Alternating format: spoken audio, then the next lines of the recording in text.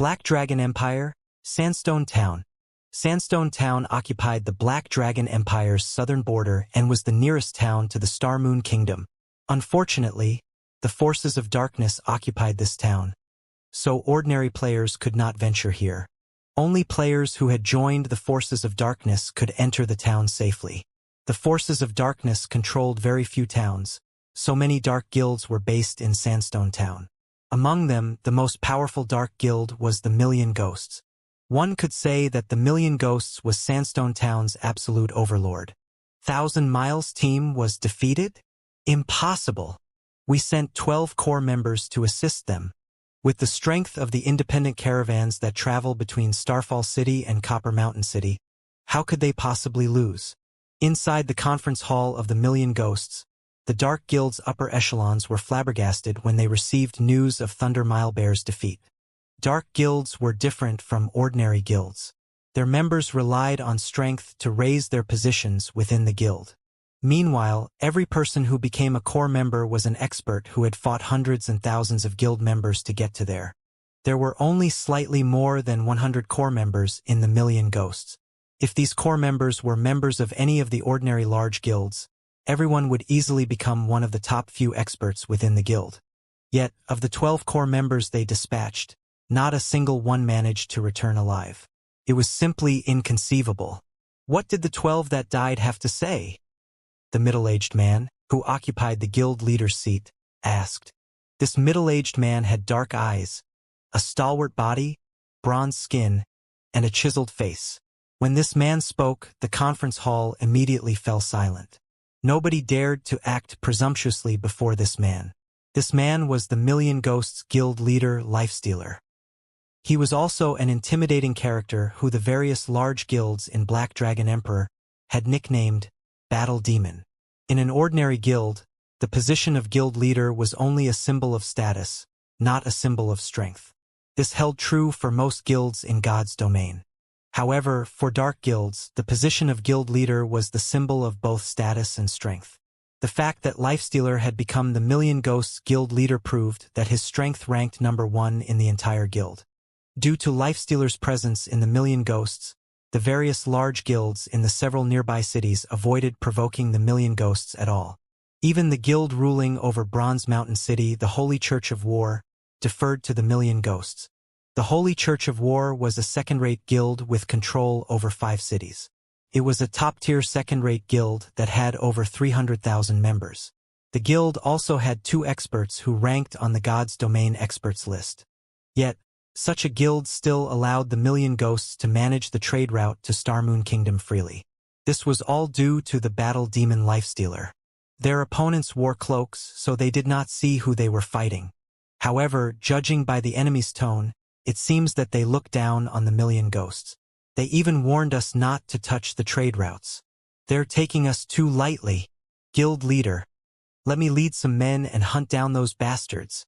If we don't do anything about this, the reputation our guild has built will be ruined.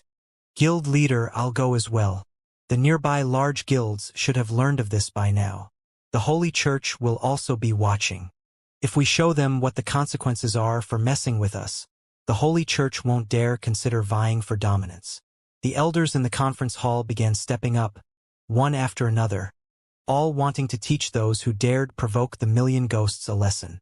It seems that our guild's reputation isn't as well known as it should be, to think that even the people from Star Moon Kingdom dare provoke us.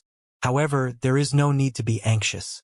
Since they have done such a thing, it shows that they possess certain confidence and background. Have our members stationed in Starfall City investigate this matter. Once we know who we're dealing with, we'll give them a taste of hell. Lifestealer revealed a malicious grin. Seeing the smile on Lifestealer's face, everyone involuntarily shuddered. Back when the third-rate guild, Divine Flurry, had provoked their guild leader had revealed this exact smile. For days after the initial incident, every core member of Divine Flurry died over a dozen times, and the guild disbanded as a result. Now that Lifestealer wore this smile once more, Starfall City would most likely fall into chaos. Meanwhile, inside the shrine in the Great Forest of Soria, watching the Thunderwolf's HP rapidly approach 10%, tension grew in the party. This was the crucial moment to capture the Thunder Wolf, and any mistakes could waste all of their previous efforts. Suddenly, Shifeng controlled the evil blade spirit to leave the flooded area. Meanwhile, Fire Dance and the others dashed towards the Thunder Wolf, each holding a hunting scroll. 12%, 11%, 10%, start. Shifeng immediately lured the Thunder Wolf out of the flooded area, the Lord's HP stopping at precisely 10%. Upon reaching her position, Fire Dance chanted the last verse of the incantation and activated the hunting scroll. Show! A pitch-black chain emerged from the hunting scroll and bound one of the Thunder Wolf's hind legs. Meanwhile, Fire Dance affixed the scroll on the ground. The hunting scroll's purpose was to trap the targeted beast. However, its effect only lasted 1 short minute. At the same time, everyone else in the party also activated their hunting scrolls, binding all 4 of the Thunder Wolf's limbs and preventing the demonic beast from moving. "A woo!" The Thunder Wolf howled in anger. Suddenly, dense dark clouds condensed above the fight, releasing blue strikes of lightning towards the affixed hunting scrolls. Reacting quickly, Fire Dance activated Wind Steps, utilizing the skill's nearly 1 second invulnerability to block the oncoming lightning strike. However, though she was unscathed from the attack, the hunting scroll was obliterated. Continue using hunting scrolls. Do not let it go no matter what. Shifeng also retrieved a 5-star cage from his bag and charged at the Thunder Wolf. The second key aspect when capturing a beast was timing. Cages required time to activate. During this period, the target must not escape the cage's range. Otherwise, the capture will fail, rendering the cage useless. Fire Dance and the others understood what they needed to do. They retrieved more hunting scrolls from their bags and activated them. Meanwhile, the Thunder Wolf continuously destroyed the affixed hunting scrolls in a fit of rage. At this moment, Shifeng found an opportunity as he abruptly leaped into the air, jumping above the Thunder Wolf and activating the cage. Fixing the cage to a specific location required approximately 2 full seconds. However, the 5-star cage's enclosure was not large. "A woo!" The Thunder Wolf released an angry howl. Suddenly, more dark clouds collected in the sky, the lightning strikes increasing in number as well. Immediately, 2 of the 5 affixed hunting scrolls were destroyed. The Thunder Wolf then made an angled jump, escaping the cage's enclosure in the nick of time. Capture failed. Following which, Fire Dance and the others hurriedly used more hunting scrolls to pin down the demonic beast. However, Shifeng's second capture attempt also failed. Meanwhile, Shifeng only had 2 5-star cages remaining. In other words, he only had 2 chances to capture the Thunder Wolf left. As expected of a 5-star rare mount, it really is lively. This was the first time Shifeng had attempted to capture a 5-star mount in either life.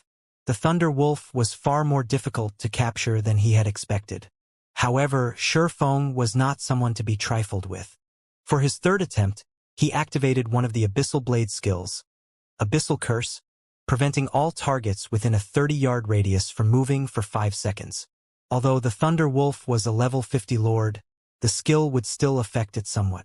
Suddenly, the Thunder Wolf's movements visibly slowed. Shifeng then activated Heavenly Dragon's power and used Thunder Flame Explosion on the demonic beast. Minus 8,679. Although his damage was negligible, Thunder Flame Explosion had a movement speed reduction effect. As a result, the Thunder Wolf's speed dropped further. "Use the hunting scrolls quickly," Shifeng shouted anxiously. Hearing Shifeng's command, Fire Dance and the others activated their hunting scrolls. This time, 5 chains simultaneously bound the Thunder Wolf. Still not satisfied, Shifeng activated Abyssal Bind as well. 9 chains suddenly sprouted from the ground, locking the Thunder Wolf in place. However, despite the many restrictions, the chains began to shatter one after another. Shifeng began setting a cage into position once more. For a moment, everyone forgot to breathe. Just to hold the Thunder Wolf in position, they had used more than 60 hunting scrolls. Each person only had a few hunting scrolls remaining. The cage's channeling time slowly decreased. 2 seconds, 1 second. In you go! Shi Feng roared. Immediately, a massive steel cage fell from the sky, trapping the Thunder Wolf within. The Thunder Wolf struggled desperately inside the cage, repeatedly slamming its body against its steel bars. The 5-star prison even began showing signs of strain. Seeing this scene, Shi Feng hurriedly chanted an incantation. In the next moment, the magic runes carved into the cage glowed. The cage itself then proceeded to shrink, only stopping when it was squeezing the Thunder Wolf. At this point, the Thunder Wolf no longer had space to generate enough momentum for a powerful charge. It sure is difficult to capture a demonic beast. Aqua Rose swept a glance at the numerous little craters around her, the aftermath of the Thunder Wolf's attacks on the anchors of the chains binding it. Fortunately, the few of them managed to react and evade the Lord's lightning attacks quickly, allowing them to capture the Thunder Wolf without any fatalities. Let's get ready to leave, then. Shi Feng took a look at the time. They were cutting things fine. The golden-winged Lion King would return soon. He then retrieved a bunch of storage space scrolls from his bag. Although they had already captured the Thunder Wolf, the demonic beast's massive frame was over 3 meters tall. In addition, there was the massive steel cage. Transporting the Thunder Wolf out of this place would be extremely troublesome. They would require many players with high strength just to lift the cage and the Thunder Wolf. And even if they did manage to lift them, their movement speed would be significantly reduced. They would also encounter many dangers while carrying the demonic beast. Who knew just how much time they would have to waste conveying the Thunder Wolf back to White River City? Hence, storage space scrolls were available for purchase in God's domain. These scrolls could be used to store large items. Not only was the Thunder Wolf massive, but it was also a living creature. Shi Feng had to use a total of 20 storage space scrolls in order to fit the Thunder Wolf into his bag space. The Thunder Wolf instantly took up 20 slots there. However, the duration of the storage space scrolls was not indefinite. They could only be used to store items for up to half an hour, following which, everyone used return scrolls and departed from the shrine. White River City, Zero Wings Guild residence. After Aqua Rose and the others went to rest, Shi Feng went to the warehouse inside the guild residence by himself. He then placed the Thunder Wolf inside the warehouse, as well as took out several magic crystals from his bag and put them inside the Thunder Wolf's cage. Demonic beasts were different from wild beasts. Their primary source of food was magic crystals. Just a single crystal could sustain a demonic beast for a long time. Now that I've obtained a rare mount, next up will be constructing a stable. When Shi Feng looked at the ferocious Thunder Wolf, he grew eager to construct a stable as soon as possible. Only after he had a stable could he begin taming the Thunder Wolf. Demonic beasts were much more difficult to tame than wild beasts. Moreover, the higher the star ranking of a creature, the longer the time required to gentle it. Complete taming of the Thunder Wolf would need at least 10 to 15 days. If he could finish the stable even a day sooner, he might be able to have the Thunder Wolf trained by the time the guild's core members reached level 40. If he could pair every core member with a Thunder Beast, their combat power would soar through the roof. Only too many materials were required to construct a stable. The stable was different from the other structures inside the guild residence, which needed only money to build. Moreover, many of the materials required for a stable were obtainable only from large-scale team dungeons. I need to speed things up a little bit. Shi Feng then thought about forming the Dark Gods Legion. Whether it was the collection of the materials for the stable or for the Candlelight Trading Firm's future development, he needed to form a powerful Dark Gods Legion right away. Shi Feng had already experienced the development process of God's domain before, so he knew full well that as players reached higher levels, battles between players would occur more frequently. Guild wars would also grow increasingly intense. If a guild did not possess a formidable legion that could serve as a deterrence, said guild would get embroiled in many wars in the future. Following which, Shi Feng instructed Aqua Rose to pick roughly 300 elites to form the Dark Gods Legion.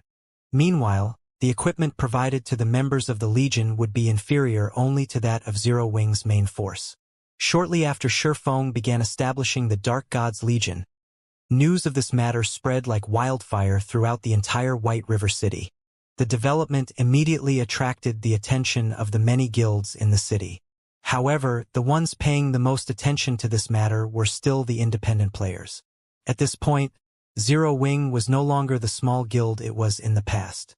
Not only did it have over 100,000 members, but it also had the strength to clear the hell mode ruins of the Crow God. Whether it was grinding monsters or questing out in the fields, not a single guild dared to do anything to the members of Zero Wing within the region of White River City. This situation had made many independent players envious of the members of Zero Wing. At this stage of the game, large guilds already occupied all available high-resource maps. As independent players, even when they were out doing a high-level quest, there was a chance that guild players would target and kill them. As a result, leveling up and upgrading equipment became extremely difficult for them. Hence, many independent players were considering joining a powerful guild. Meanwhile, Zero Wing was currently forming a Dark Gods Legion. Moreover, the members of the Legion received treatment that was inferior only to the guild's main force.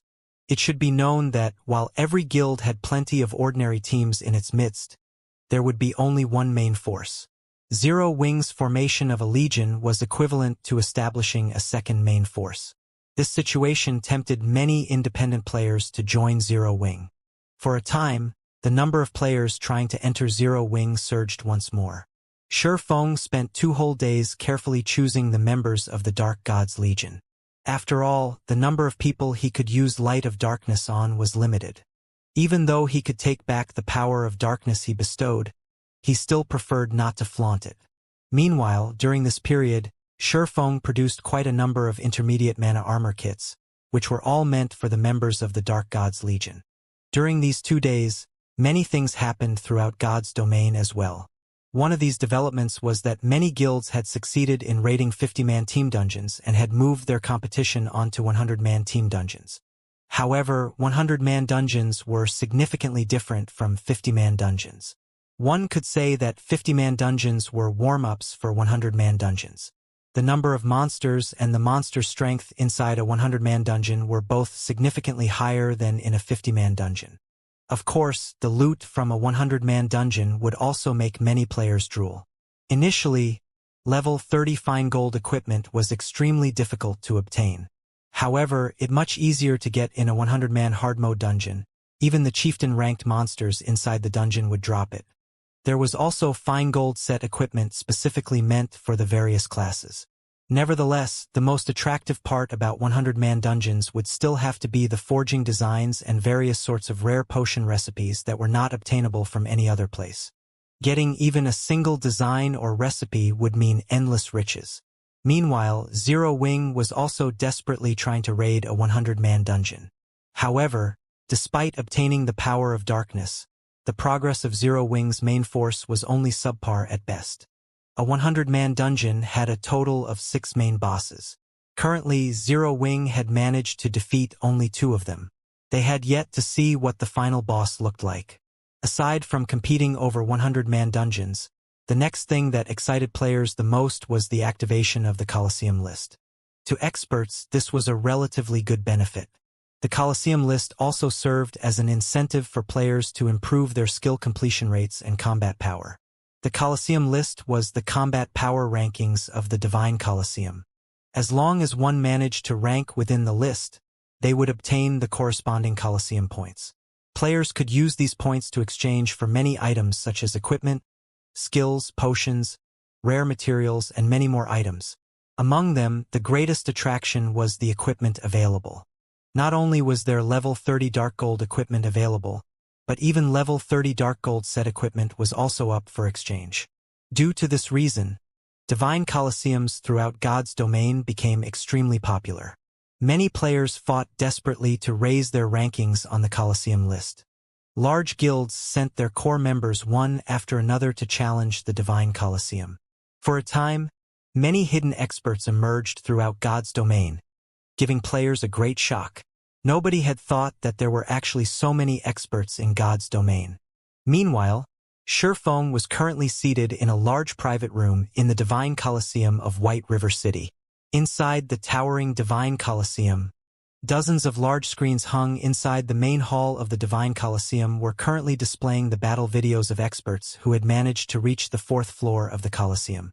The challenges inside the Divine Colosseum were purely meant to test how much combat power a player could exert. The quality of a player's equipment was irrelevant in these challenges. Even a player wearing only bronze equipment could get past the 4th floor. However, ordinary players would have a difficult time just getting through the 1st floor of the Divine Colosseum, not to mention the 4th. In White River City, experts capable of breaking through the 4th floor were as rare as a phoenix's feather. As for players who did not have any magic crystals to challenge the Divine Colosseum, they could also watch the battle videos of experts at the main hall. Of course, these videos were only released with the consent of the players involved. Players could also use this opportunity to make a name for themselves. Look, Heaven's Burial is here again. Everyone in the hall quickly noticed the arrival of a group of players. These players were uniformly level 30, and they were members of Heaven's Burial's current main force. If not for the fact that they were aiming to obtain the first clear of a 100-man dungeon, these players would have long since leveled up. Even so, their levels were currently far ahead of ordinary players. Besides their levels, the equipment of Heaven's Burial's members was also extremely eye-catching. Most of them boasted level 30 fine gold and dark gold equipment, with the most inferior being level 25 dark gold equipment. In contrast, the typical equipment of current ordinary players was only level 25 mysterious iron equipment. Only elite players possessed several pieces of level 25 secret silver equipment. Not only does Heaven's Burial have so many experts, but these experts also come here to train multiple times each day. It makes you wonder just how strong they are. What do you even know? Having more experts in a guild is better, of course. Moreover, by training here, they can increase their rankings on the Colosseum list and earn points to exchange for dark gold equipment. Aside from improving their combat techniques, that's killing 2 birds with 1 stone. Why wouldn't they do it? Recently, Heaven's Burial has been growing increasingly stronger. Initially, they had less than 10 members who managed to pass the 4th floor. Now, after only a few days, that number is up to 20. 2 members of the guild even have managed to get to the 6th floor. In the entire White River City, Heaven's Burial is only slightly inferior to Overwhelming Smile and Zero Wing. Isn't that only because the guild is rich? Challenging the trial tower costs 1 magic crystal each time. Normally, when we raid dungeons, we will only get 1 magic crystal after a lot of difficulties. Even then, we still have to split it among several people. After raiding dungeons all day, our turn to get a crystal might still not come. Meanwhile, the members of Heaven's Burial's main force get a daily allowance of 5 magic crystals, so they get to challenge the trial tower 5 times a day. With 100 members in the main force, Heaven's Burial has to spend 500 magic crystals per day. Due to the Divine Colosseum, the current price of magic crystals has long since gone up by several fold. Right now, each crystal is worth 20 silver, yet there is a shortage. There is still room for prices to rise. That's right. I knew I should have stocked up on some magic crystals. I would have been able to make a small fortune by now. It would be great if I could become a member of Heaven's Burial's main force. Many players looked on with envy as the members of Heaven's Burial walked towards the trial tower. Not even the wealthy, Overwhelming Smile could afford such extravagance. Currently, 500 magic crystals were equivalent to 100 gold. Of course, a majority of these magic crystals came from the dungeons raided by the guild. Otherwise, even Heaven's Burial would find it extremely taxing to fork out 100 gold every day. Meanwhile, Shurfeng, who had rented a large private room in the Divine Colosseum, was currently standing before 300 people. These people were all players he had selected for the Dark Gods Legion. Currently, everyone in the Dark Gods Legion was feeling excited. These members had not expected to be able to meet their legendary guild leader, Black Flame, in person. Moreover, Black Flame was even going to nurture them himself. This training was a privilege that was not available anywhere else in the entire Starmoon Kingdom. Nobody in Starmoon Kingdom did not know of One-Hit Azura, the publicly acknowledged #1 expert of Starmoon Kingdom. Tuition with the #1 expert of Starmoon Kingdom was a privilege beyond price. I'll put this out first. Although you all official members of the Dark Gods Legion and get to enjoy extremely high benefits, the Dark Gods Legion operates on an elimination system. Waiting behind you are 700 reserve members. If your strength is found wanting, a reserve member will take your place, Shifeng said in a somber tone. From today onwards, each of you will receive 10 magic crystals daily to challenge the trial tower. I will rank you based on your battle record in the trial tower. At the end of each week, I will compare the last 30 official members with the top 30 reserve members. The winners will be official members, while the losers will go on the reserve team. Everyone could not help but gasp. The competition was incredibly intense. Up to 30 people might switch out each week.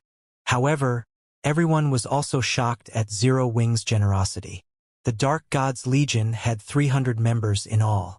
If every member could spend 10 magic crystals a day, that meant that Zero Wing would expend a total of 3,000 crystals, or 600 gold, daily. This outlay was simply inconceivable. Even a first-rate guild did not boast such frightening financial resources. What no one knew was that, even if Zero Wing had that much money, it was impossible to purchase so many magic crystals. Currently, the various large guilds were treating magic crystals like strategic resources. They would not sell any of their magic crystals at all. One could only purchase a small amount from independent players. However, even before the release of the Divine Colosseum, Shifeng had already tasked Melancholic Smile with purchasing magic crystals in bulk.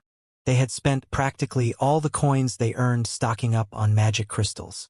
Currently, the Candlelight trading firm had several warehouses full of magic crystals. Ah, right, I forgot to mention one more thing. The top 30 people will receive an invitation to undergo training together with the guild's top-tier experts. Shifeng laughed. I believe that all of you have probably heard how Zero Wing has a special training ground. Whether you will be able to go there and train will depend on your efforts. Guild leader, you're not tricking us, right? Can we really go to that place? Many Dark Gods members asked in anticipation. They had indeed heard that Zero Wing possessed a specialized training facility in the real world. There, one could ramp up their combat techniques. One could also learn the rumored advanced combat techniques and become a true top-tier expert. Originally, training at that place was a privilege available to only a limited number of core members. Nobody had expected that even official members of the Dark Gods Legion could receive such a treatment. As long as you can enter the top 30, you can naturally go. Shifeng shook his head and laughed. The Big Dipper Training Center completed the renovation of the Greenwater Villa only recently. The villa was outfitted with all kinds of training apparatuses and could now accommodate more people. Otherwise, he really would not be able to extend its use to the members of the Dark Gods Legion. When Shifeng was done speaking, the atmosphere inside the private room instantly changed. Everyone there was flushed with fighting spirit, and they could not help but want to dash to the trial tower right this instant to raise their rankings. After Shifeng distributed the magic crystals and concluded the meeting, everyone promptly rushed out of the private room and ran as fast as they could towards the trial tower. This scene stupefied the players inside the main hall. How rich is Zero Wing? They're actually sending so many people to the trial tower all at once. They should be members of the newly formed Dark Gods Legion. I heard that the benefits they receive are only beneath what Zero Wing's main force enjoys. Being a guild's core member must be great. They get to enter the trial tower every day. On the other hand, independent players like us can only enter once in a long while. I know, right? Magic Crystal's drop rate is simply too low in party dungeons. It's only higher in team dungeons. As expected of the number 1 guild of White River City. Even Overwhelming Smile can only send 200 members each day, while Heaven's Burial only sends 100 members. On the other hand, Zero Wing is sending 300 people in one go. Moreover, they are only members of the Dark Gods Legion. Everyone was incredibly jealous. Only the members of large guilds had access to such a large supply of magic crystals each day. Independent players had to struggle just to obtain a single crystal.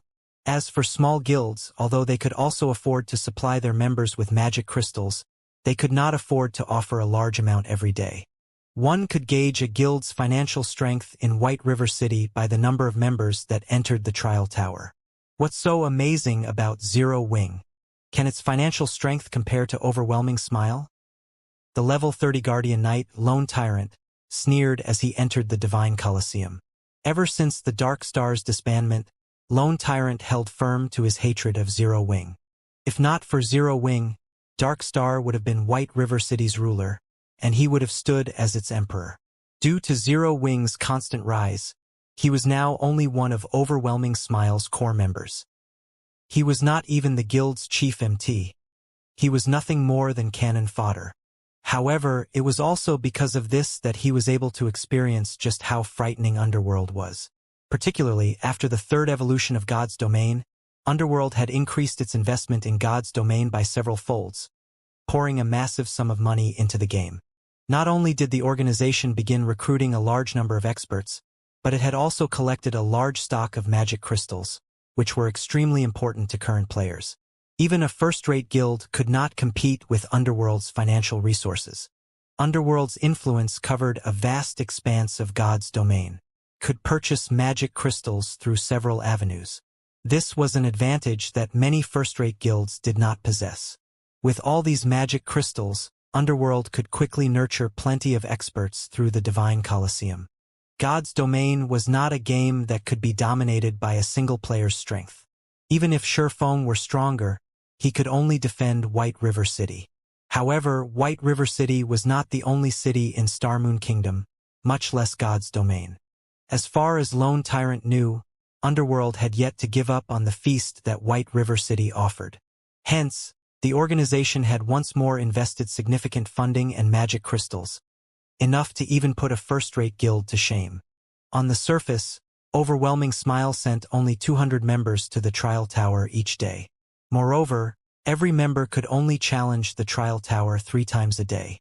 In reality, however, Overwhelming Smile secretly sent a large number of hidden experts to challenge the Trial Tower as well. This group of experts consisted of nearly 400 people, double that of what the guild sent openly. In total, Overwhelming Smile sent nearly 600 people to the Trial Tower every day, affording each member 3 challenges. The public was already astounded by Heaven's Burial's financial strength. Unfortunately, compared to Overwhelming Smile, Heaven's Burial was nothing. After including the additional resources that Warwolf and his group of top-tier experts had received, Overwhelming Smile was spending nearly 2,000 magic crystals every day. What did Heaven's Burial's expenditure of 500 magic crystals amount to? Lone Tyrant, control your mouth. It is not the time for Overwhelming Smile to display its strength. Let Zero Wing and Heaven's Burial bask in the limelight. Watching the Dark God's Legion enter the Trial Tower, a faint smile appeared on Feng Xuanyang's face. With pride and arrogance, he said, "Black Flame, your complacency won't last." In truth, Feng Xuanyang had not expected Underworld to continue investing in White River City. He had thought that the organization would just let Overwhelming Smile, the guild he controlled, fend for itself. Currently, there were extremely few experts who had managed to pass the 4th floor of the Divine Colosseum. Among them, Zero Wing had the most with a total of 36 people. Overwhelming Smile came in second. It had 29 people in total. Next up was Heaven's Burial. It had 20 people. Assassin's Alliance stood in 4th place. The guild only had 14 people. At 5th place, Cloud9 had 12 people. At 6th place, Yin Yang Court had 11 people. However, Overwhelming Smile had hidden a large fraction of its forces. For example, their 29 experts did not include Warwolf and his team. In reality, the guild had more than 50 people who had passed the 4th floor. Overwhelming Smile had long since surpassed Zero Wing by leaps and bounds. Moreover, as time passed, that number would only increase. Soon, it would be Overwhelming Smile's turn to rule over White River City. While the various large guilds in White River City competed over the first clear of a 100-man dungeon and compared their progression in the Divine Colosseum, Shurfeng had used the Bible of Darkness to travel to the Evil Ghost Domain.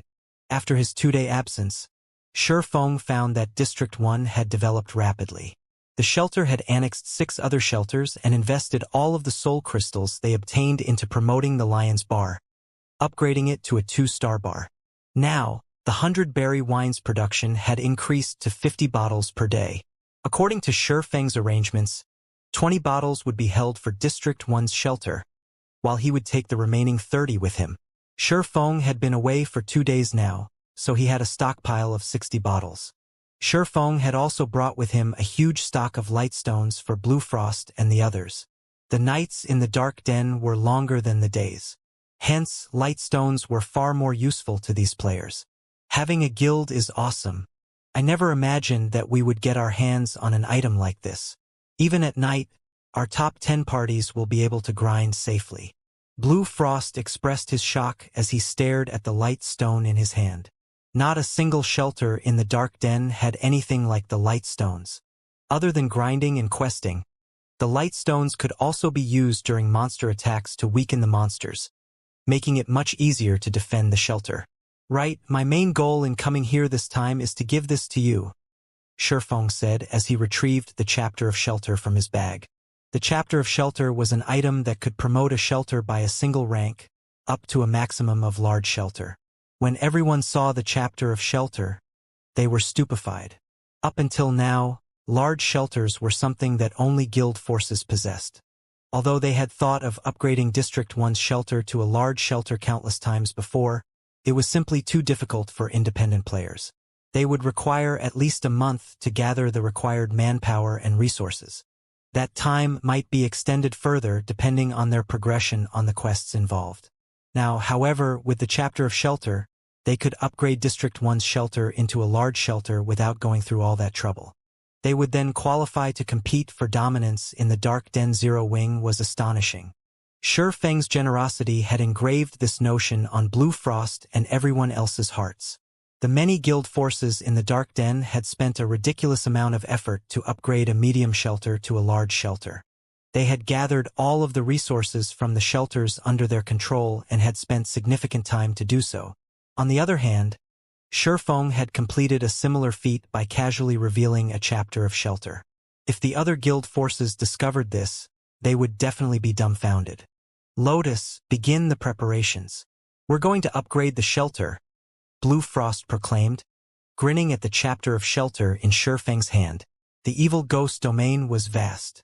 It was roughly the 1/5 the size of Starmoon Kingdom. There were also several shelters within the domain. Among these shelters, some were under the control of large guilds. However, not a single shelter within the evil ghost domain had been promoted to a large shelter until today. One could just imagine how difficult it was to promote a medium shelter to a large shelter. When a medium shelter became a large shelter, its player capacity increased from 30,000 to 100,000. Not only would this increase the shelter's defensive capabilities, but the larger population would also improve collection speed of soul crystals by several times. Most importantly, upon becoming a large shelter, a shelter could have 3 specialties, which was 2 more than a medium shelter. Moreover, these specialties' production volumes would increase significantly. Originally, the 1-star Lion's Bar only produced 20 bottles of 100-berry wine per day. After becoming a large shelter, the Lion's Bar's production of 50 bottles a day doubled. In other words, the 2-star Lion's Bar could produce 100 bottles of 100-berry wine each day. The 100-berry wine was a rare tool that could increase a player's compatibility rate with their weapons for a short time, allowing players to grasp the feeling and subtlety of improved compatibility rates. It was the best item for cultivating experts. The 100-berry wine was far more effective than the Trial Tower of the Divine Colosseum.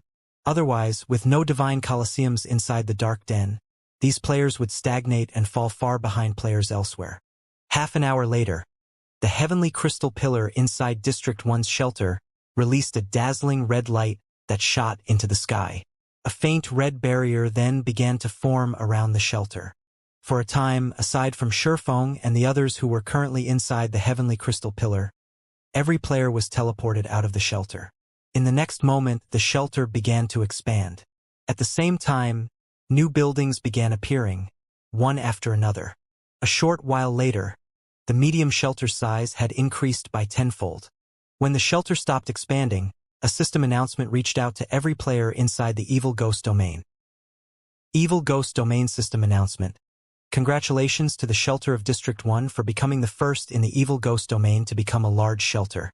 Rewarding 1,000 soul crystals to the shelter. All players of District 1 will receive a 2-day protected buff that increases all attributes by 10%. Production volume of the shelter's specialties will be increased by 100% for 7 days. The system announcement excited District 1's stunned players. Our District 1 is too amazing. We actually became a large shelter. We won't have to worry about getting mounts once we reach level 40. Everyone celebrated the new achievement. Currently, the shelter's players were nearing level 40. It wouldn't be long before they reached that milestone. However, upgrading a medium shelter to a large shelter was not achievable in a short amount of time. If they wanted to obtain mounts, they would have no choice but to travel to other large shelters and pay an exorbitant fee to purchase one. Moreover, they had to obtain permission from the ruling parties of said shelters beforehand. Otherwise, they would not be able to purchase a mount even if they could afford one. Now, however, they no longer had to worry about such problems. They could just buy a mount at cost price from their own shelter. Meanwhile, the various other shelters in the Evil Ghost domain were stupefied. Normally, to promote a medium shelter to a large shelter, one had to pool the majority of the resources available within a domain and invest a lot of time. Although District 1 was one of the strongest shelters in the Evil Ghost domain and had annexed several competitors, it should still require a long time before becoming a large shelter. Yet, after only a few days since District 1 began annexing other shelters, it had successfully upgraded to a large shelter. It was simply inconceivable. Contact the leader of District 1's first party, Blue Frost, immediately. Tell him that our District 9 is willing to submit. How did they manage this so quickly? Wouldn't it be more beneficial to join District 1, rather than joining a guild force now? We need to head to District 1 and discuss an alliance. Shortly after the system announcement, the top 10 parties of many shelters discussed currying favor with District 1. When a medium shelter became a large shelter, it could hold 70,000 more players than before. It could easily fit the population of 2 or 3 medium shelters. If they could obtain a slot for themselves, they would not have to worry about obtaining mounts in the future. They could also enjoy the various benefits only available in a large shelter. Meanwhile, inside District 1's Heavenly Crystal Pillar, Blue Frost and the others were similarly surprised. Although they had expected the shelter's promotion, they had never expected their hold over the shelter to become more powerful. All along, the shelter belonged to all of its residents. Meanwhile, they, the shelter's top 10 parties, only acted as managers. They were not the owners. The managers were determined through contribution shares. If another party possessed more contribution shares than they did, they would be replaced immediately. Normally, this rule held fast even after a shelter was upgraded. Only, after a shelter's promotion, the top 10 ranking parties would receive a massive amount of contribution shares, making it more difficult for other parties to compete for the top 10 positions. However, while it might be difficult for a guild force to take over a powerful shelter by force, it was not entirely impossible. However, after Shurfeng used the chapter of shelter, the management system had changed. Shurfeng had become the shelter's administrator. An administrator was far more powerful than the managers. Shurfeng could now arbitrarily delist players from District 1, exiling them from the district and the benefits the shelter offered. No other player possessed this authority. Of course, this was useless against the shelter's top 10 parties. Moreover, there was a limit to the number of players an administrator could delist each day. Even so, an administrator's authority was plenty frightening. Now, they had the ability to remove potential threats easily, preventing other shelters from scheming against their shelter. More importantly, an administrator had the authority to veto a decision. For example, if the top 10 parties wished to construct something, even if all 10 parties agreed, the administrator could voice their refusal and the matter would end there. Moreover, the position of administrator was unrelated to contribution shares. In other words, even if someone else accumulated more contribution shares than the administrator, they could not replace the administrator. The only way to overthrow an administrator and take over a shelter was to assault the entire shelter and destroy it. However, it was not easy to assault a large shelter. In other words, currently, The shelter of District 1 was under Zero Wing's complete control. Outsiders could not steal it. So the chapter of shelter has such a function as well. Shifeng also only learned this after using the chapter of shelter. However, with this, he would not have to worry about losing the shelter to other guilds. He could rule with an iron fist. With that out of the way, he could invest more resources in District 1's shelter, transforming it into an iron fortress. Following which, Shifeng left the shelter's management to Blue Frost. He then purchased all of the available bottles of 100-berry wine from the Lion's Bar and took the massive batch of gemstones Blue Frost had prepared before returning to White River City. As the shelter had just upgraded to a large shelter, its specialties production had improved. As a result of the 7-day bonus, the Lion's Bar could produce up to 200 bottles of 100-berry wine each day. However, as Blue Frost and the others had already purchased 50 bottles, there were only 150 bottles remaining. Even so, Shifeng was satisfied with this amount. Even one bottle of 100-berry wine could tempt many experts, not to mention 210 bottles. With this many, he could raise the combat power of Zero Wing's core members to a whole new level. Shortly after Shifeng used a return scroll and returned to White River City, the shelter of District 1 hummed with activity. Now that the shelter's population potential had increased so drastically, many players in the Evil Ghost domain planned to migrate to District 1 to enjoy the benefits of a large shelter. Hence, reviewing the invitations demanded a considerable amount of work. In addition, the promotion to a large shelter did not mean that players could purchase mounts immediately. There was a need to construct a taming facility first, and the construction of a taming facility required a massive amount of soul crystals. Meanwhile, after District 1's shelter became a large shelter, many guild forces based in the Evil Ghost domain began to consider it a target. They all wished to conquer the large shelter. In the past, although District 1 occupied valuable land, and the shelter was relatively strong, to guild forces it had been a trivial opponent. After all, independent players ran District 1. It was of no threat to guild forces. Now, however, things had changed. District 1 had become the first district to own a large shelter in the Evil Ghost domain. This would greatly affect the situation in the Evil Ghost domain. The medium shelters under their control held no advantage against a large shelter. If they could take control of District 1, not only could they extinguish any looming threats, but they could also increase their own strength. They also wouldn't have to waste effort collecting and pooling their guild's resources to obtain a large shelter for themselves. Most importantly, District 1's large shelter had not been promoted by a guild force. As far as they were concerned, District 1 was like a heap of loose sand. Its residents were not united. They could take advantage of this and take the shelter by storm. With this, they could kill 2 birds with 1 stone. Why wouldn't they do it? For a time, the many guild forces in the Evil Ghost domain secretly plotted to insert their own men into District 1's shelter. Meanwhile, although Blue Frost and the others had predicted these guild forces' intentions, not only did they not attempt to stop them, but they also actively encouraged it. After all, they were not afraid of anyone trying to replace them. They earnestly wished the various guild forces would come and offer them more resources. The matter of District 1 joining Zero Wing was only known by a few of District 1's upper echelons. In the eyes of outsiders, District 1 had only obtained a large shelter due to its managers being very united, powerful, and lucky. Moreover, there were only so many guild forces in the Evil Ghost domain. Everyone knew which shelters belonged to which guild forces. Hence, everyone believed that District 1's shelter had yet to ally themselves with a guild. Normally, if players wished to join a shelter, the shelter's managers would welcome them with open arms.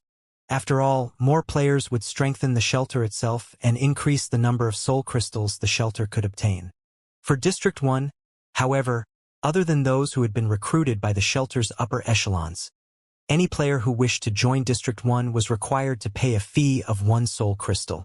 Although the price was high, current players were much higher leveled than before. As a result, the difficulty of obtaining soul crystals and the price of soul crystals had decreased. Compared to Shifeng's initial arrival in the Dark Den, soul crystals prices had fallen by 2 to 3 times. Currently, every elite party had at least 1 soul crystal on hand at all times. If they worked hard for a week or so, they could collect 6 soul crystals. Obviously, Guild Force's elite teams had a far easier time of collecting the crystals. Even after Blue Frost and the others recruited some players, there should still be 50,000 spots remaining. Charging 1 soul crystal per person, if they managed to fill all 50,000 slots, they would receive an additional 50,000 soul crystals. A player's ownership of 50,000 soul crystals was vastly different from a shelter's ownership. Take the Lion's Bars promotion for example. If Blue Frost and the others funded the promotion themselves, they would only have to spend 500 soul crystals to promote the bar to 3 stars. However, if they used the shelter's cumulative resources, they would have to spend 10,000 crystals. With 50,000 soul crystals, not only could they easily construct a taming facility, but they could also construct 2 more buildings that supplied specialties and upgrade both buildings to 2 stars. In addition, they would have enough leftovers to upgrade the Lion's Bar to 3 stars, increasing the production volume of the 100-berry wine once more.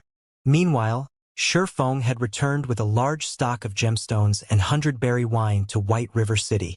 Gemstones were extremely rare. Ordinary players would be reluctant to embed the gemstones they had obtained into their equipment. If the item were destroyed, the gemstones would similarly be destroyed. Players would generally only embed gemstones in top-tier equipment as it was a safer option. When the need arose, they could simply remove the gemstones and reuse them with other top-tier equipment. Currently, Tier 1 gemstones were very cheap in the Evil Ghost domain. Each crystal only cost 3 silver. In Starmoon Kingdom, however, each Tier 1 gemstone sold for 9 silver. As for Tier 2 gemstones, each sold for 30 silver in the Evil Ghost domain, while prices in Starmoon Kingdom fluctuated around 1 gold. Starmoon Kingdom's prices were at least 3 times higher. Shifeng had obtained 30,000 Tier 1 gemstones from Blue Frost.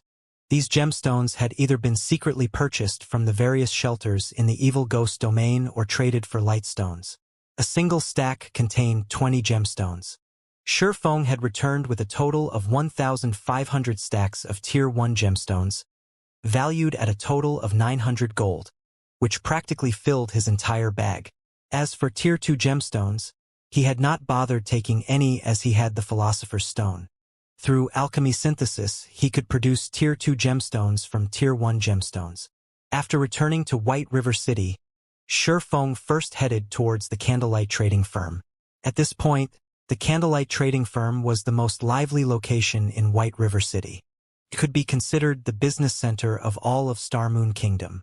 The trading firm was the organization with the highest number of forgers and other lifestyle classes in the entire kingdom.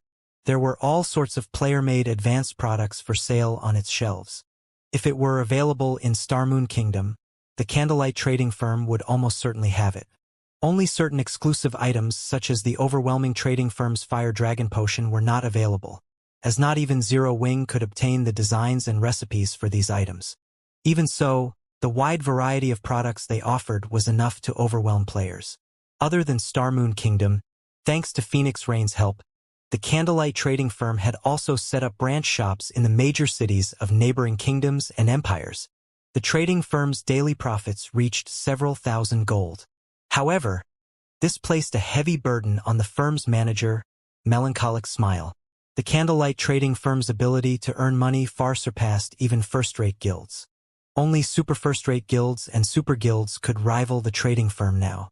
However, as time progressed, super first-rate guilds and super guilds would definitely surpass the Candlelight Trading Firm due to their massive range of influence in God's domain. The resources and contacts they possess far surpassed the Candlelight Trading Firm. Although the Candlelight Trading Firm could continue to expand, Zero Wing simply did not possess the required strength and manpower to keep up with it.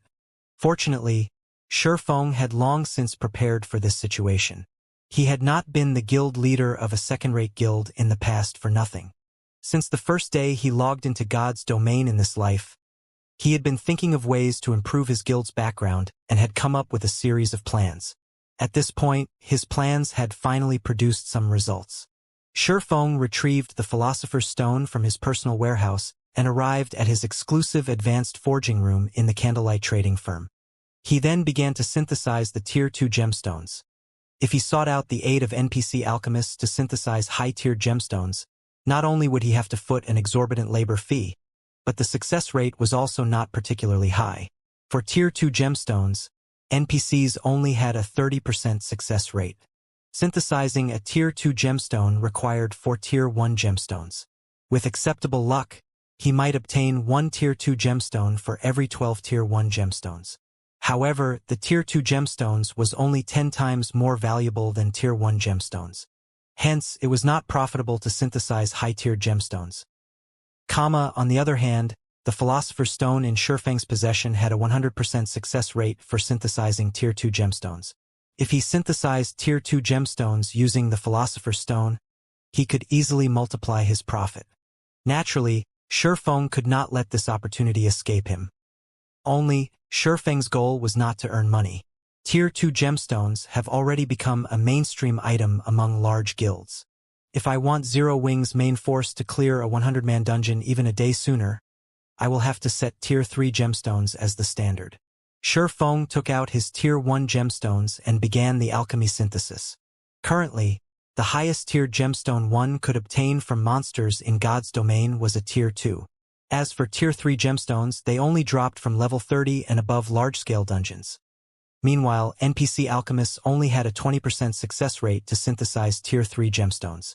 The cost involved was massive. Currently, Tier 2 gemstones sold for 1 gold. Ignoring the labor fees and with average luck, one would require at least 20 Tier 2 gemstones to synthesize a Tier 3 gemstone. The cost alone was 20 gold. It was simply not realistic for a guild to supply its main force with Tier 3 gemstones. However, the attributes Tier 3 gemstones provided were significantly higher than Tier 2 gemstones. Tier 1 gemstones only increased a single attribute by 3 points. Tier 2 gemstones increased a single attribute by 6 points. As for Tier 3 gemstones, they increased a single attribute by 12 points. If one embedded every piece of equipment they had with Tier 3 gemstones, it would be the equivalent of wearing an additional piece of top-tier equipment. This would significantly increase a player's combat power. To the large guild's main forces, upgrading attributes was limited because their equipment had already reached a certain level. If an ordinary player swapped out their full set of bronze equipment for a full set of mysterious iron equipment, their strength would rise by a single level. However, a large guild's main force usually wore the highest quality equipment they could get their hands on. If it were not dark gold rank, then, at the very minimum, they would wear fine gold rank. Hence, it was extremely difficult to upgrade their equipment. If they could receive a bonus to their attributes that had as large of an impact as another piece of dark gold equipment, it would make a huge difference. Without rest, Shurfeng spent half the day synthesizing Tier 2 gemstones. In the end, he transformed the 30,000 Tier 1 gemstones into 7,500 Tier 2 gemstones. The success rate for synthesizing Tier 3 gemstones is actually as high as 80%.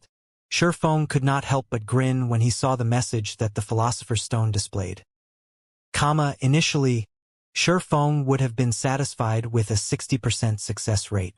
After all, NPC alchemist's success rate was only 20%.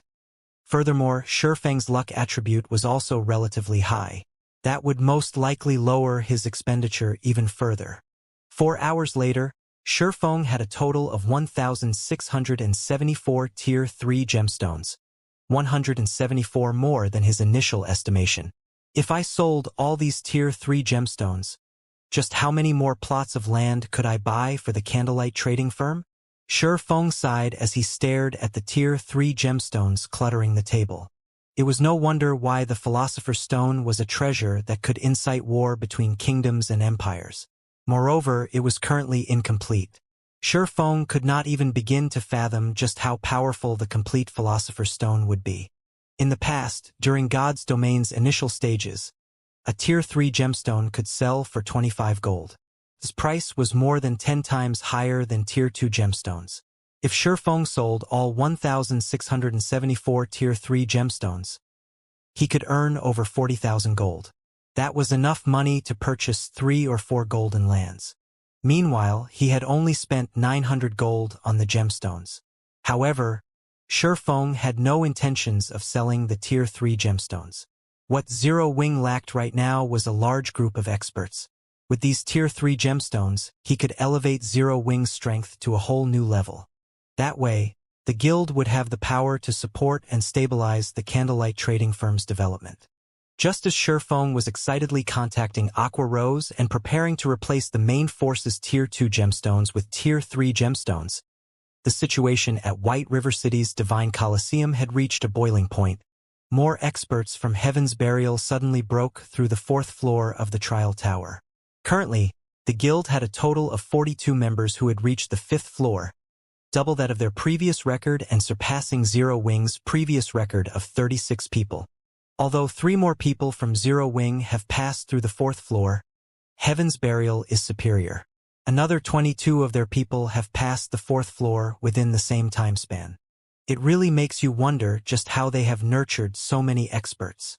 It seems that Heaven's Burial has a chance of replacing Zero Wing as White River City's overlord. Overwhelming Smile isn't doing too bad either. Today, another 8 people have reached the 5th floor, pushing their total to 37. Right now, Overwhelming Smile is only behind Zero Wing by 2 people. In another 1 or 2 days, Overwhelming Smile's number of experts will probably surpass Zero Wing as well. Due to the increase of each guild's number of experts in the Divine Coliseum, many players had begun changing their opinions of Heaven's Burial and Overwhelming Smile. Although one could not tell much by the number of experts, it could indicate a guild's potential. In the God's domain of today, due to Shurfeng repeatedly shattering the concept of strength by numbers, the public no longer evaluated a guild based on how many members it possessed. Then, how could one judge a guild's strength? The first method was by examining the guild's raid progression of large-scale team dungeons.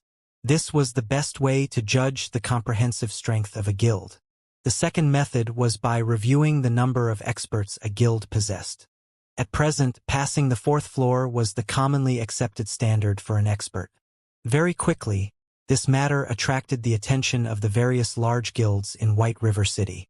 Originally, Zero Wing had been White River City's sole ruler. Now, however, it would seem that 3 rulers would sit on the city's throne.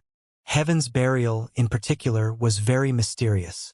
The guild developed as fast as Zero Wing had in the past. Even the famous Ghost Shadow Workshop had joined Heaven's Burial. One could just imagine how powerful the guild's backing was. Previously, Zero Wing had relied on Shurfeng to shoulder its success. Now, however, Heaven's Burial's potential was even greater than Zero Wing's. Not only did it possess well-known, top-tier experts, but it also had the financial strength to rival Overwhelming Smile. Heaven's Burial was definitely a powerful competitor. For a time, many players were tempted to take part in Heaven's Burial's entrance examination. Heaven's Burial was constantly recruiting guild members. Moreover, its entry requirements were a lot lower than Zero Wing's. If they joined Heaven's Burial now, by the time the guild grew into its power and became White River City's overlord, their statuses would rise with the tide. It was just like the Zero Wing of today. Currently, even a normal member of Zero Wing was enviable. Zero Wing's guild residence. The members of the main force had gathered in the conference hall after receiving Shurfeng's summons. At this moment, they discussed events among themselves. Did guild leader summon us because of the Divine Coliseum? Probably. After all, this is a matter concerning the guild's reputation. Zero Wing is the #1 guild in White River City, yet right now we have fewer experts who have passed the 4th floor than the newly established Heaven's Burial. We have to do something to restore our reputation. How could the trial tower's 4th floor be so easy to break through? I am still stuck in the 4th floor's middle sector, not to mention the end. Indeed, based on what I heard from guild leader, if one cannot display 50% of their actual combat power, they will not be able to overcome the 4th floor. Everyone felt disheartened when they spoke about the Divine Coliseum's trial tower. They all were members of Zero Wing's main force and were the envy of ordinary players. In reality, however, they knew that, without breaking through the trial tower's 4th floor, they could not be considered as true experts. Despite Zero Wing providing far better resources than Heaven's Burial or Overwhelming Smile, for some reason, only a small number of people had managed to reach the realm of experts. As everyone chatted, Shurfeng entered the conference hall. leading Aqua Rose and Fire Dance. The conference hall suddenly fell silent, everyone in the room shifting their gazes towards the black-cloaked Shifeng. As Shifeng appeared, the atmosphere inside the conference hall became extraordinarily heavy. The benefits that this Zero-Wing team enjoyed were far more generous than what Overwhelming Smile and Heaven's Burial offered. Not only had everyone received their own rooms, allowing them to store up the double EXP buff easily, but they also had access to an extravagant number of magic crystals. Each of them received 10 magic crystals each day. This was double what Heaven's Burial's main force received. Yet, in the end, Heaven's Burial had more members reach the 5th floor. If the public learned about the benefits that Zero Wing's main force enjoyed, they would ridicule the team as a bunch of trash. Knowing this, everyone had prepared themselves to receive Shifeng's scolding. Shifeng took his seat on the guild leader's throne. Without saying a word, he took out a cyan wine bottle and placed it on the table. Everyone shifted their gaze to the bottle curiously. The wine bottle's information displayed the name 100 Berry Wine. It was only a bottle of wine. Guild leader, you're not forcing them to get drunk as a punishment, are you? Aqua Rose could not figure out what Shifeng intended to do. At this moment, rather than admonishing everyone for their arrogance, which had led to their complacency, Shifeng instead revealed a bottle of fine wine. Just what was he trying to do? I am not that extravagant. Shifeng shook his head and laughed. I've prepared this bottle of 100 Berry Wine as a reward. As for the matter regarding Zero Wing's performance falling behind Overwhelming Smile and Heaven's Burial, it had not surprised Shifeng whatsoever. These two guilds were not as simple as they appeared. Both guilds had been recruiting talents from everywhere, not just White River City. In addition, both guilds possessed powerful backgrounds with long histories. Now that these two guilds had familiarized themselves with God's domain, their advantage began to reveal itself. It would still be a while before a newly established guild like Zero Wing would catch up to these two. This was also why first-rate and second-rate guilds looked down on upstart guilds like Zero Wing. Every time a new game came out, many upstart guilds would appear. They rose very quickly and fell very quickly. These newly recognized guilds were like the nouveau riche. How could they possibly compare to the wealthy aristocrats who had been tested over time? Only those capable of withstanding the test of time were able to set foot into this realm. Reward. Everyone curiously stared at the bottle of 100 Berry Wine on the table. Every player here was a core member of Zero Wing. They would usually have plenty of excess money to spend, and normally, they would treat themselves at high-class bars and restaurants. After all, the food and wine that these establishments served were far superior to those in the outside world. It had become a trend for many wealthy princes and princesses to dine at these establishments. However, despite frequently enjoying those delicacies, none of them had ever heard of a wine named the 100 Berry Wine. Moreover, what could they do with only one bottle of wine? This 100 Berry Wine can assist you with improving your combat techniques. I doubt any of you will take my word for it, so I intend to allow each of you to test it. Everyone will receive one bottle. When you have reached your limit inside the trial tower, drink the whole bottle. At that time, you'll see what I mean. Shifeng laughed. He then took out another 99 bottles from his bag. After this, if any of you want the 100 Berry Wine again, that will depend on your improvement speed and strength. Once every 3 days, I will reward at least one bottle to the top 10 ranking members in the trial tower. The first place will receive 3 bottles, second and third will receive 2 bottles, and the rest will receive 1. The top 10 to improve the most during the 3 days will also be rewarded. At that time, how many bottles you receive will depend on your own ability. Although Shifeng wished to supply everyone with a bottle of 100 Berry Wine, enabling them to search for that feeling, the wine's production volume was simply too low. He could only offer it to very few of the guild's elites. Guild leader, can this item really improve a person's combat techniques? Aqua Rose also knew quite a bit about God's domain. However, she had never heard of an item capable of improving a player's combat techniques. If the 100 Berry Wine was truly capable of such a feat, the rest of the team similarly doubted Shifeng's claim. Improving combat techniques was not something that could be done overnight. The process involved a lot of learning and practice. The Divine Colosseum's Trial Tower also offered suggestions on how to improve one's combat techniques. Although the guidance was minimal, everyone considered it very helpful. You'll find out once you test it. Shifeng smiled, not bothering to explain. Inside the Divine Colosseum, in order to promote their guilds, Heaven's Burial and Overwhelming Smile publicized their battle videos through the screens in the Colosseum's main hall for free. Many players took the time to study these videos. Zero Wings members are here. Are they trying to wrestle back their glory? Probably. However, the likelihood of them succeeding is slim. Some time ago, a few more experts from Heaven's Burial and Overwhelming Smile broke through the 4th floor. Currently, Heaven's Burial has 49 people who have reached the 5th floor. The guild even has 8 people who have reached the 6th floor.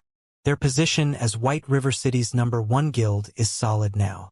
Meanwhile, Overwhelming Smile is closely following behind, with 45 people who have reached the 5th floor and 6 who have reached the 6th.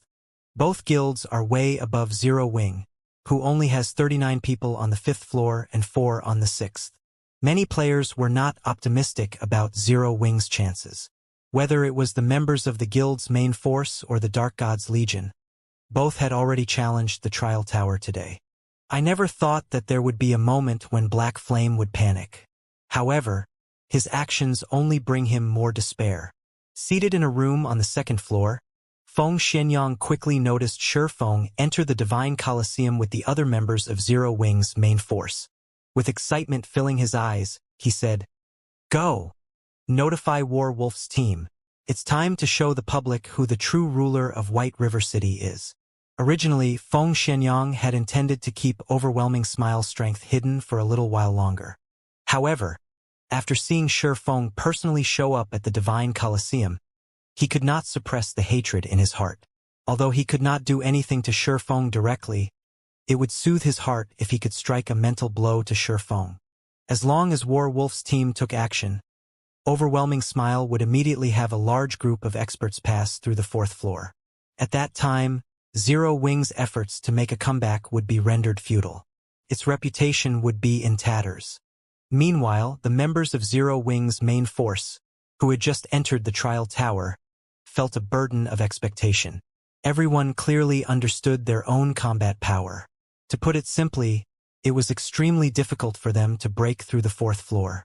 However, since Shifeng had told them to give it a try, they could only grit their teeth and follow his commands. Very quickly, the members of Zero Wing's main force passed through one floor after another. Upon reaching the 4th floor, everyone grew anxious. The Trial Tower's tests were set according to the player's strength. For every test, the system would generate a perfect doppelganger of the challenger. The doppelganger possessed the same combat power as the challenger. However, the doppelganger's actual combat power varied depending on one's progression in the Trial Tower. Each floor was also divided into 3 stages: early, middle, and late. Through the battles with their own doppelgangers, players could learn their own shortcomings. Meanwhile, players who were capable of defeating the doppelganger during the 4th floor's late stage would basically be able to display 50% of their actual combat power. These players were regarded as experts of God's domain. However, based on the standard of the current players of God's domain and the time they had to develop themselves, very few were capable of reaching the standard of an expert. "Hopefully I can pass through the late stage this time," Blackie prayed as watched his doppelganger before him. He then took out the 100-berry wine from his bag and emptied the bottle's contents, swallowing every last drop. Suddenly, his mind felt clear. Moreover, his compatibility rate with his weapon and equipment began to rise rapidly. The items felt like an extension of his own body. "This is amazing!" The others were similarly shocked. After drinking a bottle of 100-berry wine, their perception of the world had undergone a complete change. When everyone casually used a skill, they immediately discovered their skill completion rates had significantly improved. Even Shadow Sword and the others, who had been stuck at around an 80% completion rate, could now easily achieve an 85% skill completion rate, their combat power soaring. After familiarizing themselves with this new sensation, everyone tackled their respective opponents. Shortly after Zero Wing's main force entered the Trial Tower, both Overwhelming Smile and Heaven's Burial simultaneously dispatched a large number of players to challenge the trial tower as well. Due to the competition between these three guilds, the originally quiet Divine Colosseum suddenly grew lively. Many players who had returned to the city to rest had quickly made their way to the Divine Colosseum, hoping to witness this competition's outcome and watch the exciting battle videos. Compared to the battle videos of normal PvP battles, these battle videos were far more valuable as references. It was especially true for the battle videos after the fourth floor. This was because the system would specifically display the fighting styles of the various classes, making the battle videos much more instructive. Normally, guilds would not release such instructive battle videos to the public, keeping them for their own members. Some experts would even earn money with their battle videos. Other players would have to pay these experts a fee to watch. Many players who wished to improve themselves usually went for this option. As for those who did not wish to spend money, they would come to the Divine Colosseum to observe the battle videos for free. However, that which one can obtain for free lacked value. One would not learn the truly powerful techniques from a free battle video. As a result, the gap between paying and non-paying players widened, little by little. Meanwhile, the three great guilds of White River City occupied themselves with their competition. Although the battle videos these guilds publicized was limited to the fourth floor, it was enough to excite many players. I wonder which guild will obtain first place this time. I'm betting on Heaven's Burial. Of the members of Heaven's Burial I saw going in to challenge the trial tower a moment ago, a few were well-known experts of other virtual reality games. Heaven's Burial really is amazing. It has actually recruited so many experts. It won't be long before they try to claim the seat of White River City's overlord. That's right. Now that Ghost Shadow Workshop has joined Heaven's Burial, the guild's strength has soared by leaps and bounds. Ghost Shadow himself still maintains the highest record in the trial tower. Ghost Shadow indeed deserves to be called one of the virtual gaming world's top-tier experts. Even now, no one else has reached the 7th floor. Moreover, he even reached the middle stage of the 7th floor. I heard that Star Moon City's best record stopped at the 6th floor's middle stage. This is simply madness. I'm an elite member of the Assassin's Alliance, but even until now, I am still stuck on the 3rd floor. The 4th floor is still out of my reach. It really makes you wonder just how those experts manage to do it. However, isn't Black Flame Star Moon Kingdom's #1 expert? Did Black Flame fail to reach the 7th floor? I'm not sure. However, Black Flame's name isn't on the trial list. Maybe he hasn't challenged the trial tower yet. Hasn't challenged it yet? He must be afraid of embarrassing himself.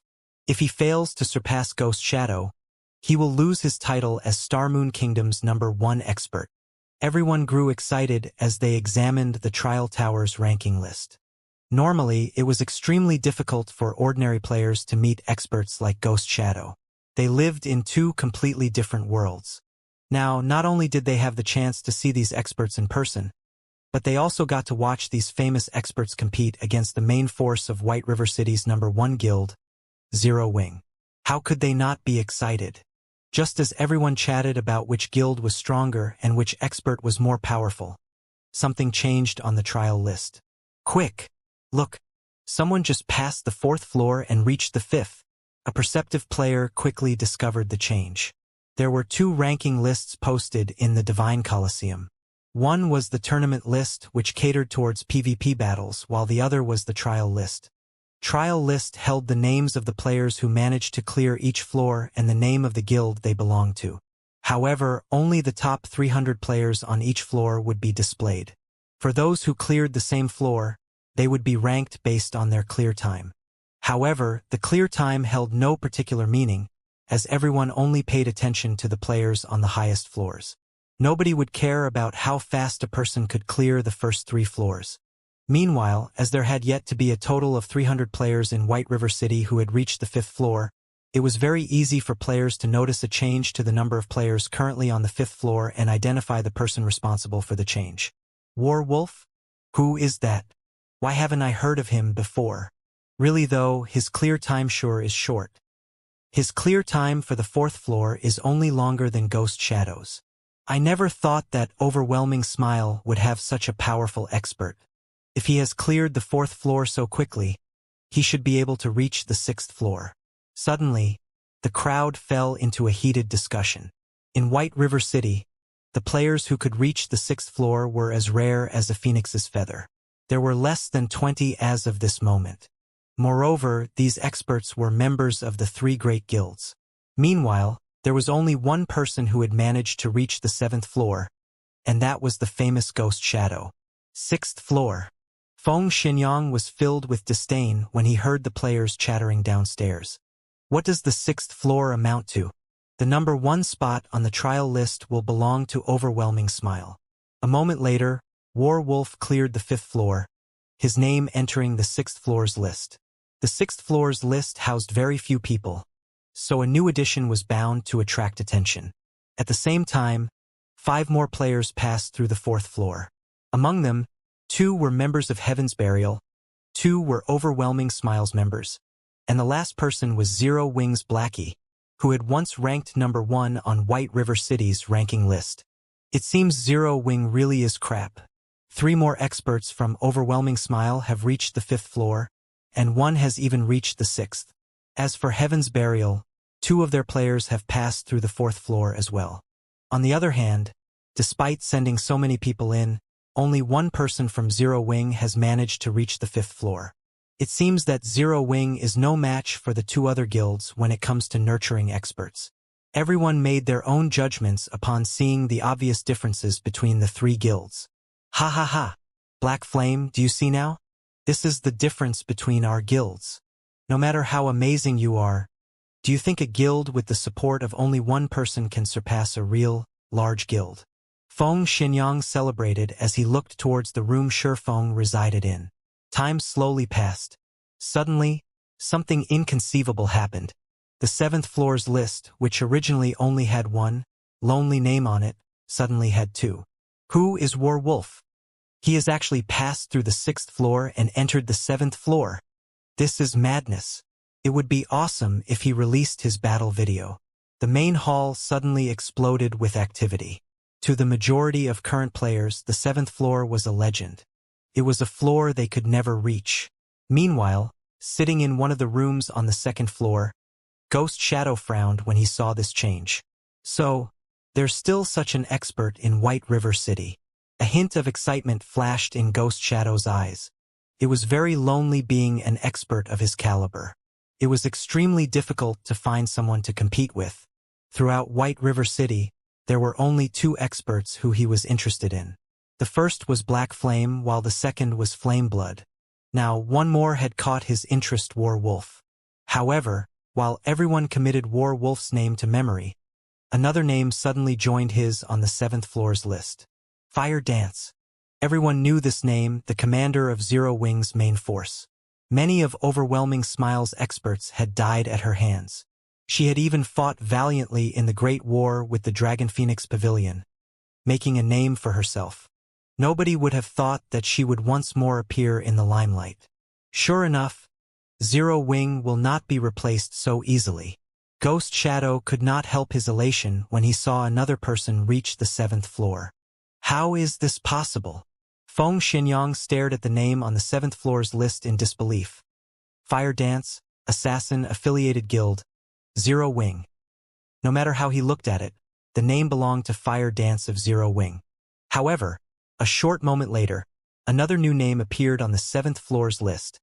Violet Cloud, Cleric, Affiliated Guild, Zero Wing. The appearance of a 4th name on the trial list's 7th floor instantly plunged the Divine Colosseum's main hall into silence. Everyone's eyes nearly popped out of their sockets when they saw Violet Cloud's name. How? Feng Xinyang, who occupied a VIP room, also stared, slack-jawed, having lost his previous calm. He could barely accept Fire Dance reaching the 7th floor. After all, she was the commander of Zero Wing's main force. However, he could not bring himself to accept Violet Cloud's victory. Aside from the difficulty of reaching the 7th floor, just the fact that there were 2 people in Zero Wing capable of this success was shocking. Yet, the second person from Zero Wing to reach the 7th floor was not even a combat class. Instead, she was a cleric, one of the healer classes. It was commonly known that, out of the 12 main classes in God's domain, the healer classes possessed the weakest combat power. It was also a lot more difficult for healer classes to advance in the trial tower as most of their skills focused on healing rather than dealing damage. Hence, healers never ranked particularly high in the trial tower. Yet, Violet Cloud, a cleric, had actually managed to reach the 7th floor. However, what everyone did not know was that, in reality, Violet Cloud possessed a hidden class. She was not purely a cleric. Regarding combat capabilities, Violet Cloud was slightly stronger than ordinary combat classes. Moreover, Violet Cloud had a bit more control over her own body than Fire Dance. Since Fire Dance had reached the 7th floor, Violet Cloud would naturally be able to do so as well. One could say that this was expected. When comparing top combat power, it was obvious with a glance which guild was superior.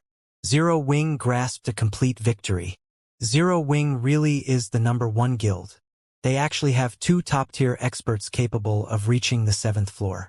If Black Flame also competes, Zero Wing will most likely have 3 people on the 7th floor. Even Overwhelming Smile and Heaven's Burial combined are no match for Zero Wing. But it's still too early to determine anything. Zero Wing has always had many top-tier experts. It is reasonable that they are superior to Heaven's Burial and Overwhelming Smile in this aspect. However, a guild cannot survive by relying on a handful of people. It has to rely on its main force, the guild's backbone. Take a look at Zero Wing's backbone. It is clearly inferior to the other 2 guilds. Zero Wing's potential is still no match for the other 2.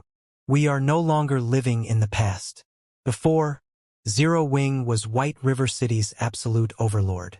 Now, however, just look. The person occupying the top 1 position on the trial list is Heaven's Burial's Ghost Shadow. Zero Wing might not necessarily hold the overlord's seat in the future.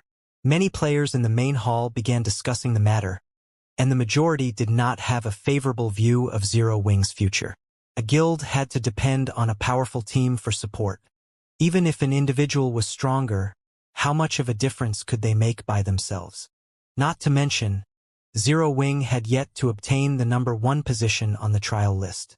Right, this should be Zero Wing's last remaining card. What's there for me worry about? White River City will definitely be mine. Feng Shenyang calmed himself down. He had too much riding on White River City. At this point, he had already invested everything he had into White River City. As long as he succeeded, he would become the first heir to his family. After being repeatedly defeated by Zero Wing, it had become an instinct of sorts to worry. However, after calming himself and giving the matter some thought, he realized that he had nothing to worry about. There were only so many experts in Zero Wing. On the other hand, in order to take control of White River City, Underworld had invested blood and sweat, and had sent the experts it recruited from all over the virtual gaming world to White River City. With White River City under its control, how could Zero Wing possibly hope to compare with Underworld when it came to recruiting talent? This was only the beginning. Now that Overwhelming Smile had surpassed Zero Wing in terms of their respective guilds' backbones, in the future, this gap would only grow. It was only a matter of time before Overwhelming Smile took control of White River City. Time gradually ticked by. Although it had been quite a shock to the spectators that 2 people from Zero Wing had reached the 7th floor, everyone's attention quickly shifted back to the 5th floor's list. To ordinary players, reaching the 7th floor was an impossible dream. The 5th floor, on the other hand, was not completely out of their reach. Hence, they paid more attention to the 5th floor's list. Look, 2 more people from Heaven's Burial have passed. 3 more from Overwhelming Smile have passed as well. Just as everyone was focused on the 5th floor's list, the list suddenly began to change multiple times. What's going on? I'm not seeing things, right? Why did more than a dozen names suddenly appear on the list? Wow, it's true. The total number of people on the list was 224. Now it's 242. I wonder which guild or independent players succeeded. Many among the spectators greatly admired the independent experts who had reached the 5th floor. At this point, there were only a few experts in White River City who had reached the 5th floor.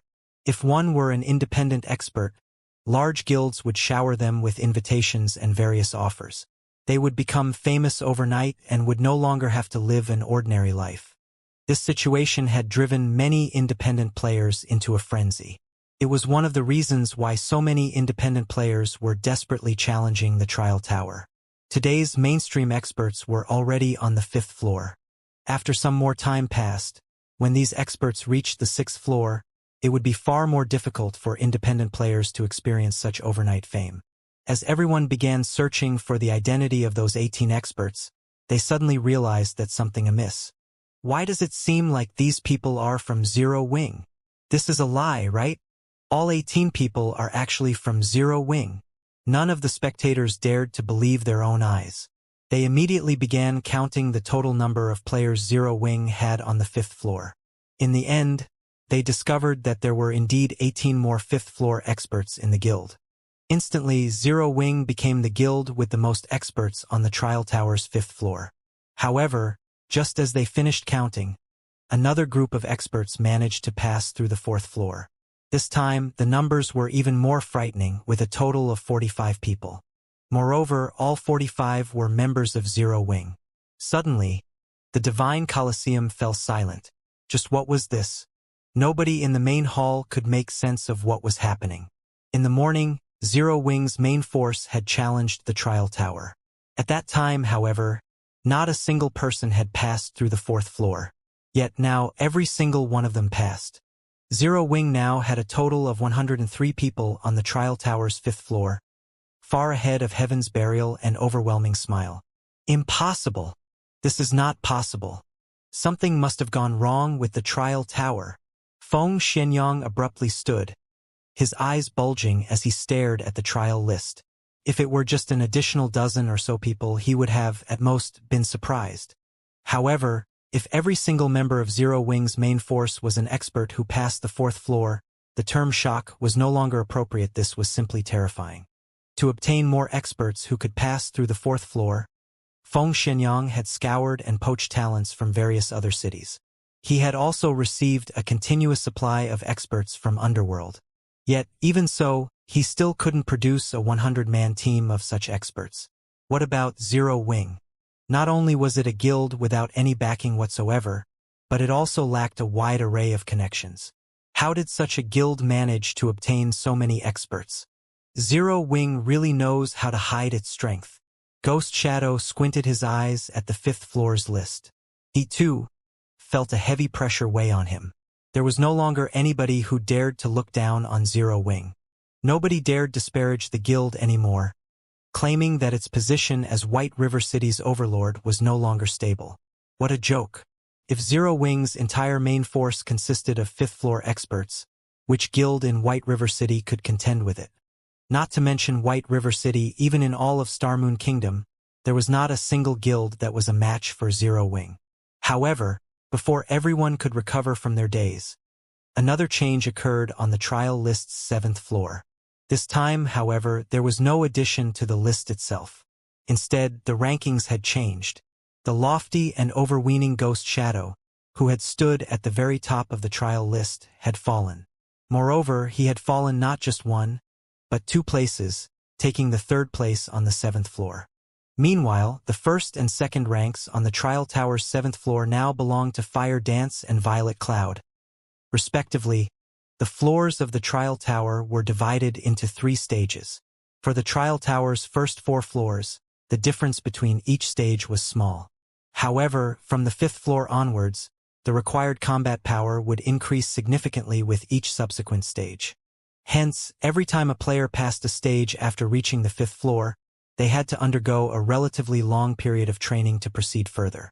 In the Divine Colosseum, only experts who had passed through the 4th floor would know how difficult it was to overcome each stage from the 5th floor onwards. Not to mention, Fire Dance and Violet Cloud had only recently passed the 6th floor, arriving on the 7th floor.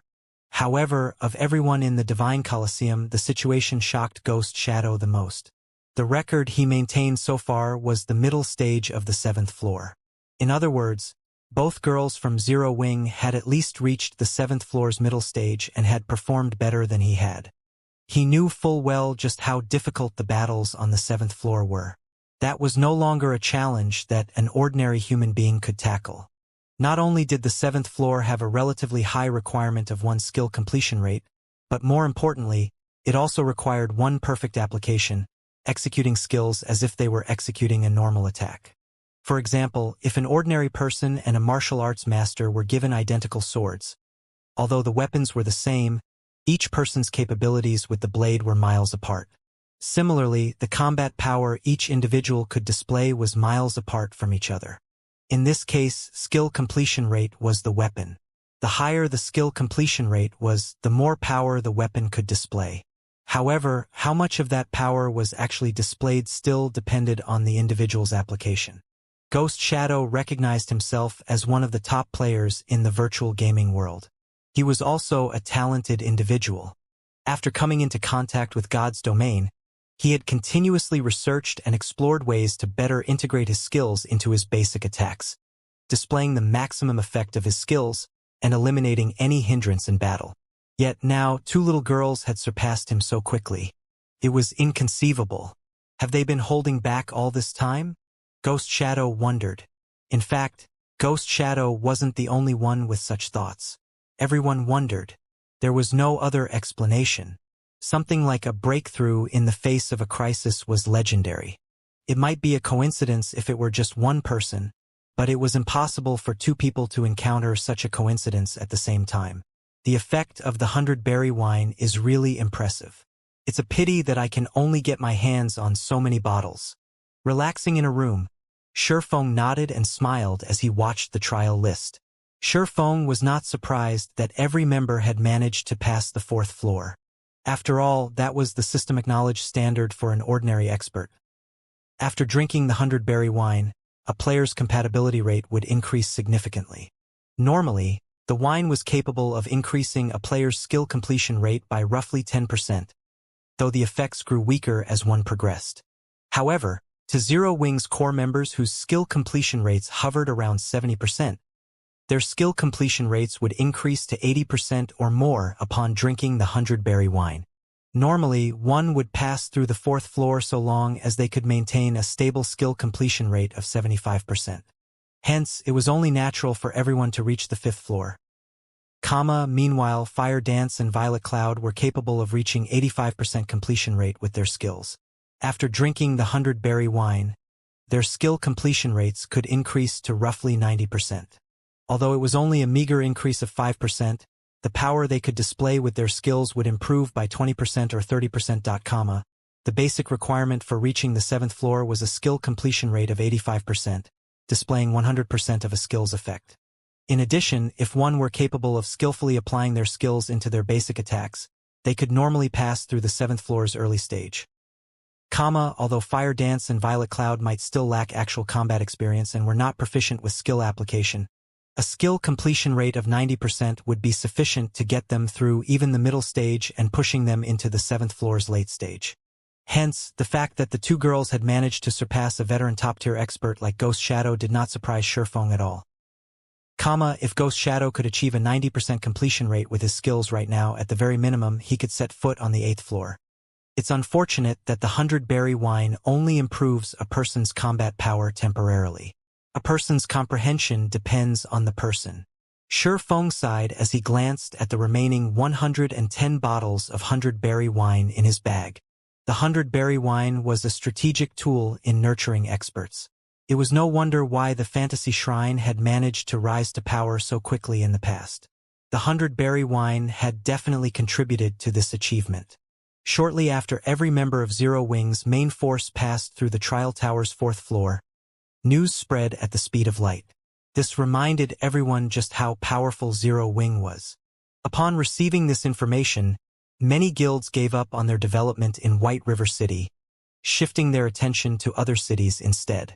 Against Zero Wing, whose main force consisted entirely of experts who could clear the 4th floor, their guilds stood no chance. Rather than wait for their extermination, it would be better for them to develop themselves elsewhere. Who knew? Their chances of achieving success might even be higher somewhere else.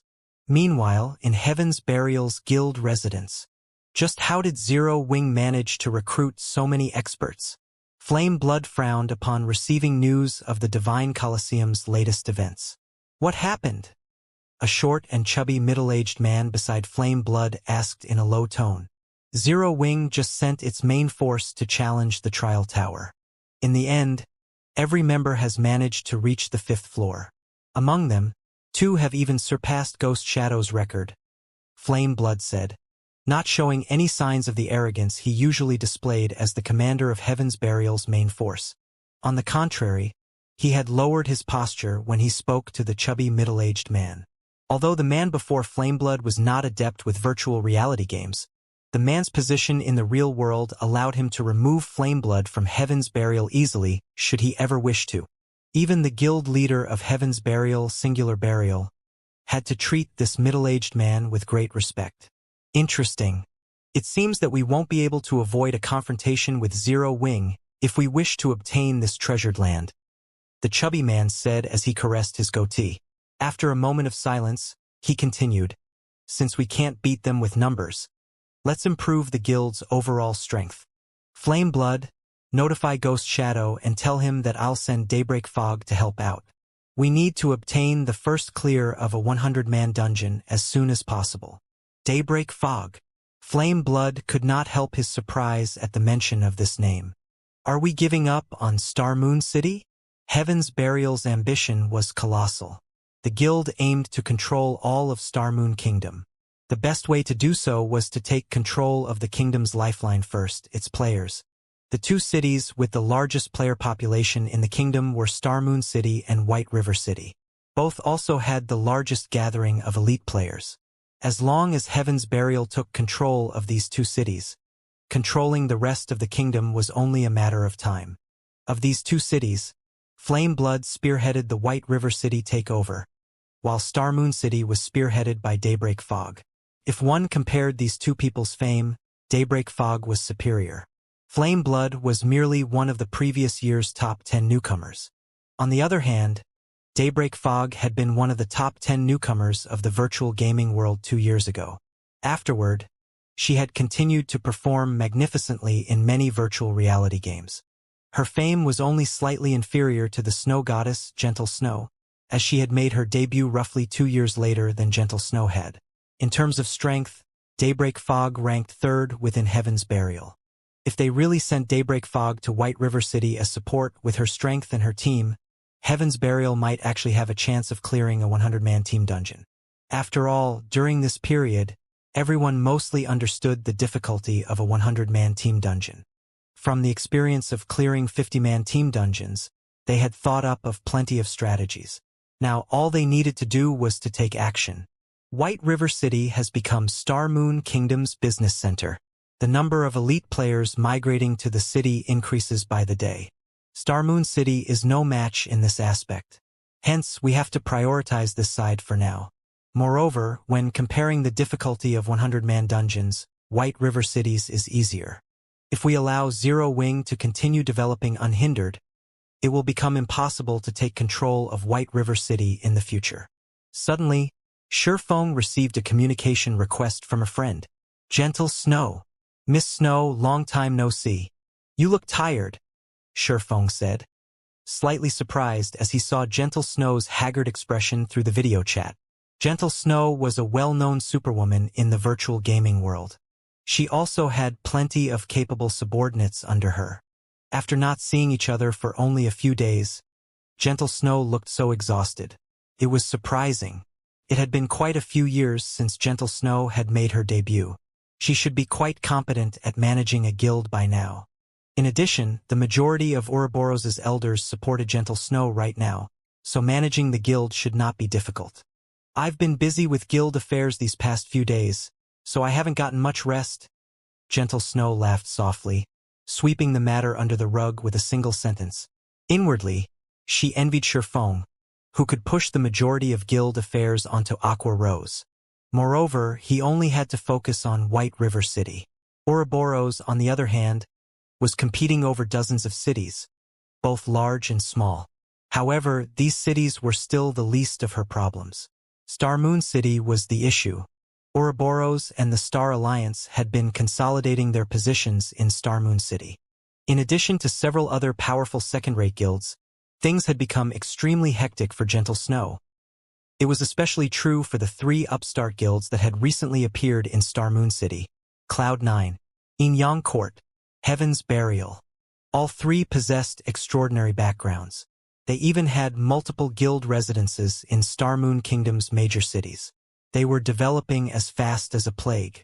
Among the affected cities, Starmoon City received the greatest impact, and White River City was not far behind.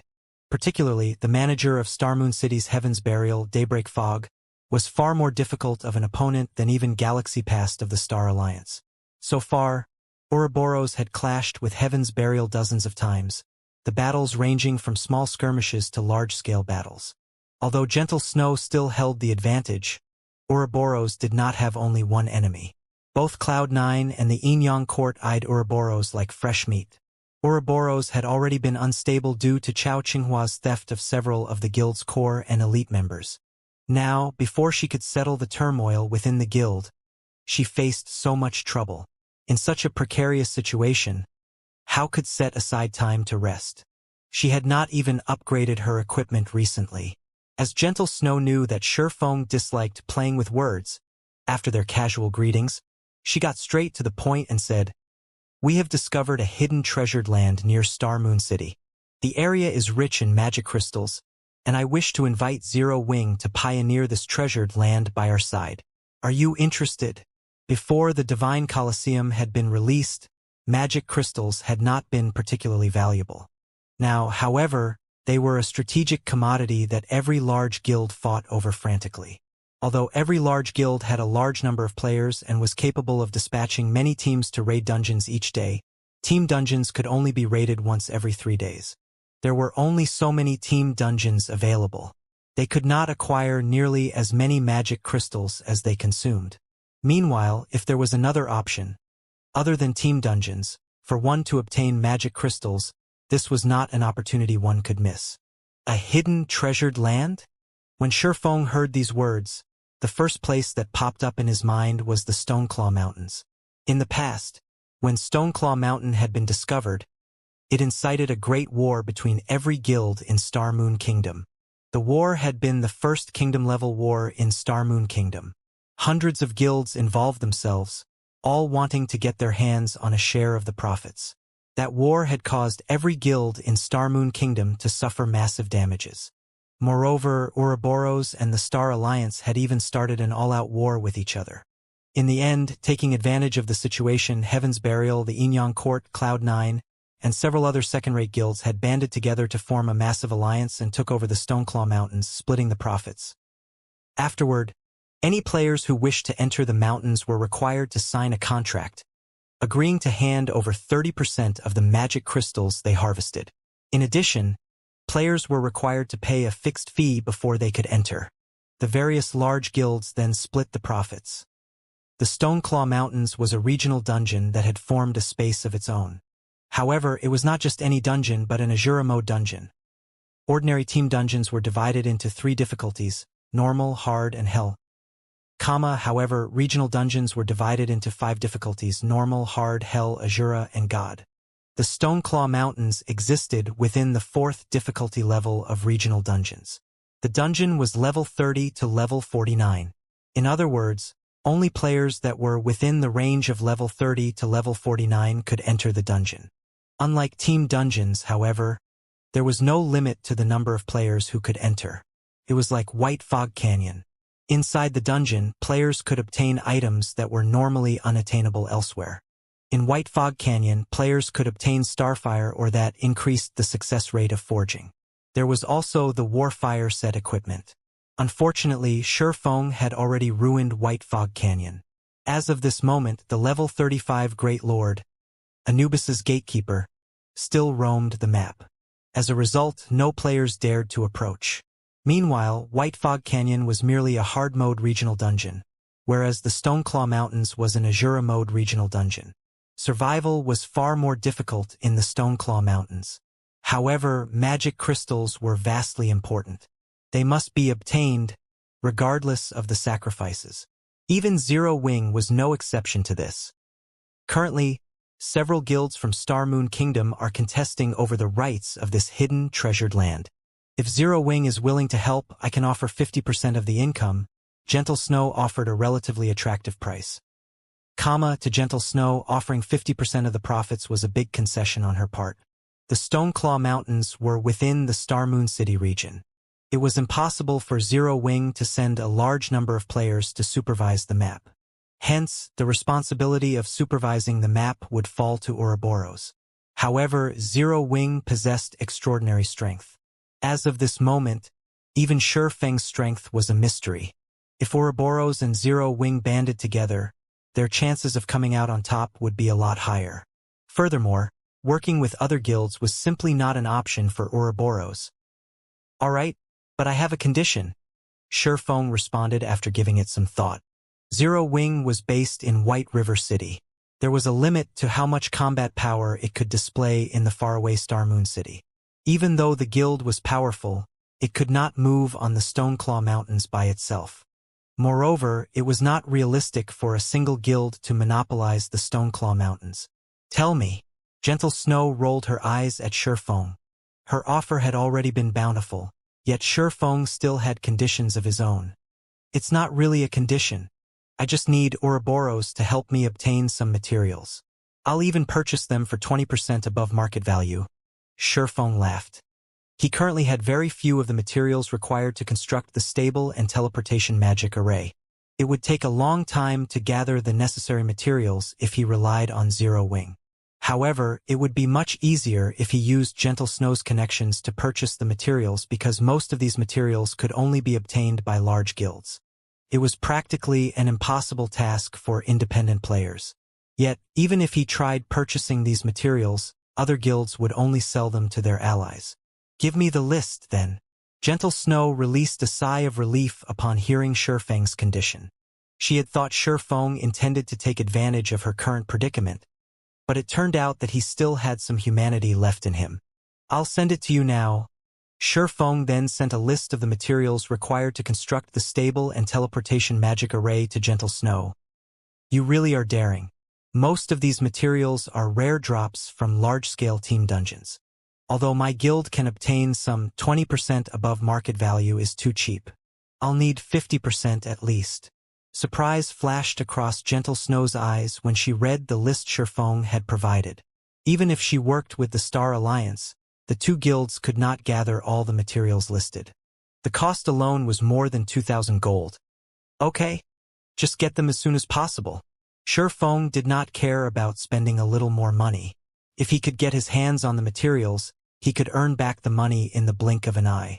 Hearing Shifeng's lack of hesitation, Gentle Snow was slightly shocked.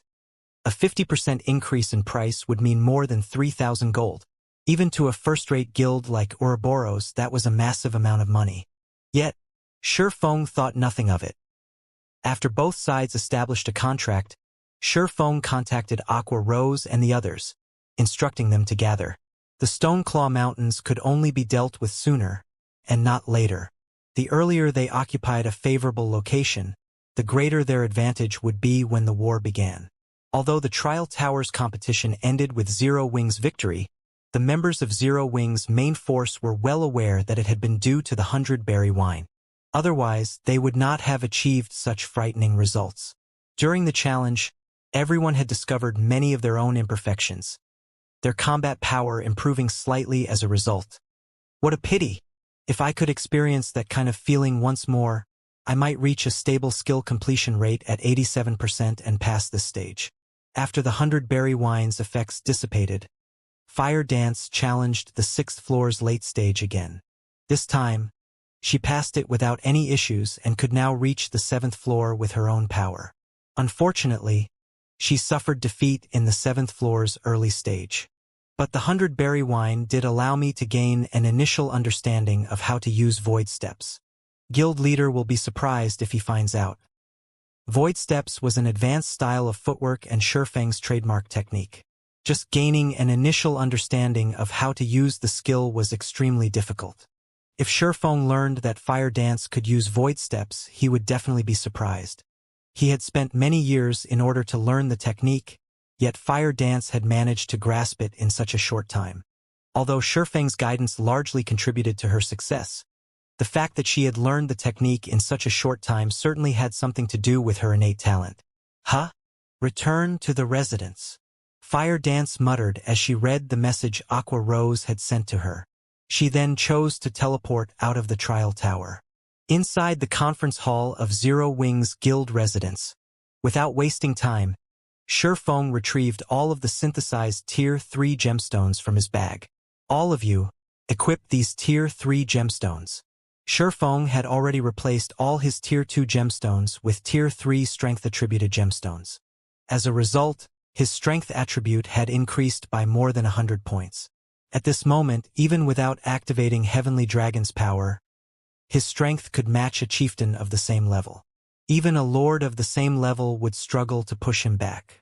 If the main force replaced their Tier 2 gemstones with Tier 3 gemstones as well, although they would not be as strong as he was, they could still contend with a special elite of the same level. Some, such as Fire Dance and the others who wore a Tier 1 set equipment, might be capable of more. Ordinary players' attributes were inferior to common monsters of the same level. They would only be slightly stronger with a full set of bronze equipment. At that time, the only advantage common monsters would have was their higher HP. If a player was fully equipped with Secret Silver equipment, their attributes should be roughly equal to an elite monster of the same level. Only when one wore a full set of Dark Gold equipment would they have the same amount of attributes as a special elite of the same rank.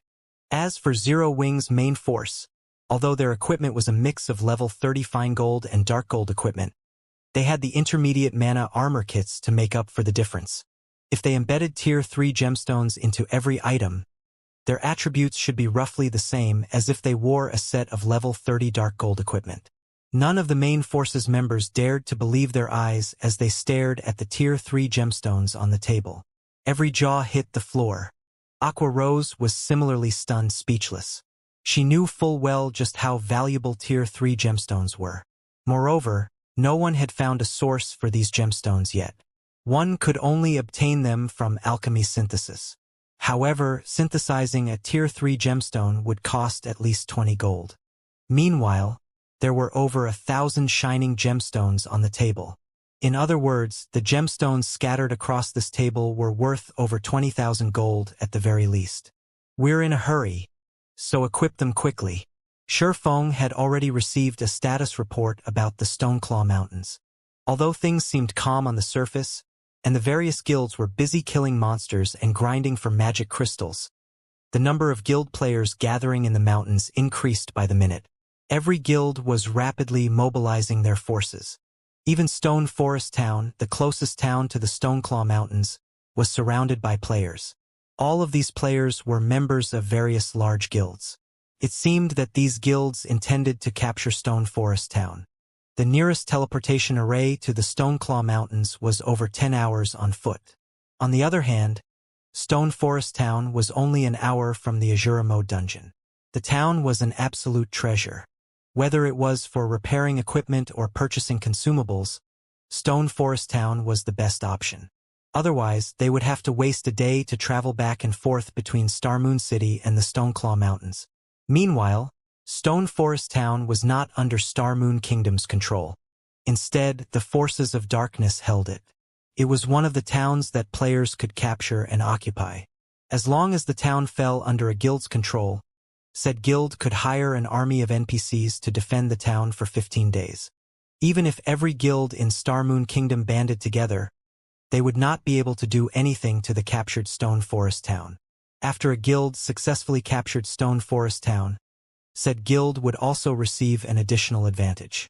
They could select a resurrection point. When players died, they would revive in their own cities. Of course, players could also choose to revive at the nearest resurrection point. Meanwhile, Stone Forest Town was the nearest resurrection point to the Stoneclaw Mountains. However, the precondition for reviving in Stone Forest Town was that one needed to capture it. Moreover, only members of the guild that held the town, or those given explicit permission by said guild, could revive there. This would be a huge advantage for capturing the Stoneclaw Mountains in the future. Since Feng had learned that the Stoneclaw Mountains had been activated, he would not waste any time. He intended to capture Stone Forest Town with Zero Wing's greatest forces. Unfortunately, other guilds shared the same thoughts. For now, though, he needed to occupy a strategic location as quickly as possible. Otherwise, their tasks would be far more difficult. A short moment later, every member of the main force had replaced their Tier 2 gemstones with Tier 3 gemstones, their attributes increasing significantly. Following which, Feng led the main force and the Dark God's Legion mightily towards the teleportation hall.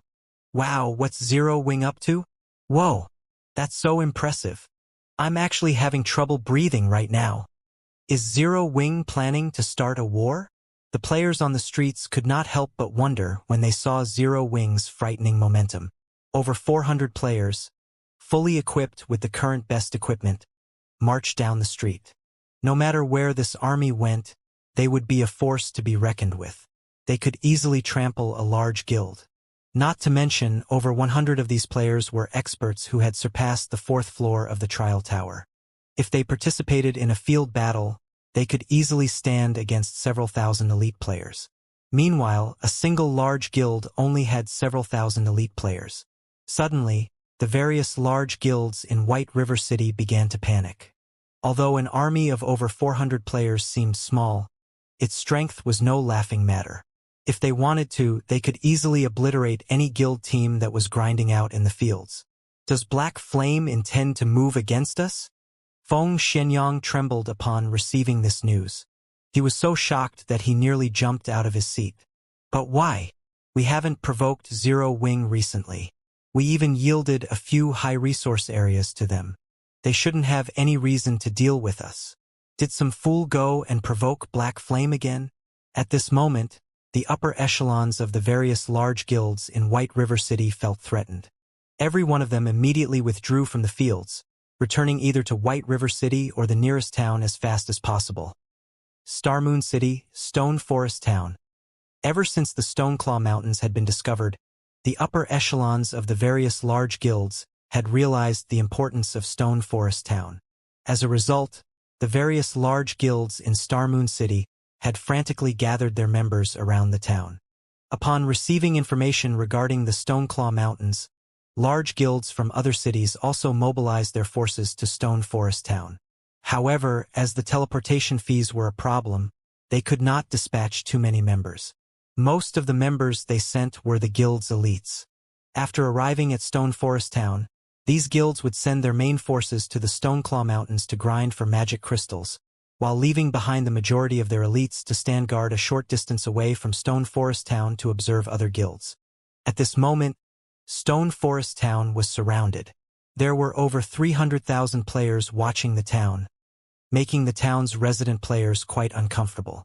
These 300,000-plus players were not ordinary players. They all were the elite members of various large guilds. They were stronger than even 3 million ordinary players.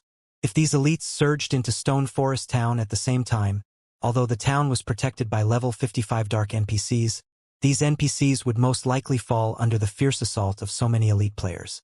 The only fortunate advantage that they had was that these elite players belonged to multiple large guilds. They were not united, each guild having their own intentions. And here I thought this was our chance as dark guilds to rise to power. I didn't think that the Starmoon City's guilds would find out about the Stoneclaw Mountains so soon. Now, we won't even have a place to level up. What are you worried about? Don't forget that Stone Forest Town has the 3 great leaders. Furthermore, the guilds outside are not united. Unless some guild is looking to get itself killed and benefit the other guilds, they won't invade. You're not exactly wrong, but Starmoon City's first-rate guilds, Ouroboros and the Star Alliance, have dispatched most of their elites already. Of the 300,000-plus elite players out there, over 1/3 belong to those 2 guilds. Even if the other guilds don't make a move, those 2 alone are enough to capture the town. Stone Forest Town's red names discussed their current predicament. They were at a loss on what they should do next. Originally, they had simply lived here in peace.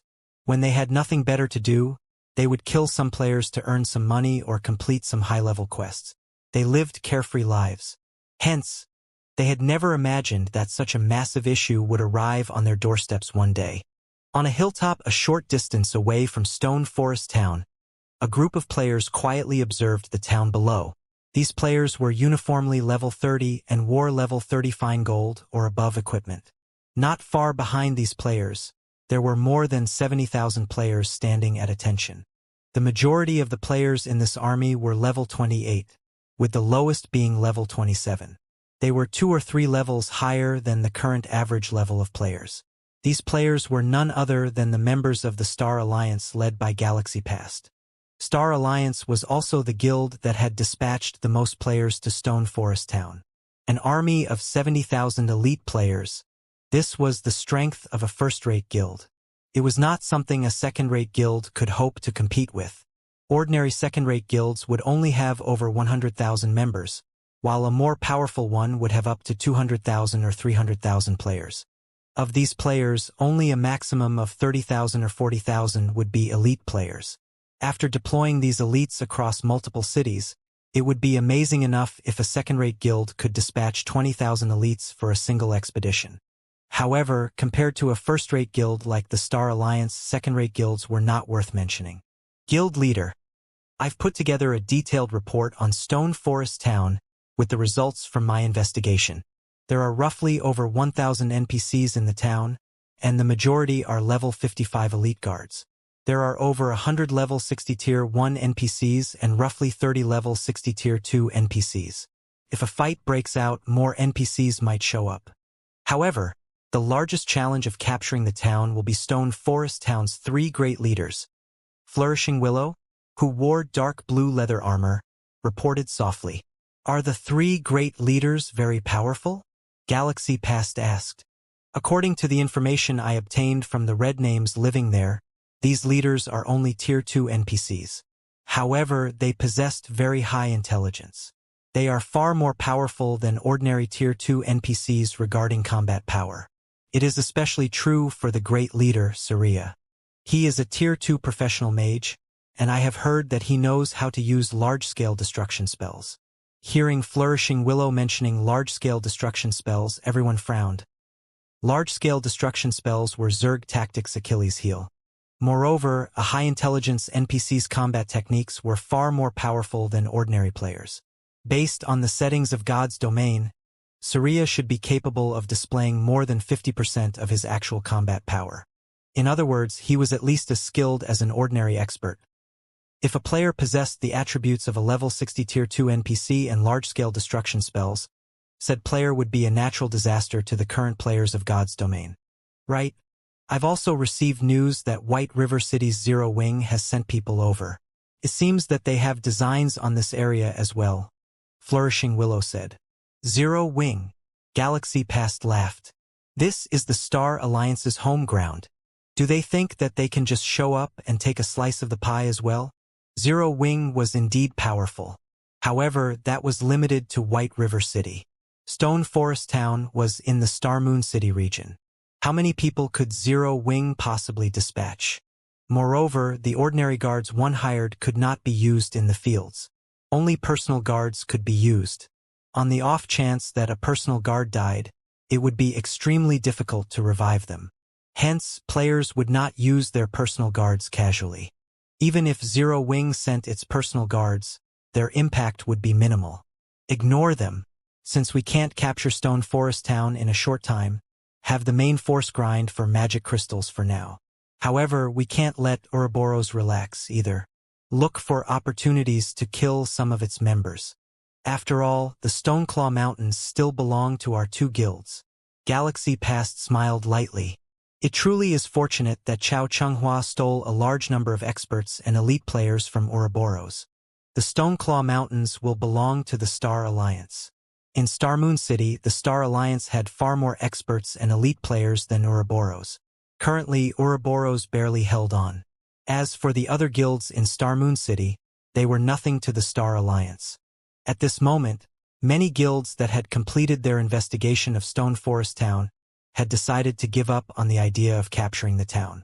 Instead, they shifted their focus towards grinding for magic crystals in the Stoneclaw Mountains. However, as the majority of their elite members had yet to reach level 30 and could not enter the Stoneclaw Mountains. These elite members were tasked with leveling up as fast as possible. Meanwhile, at Ouroboros' base camp, Shi Feng had just arrived with his team.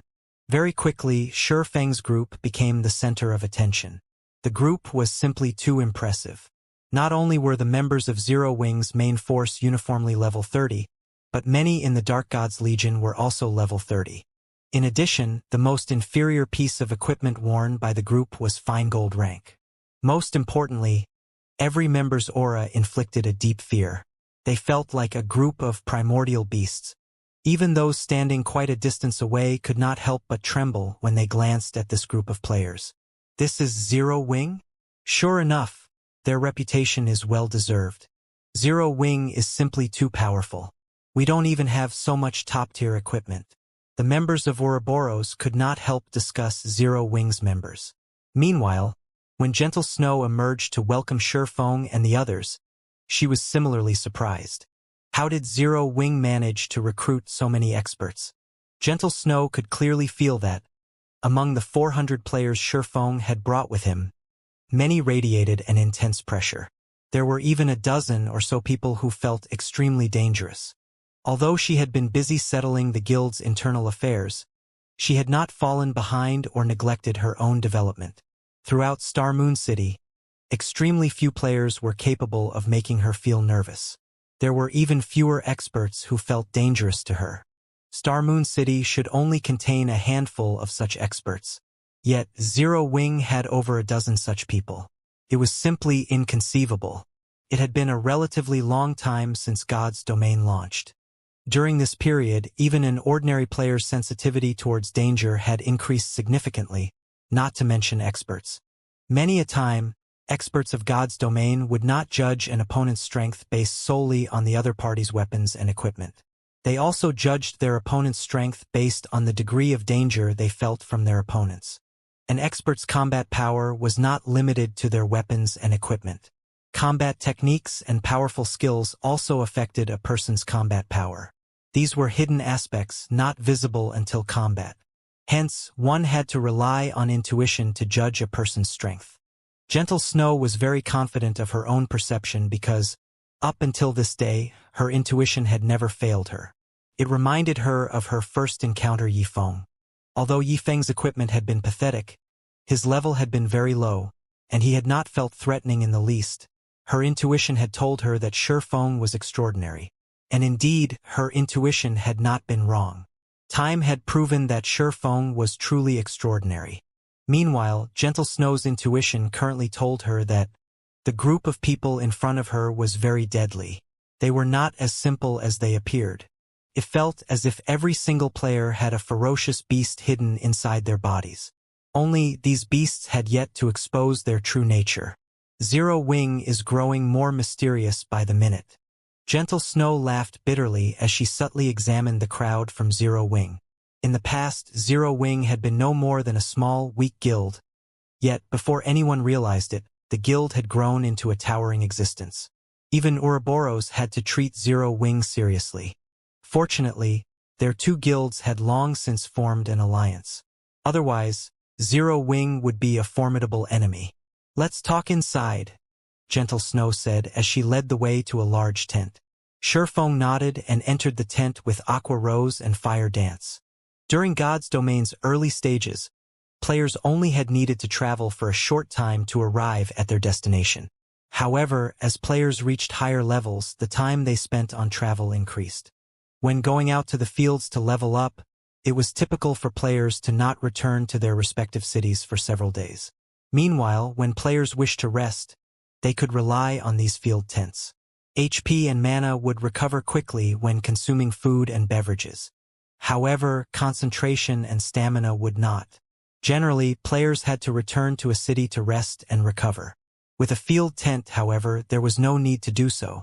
Although the recovery speed while inside a tent could not compare to resting in a city, it was sufficient. Only ordinary players could not afford a field tent. Just an ordinary 6-man tent sold for 10 gold at NPC shops, not to mention 20-man, 50-man, or 100-man tents. Not only did one need enough money to purchase a 100-man tent, but they also needed a certain amount of reputation. The large tent before them was a 100-man tent, and it had cost 200 gold. If one had sufficiently high reputation, they could receive a small discount. However, even then, a 100-man tent would still cost more than 150 gold. Inside, the tent looked like a guild residence's conference hall. Currently, more than a dozen people sat inside the tent, and every one of them was a member of Ouroboros's upper echelon. They were uniformly level 30, and their equipment was among the best one could find. Meanwhile, the beautiful and vibrant Zhao Yueru relaxed amongst these players, currently dressed in white and red luxurious mage robes. In her hand, she wielded a red jade staff covered in runes. Looking at the faint red glow that surrounded the staff, one could immediately tell it was an extraordinary item. Furthermore, a faint flame-red aura surrounded the caster. She looked like a goddess of fire. Flame shaman? Shifeng concealed his surprise when he saw Zhao Yueru, who had undergone a massive change since the last time they met. Flame shaman was a hidden class, and its legacy rank was similar to the astromancer. It was considered an advanced legacy. As the name suggested, it was a class that specialized in controlling flames. However, a flame shaman was not as balanced as an elementalist. The class specialized in attacking and destroying everything. In terms of damage output, the class was far superior to an astromancer. It was an extremely violent class. In the past, Zhao Yueru's fame had only started to soar after she class changed into a flame shaman. The public had known her as the Flame Witch. Shifeng never imagined that Zhao Yueru would become a flame shaman so quickly. Even against an MT of the same level geared with top-tier equipment, a flame shaman could finish them off in 2 or 3 moves. A flame shaman could practically one-shot an ordinary MT. However, although the class's damage was astounding, it was also because of this that flame shamans had very few survival and life-saving abilities. In dungeons and team battles, though, they were beyond scary. They were practically Tomahawk cruise missiles.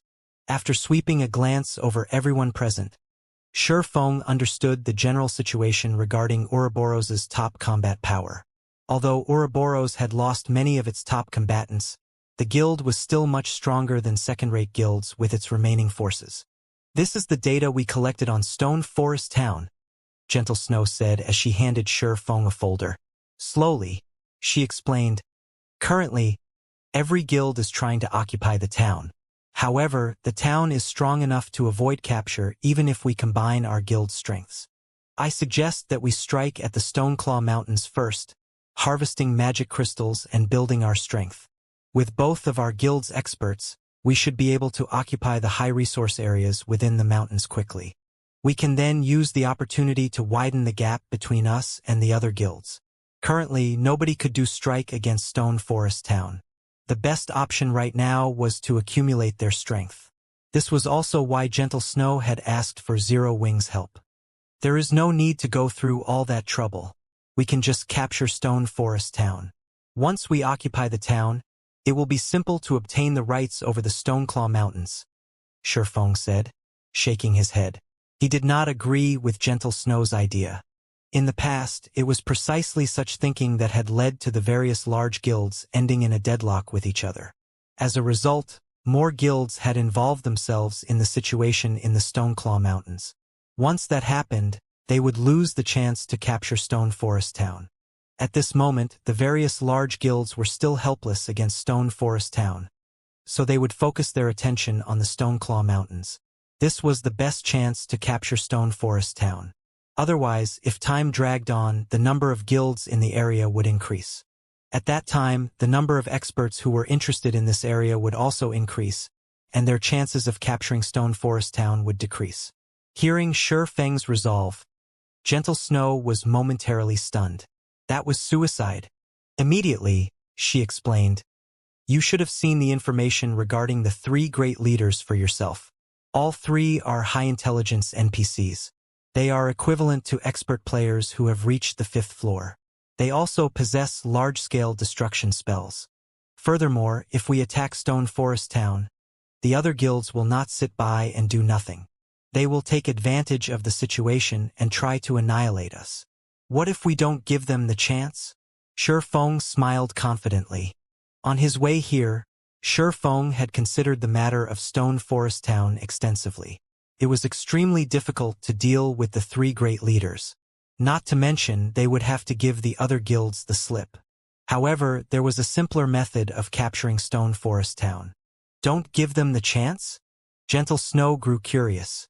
There were over 300,000 guild elites stationed close to Stone Forest Town. Of them, 70,000 belonged to the Star Alliance, while Ouroboros only had 50,000. Even if both first-rate guilds banded together, they still wouldn't be able to do anything to the other guilds. Hence, every guild was maintaining this temporary peace. Nobody dared provoke anybody else. However, if a guild decided to attack Stone Forest Town, so much commotion would attract the other guild's attention. At that time, no one would not sit by and let someone else capture the town. The other guilds would definitely work together to exterminate the mutual enemy. Because of this, even Star Alliance, with its numerical advantage, would not dare to take action. Now, however, Feng insisted that they attack Stone Forest Town without giving the other guilds the opportunity to retaliate. How would that even be possible? There were level 55 and level 60 NPCs defending the town. Among them, there were even Tier 2 NPCs. A level 60 Tier 2 NPC was even stronger than a level 30 Great Lord. Not to mention, there was more than just one level 60 Tier 2 NPC defending the town. The great leader Saria, who wielded large-scale destruction spells, also defended the town. With Ouroboros' 50,000 elites, it would be a bitter battle to capture Stone Forest Town. There was also no certainty that they would succeed. Yes, don't give them the chance. Feng nodded as he repeated himself. When the time comes, everyone needs to dispose of the town's NPCs as quickly as possible and leave the rest to me. Feng had conquered many towns in the past, so he was quite familiar with the method. It was not an easy task for a guild to gain control of a town. First, players had to dispose of every NPC within the town. Leaving even one NPC alive would result in failure. Second, players had to obtain the town token that the leader of the town guarded. After completing these two tasks, one would obtain the authority to rule over the town. Hence, it was extremely difficult to capture a town with a large number of competitors nearby. In the past, after the Stoneclaw Mountains profits had been distributed, no guild bothered with capturing Stone Forest Town. However, things were slightly different in this life. Currently, various large guilds' main forces and elite members had gathered near the Stoneclaw Mountains, making this the perfect opportunity to capture Stone Forest Town. However, they only had a small time frame to do so, as it took less than 2 hours to travel from the Stoneclaw Mountains to Stone Forest Town on foot or 30 minutes on a mount. Fortunately, no one had reached level 40 yet. Are you planning to hold off all of those guilds by yourself? Gentle Snow asked, flabbergasted. She highly doubted that Feng could achieve this feat. They were talking about more than 250,000 elite players. How could one person possibly hold off that many players? Feng's words stupefied everyone else in the tent as well. Although they had long since realized that Feng was crazy, they had not thought that he was this crazy. Sitting beside Feng, Fire Dance and Aqua Rose were similarly shocked. Shortly after, however, they both smiled bitterly. Although they had no doubts that Feng could escape the clutches of 250,000 elite players, no matter how they racked their brains, it was impossible to fend off 250,000 elite players, preventing this army from harassing them while they attacked Stone Forest Town. Yet, Feng had never once failed to keep his word, regardless of how insane his claim sounded. He would never give his word if he were not confident of keeping it. One man holding off 250,000 elite players? Just thinking about it gave them goosebumps. Relax, it'll be fine.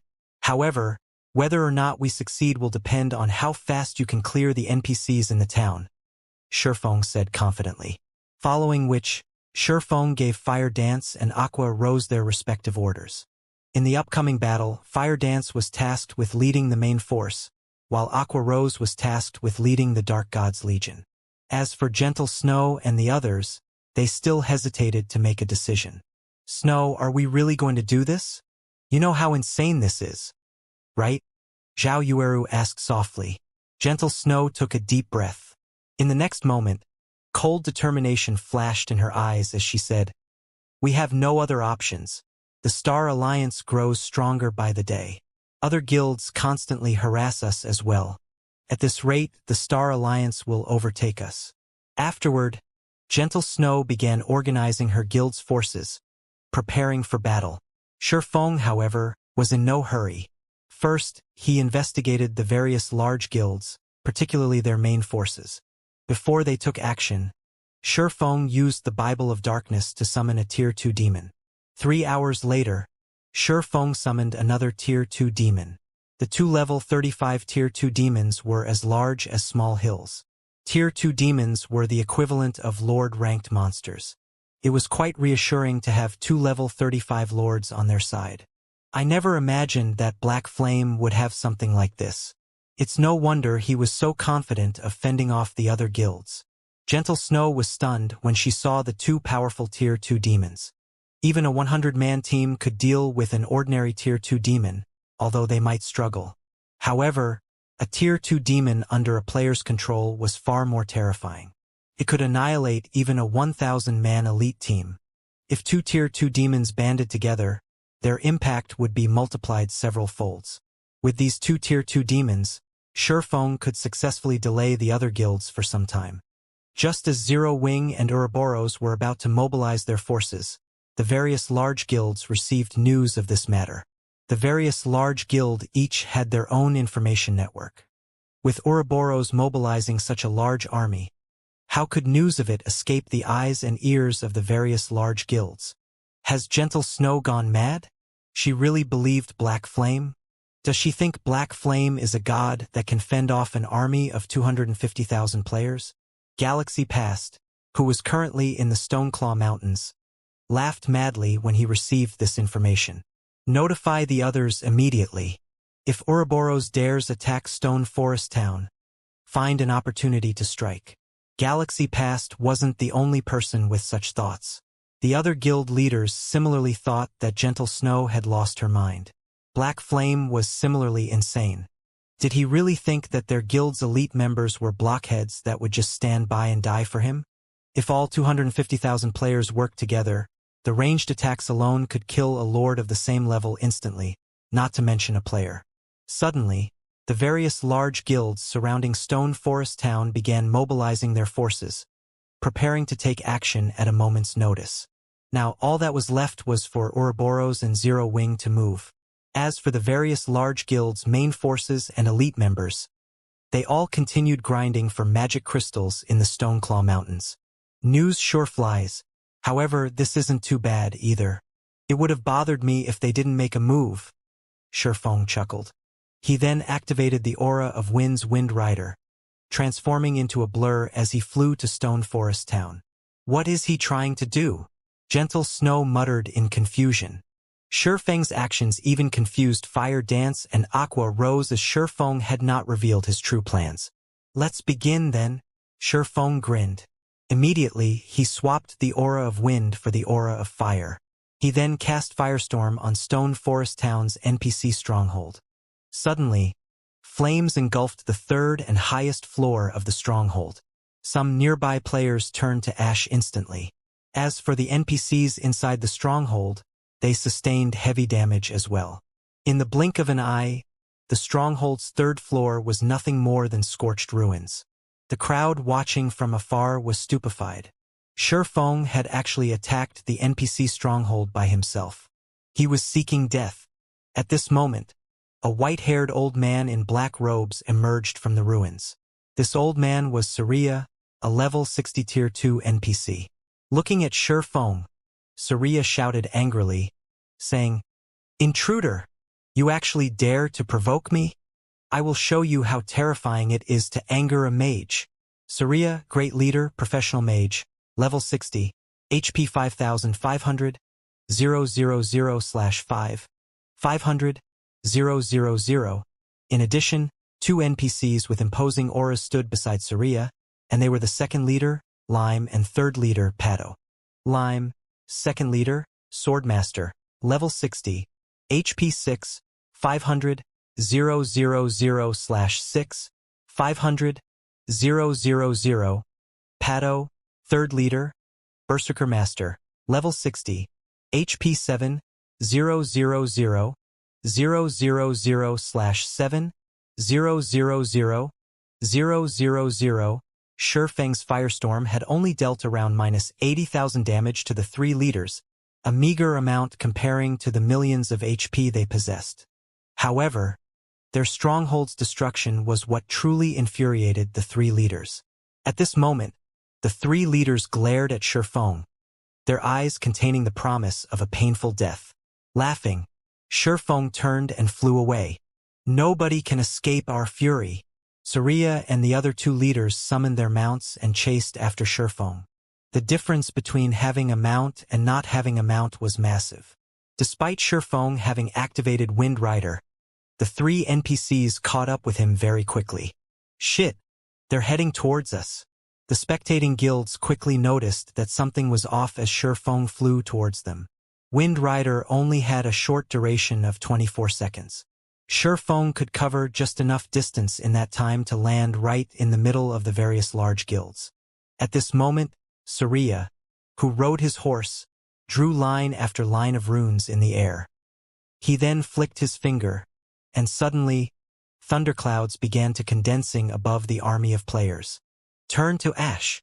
Surya revealed a sinister smile as he cast the Tier 2 spell, Lightning Storm, on Shifeng's location. Hearing the rolling thunder above him, Shifeng activated Defensive Blade. He then dashed towards the largest crowd. Although the Tier 2 spell, Lightning Storm, was not a large-scale destruction spell that dealt ridiculously high damage, the spell covered a very wide area, up to a radius of 100 yards.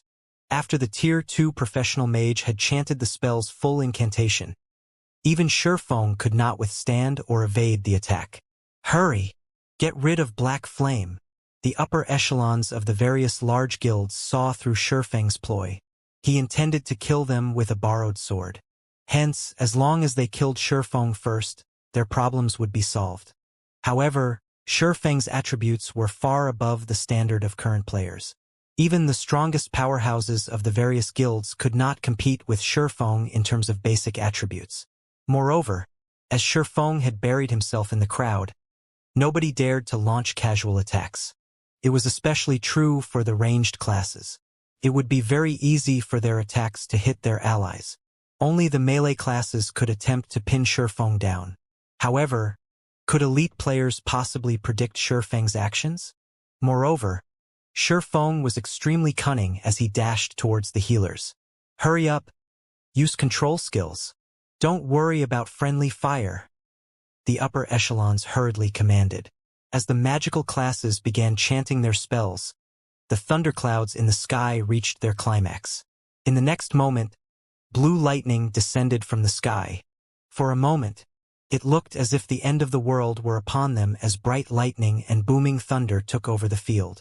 When the lightning strikes stopped, silence fell. Everyone was stupefied. All players that were within spell's range had received over minus 5,000 damage each time the lightning descended. After more than a dozen lightning strikes, even the high HP MTs who had activated Shield Wall and such life-saving skills gave up the ghost. Meanwhile, with his extreme speed, Shifeng managed to escape Surya's lightning storm after receiving a couple of lightning strikes. Everyone else, however, met a tragic end. In order to deal with Zero Wing and Ouroboros, the various large guilds had prepared and gathered together. Shifeng just so happened to land in the middle of that crowd. After the lightning storm ended, nobody within the spell's effective radius of 100 yards had lived. Instead, only weapons and equipment occupied the space. This scene caused witnesses to gasp and shiver. Is this the power of a Tier 2 NPC mage? Gentle Snow's expression turned grim as she looked at the hollowed, scorched area that had previously held a sea of people. Previously, Gentle Snow had thought it was feasible to capture Stone Forest Town with only 50,000 elite players if they did not have to worry about the other guilds' harassment. After watching this, however, even if they had an army several times larger, capturing the town was utterly impossible. From a rough estimate, around 8,000 people must have died from that single spell. When Surya saw that Shifeng was still alive, unharmed even, a cold glint flashed in his eyes. He then began chanting another Tier 2 spell. Meanwhile, The two other leaders of Stone Forest Town began to massacre the players before them as they charged towards Shurfeng. Against level 28 and level 29 elite players, the two level 60 tier 2 NPCs only needed one hit to end their lives. The two NPCs were like meat grinders as they butchered the various guilds' elites. As for Shurfeng, he did not bother putting up a heroic fight against the NPCs. Instead, he simply turned around and fled, running to the highest concentration of players. Not only could he reduce the number of enemies this way, but he could also utilize the elite players to pin down the three great leaders, giving him more time to escape with his life. The strength of level 60 tier 2 NPCs with high intelligence was no laughing matter. Even a level 35 Great Lord would not be a match for these NPCs. Otherwise, the various large guilds would not have hesitated to capture the town. Black Flame, are you trying to make an enemy of every guild here? An upper echelon from one of the guilds shouted, veins popping from anger. Everyone had already witnessed the three great leaders' strength. If they did not stop Shurfeng, their guilds would suffer tremendous losses. The guild members that had accompanied them were not normal members. These members were their guild's foundations. If even a fraction of these players died, it would set their guilds back tremendously, not to mention if they lost half or even 3/4. Losing half or more of their members would deal an irrecoverable blow. Black Flame, even if Zero Wing is more powerful, your guild will pay if you oppose every guild present. We can still negotiate for peace if you stop now. Don't make the wrong decision here. Watching the slaughter of their guild members, the upper echelons of the various large guilds tried their best to stop Shurfeng. Unfortunately, their efforts were in vain. Shurfeng was simply too fast. Their guild's experts were currently grinding in the faraway Stoneclaw Mountains. With just their elite members present, they could not pin down Shurfeng. Sure. Don't say I never gave you a chance. Instruct your guild leaders sign a contract stating that your guilds will no longer meddle with matters pertaining to Stone Forest Town immediately, Shurfeng replied. Black Flame, don't go overboard. If you don't stop now, don't blame us for taking action against Zero Wing's members. Walk away from Stone Forest Town? Even without reporting Shurfeng's demands to their higher-ups, they knew it was impossible. If Zero Wing and Ouroboros occupied a strategic location like Stone Forest Town, it would only be a matter of time before the Stoneclaw Mountains would fell their hands as well. Hence, they could not agree to this condition. At this point, none of the large guilds dared to strike the three great leaders in fear of shifting the NPCs' aggro towards themselves.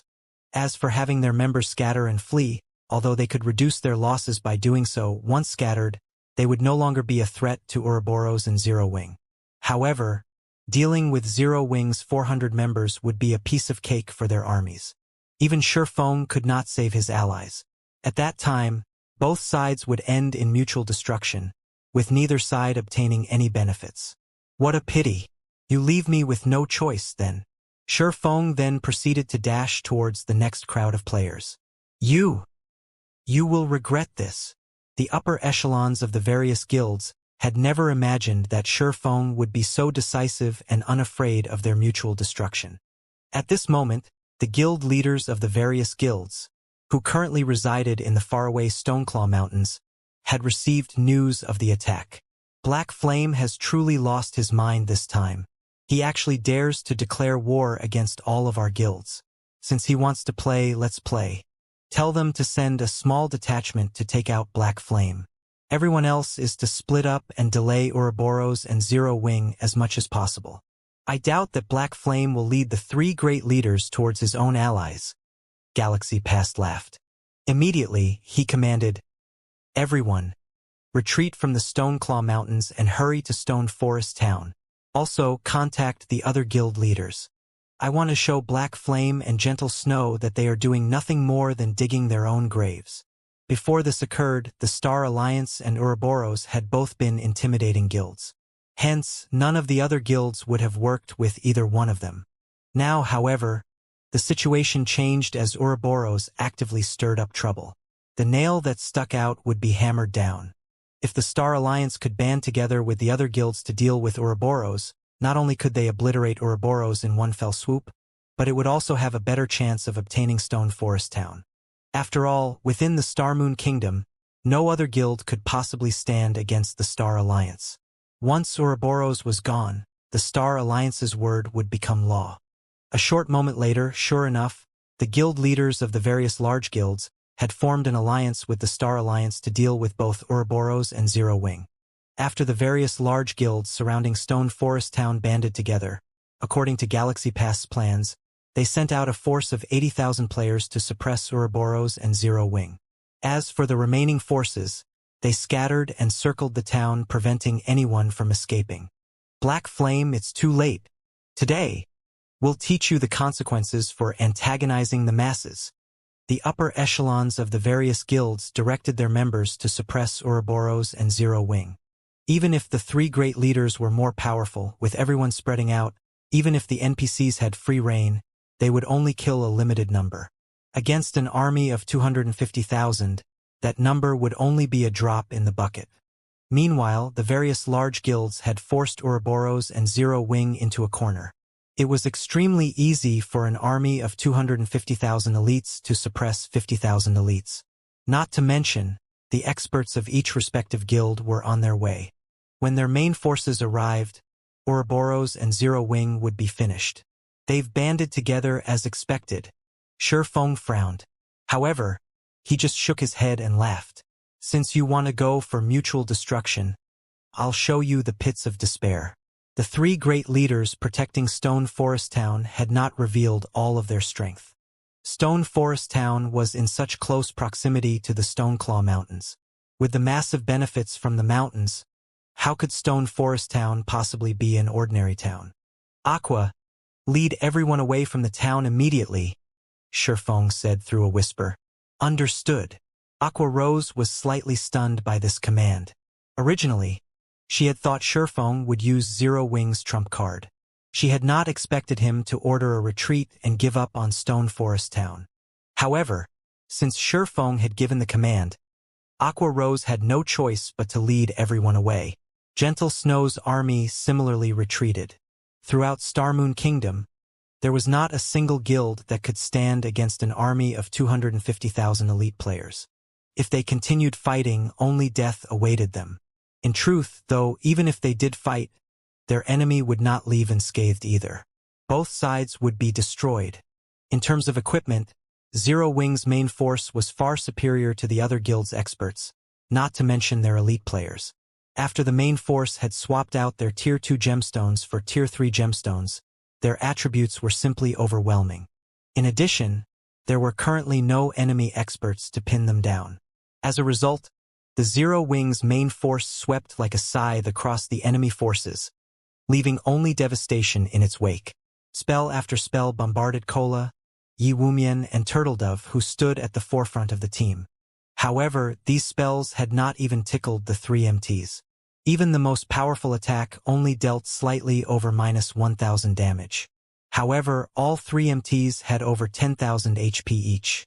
Moreover, the majority of their enemies' attacks had not even landed. These MTs only needed a single heal to recover to full HP.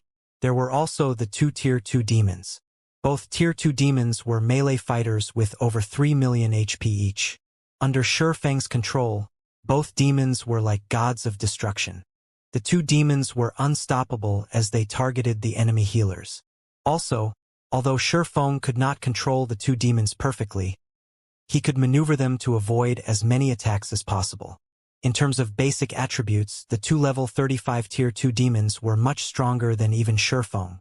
Even their strength was superior to Shifeng's, who wore Tier 3 strength-attributed gemstones. So, how could ordinary players hope to touch them? Only if everyone concentrated their attacks on the two demons and sealed off their escape routes would the two demons receive some form of damage. However, with Zero Wing's healers and the demons' innate battle recovery, they could very quickly recover the lost HP. Against the two Tier 2 demons' assault, the various large guilds suffered scores of deaths with every passing second. After only a few minutes of battle, the coalition of guilds had lost nearly 7,000 elite players. Zero Wing claimed just as many lives as the three great leaders. The members of the various large guilds felt like a knife had been plunged into their hearts as they watched. Without any of their guild's experts, they were helpless against a team like this. This was also why the various large guilds were desperately trying to nurture experts and frantically fighting over the Stoneclaw Mountains. The only consolation was that Ouroboros suffered similar losses. Since the battle had begun, Ouroboros had lost over 2,000 members. As both sides watched their companions die, an intense fighting spirit began to fill their hearts. At this moment, the area around Stone Forest Town was like an ancient battlefield. Meanwhile, the red names in Stone Forest Town were dumbfounded. Players were killing each other all over the place. There were players dying every second. Even experts would be insignificant in a war of this scale. In comparison, their kill counts were a joke. While Ouroboros and Zero Wing retreated from Stone Forest Town, Shurfeng activated Windwalk and crushed a speed scroll as he dashed towards the town. Meanwhile, the three great leaders followed closely behind. Ha ha ha! Black Flame is finally scared. Too bad that it's too late for regrets. Brothers, charge. Don't let anyone from Ouroboros or Zero Wing get away. With the Star Alliance taking the lead, the other guilds enthusiastically chased after Ouroboros and Zero Wing's remaining members. However, as the two guilds charged at the enemy encirclement, everyone finally witnessed Zero Wing's strength. With just 400 members, Zero Wing had easily torn apart the encirclement of over 10,000 players. Casting stars of light, over 1,000 players died by Blackie's hand in the blink of an eye. As for Fire Dance, she was like a ferocious beast as she charged into the enemy crowd. With a swing of her short swords, she easily sent players flying and dispersed the crowd. There was even less need to mention the strength-based classes like Kola and Rampant Blade.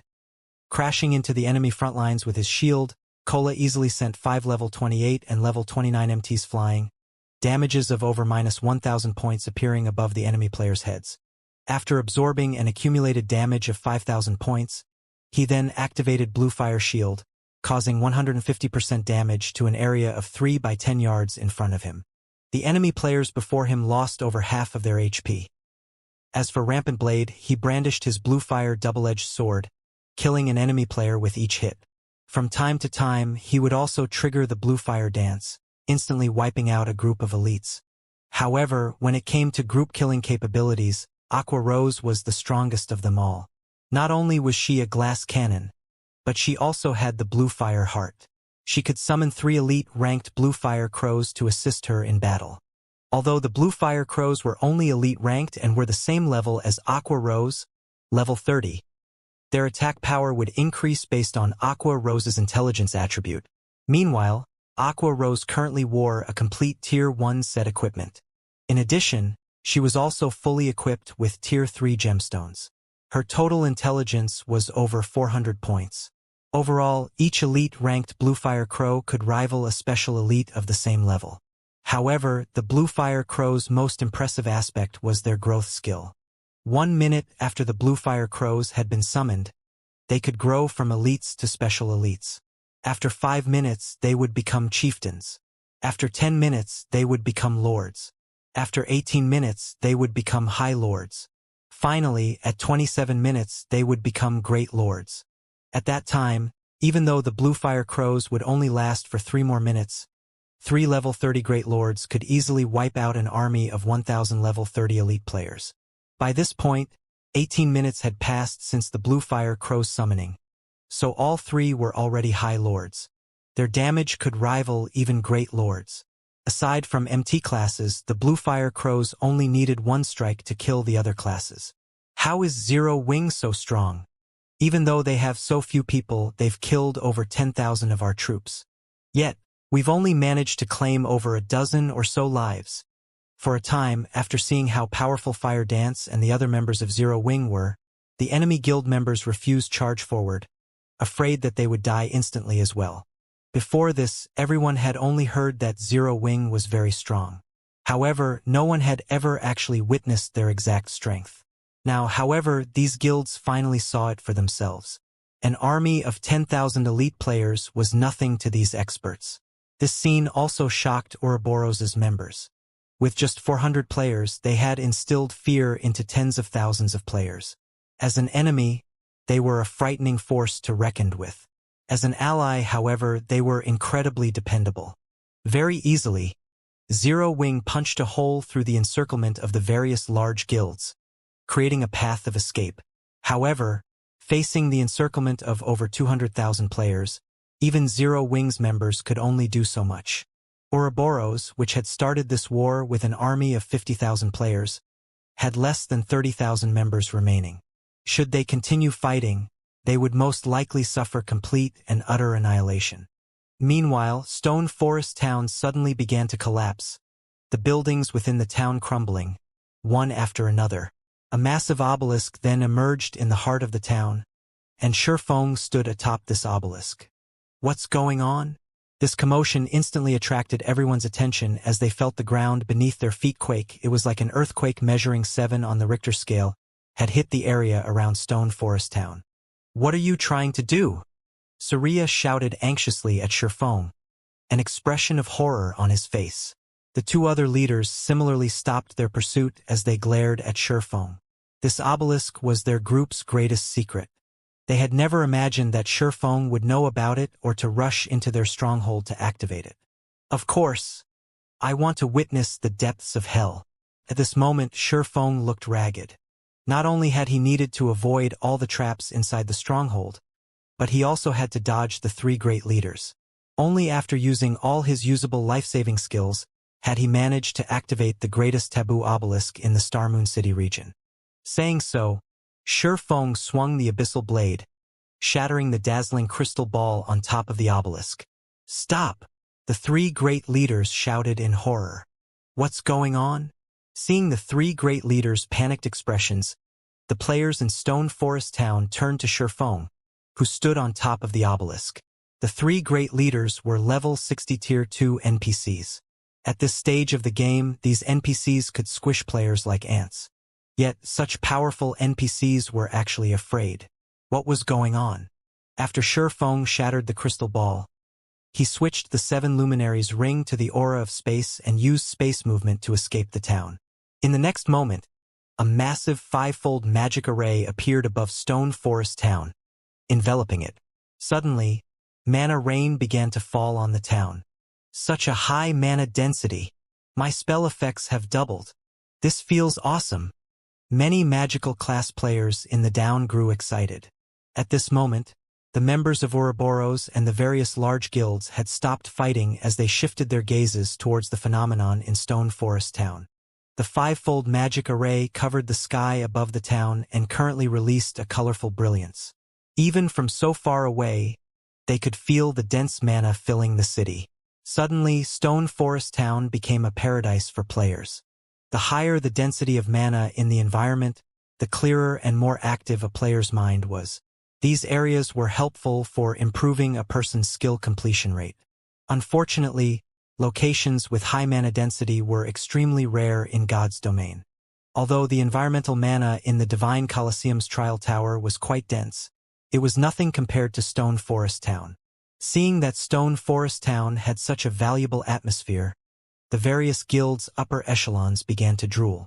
Regardless of the sacrifice, we must have a guild residence in Stone Forest Town. Ruthless greed flashed in these echelons' eyes. Setting aside the mana crystals of the Stoneclaw Mountains, capturing Stone Forest Town for its atmosphere was worth every sacrifice. If they possessed Stone Forest Town, they could send their guild's elites here to improve themselves. Although development here would not be as efficient as in the Divine Colosseum, they would not have to spend a single mana crystal on training. They could save a lot of money. Moreover, if they allowed their members to train in Stone Forest Town for long periods, the rate at which they nurtured experts would definitely surpass the other guilds. With a large group of experts, becoming even a super first-rate guild would be entirely possible.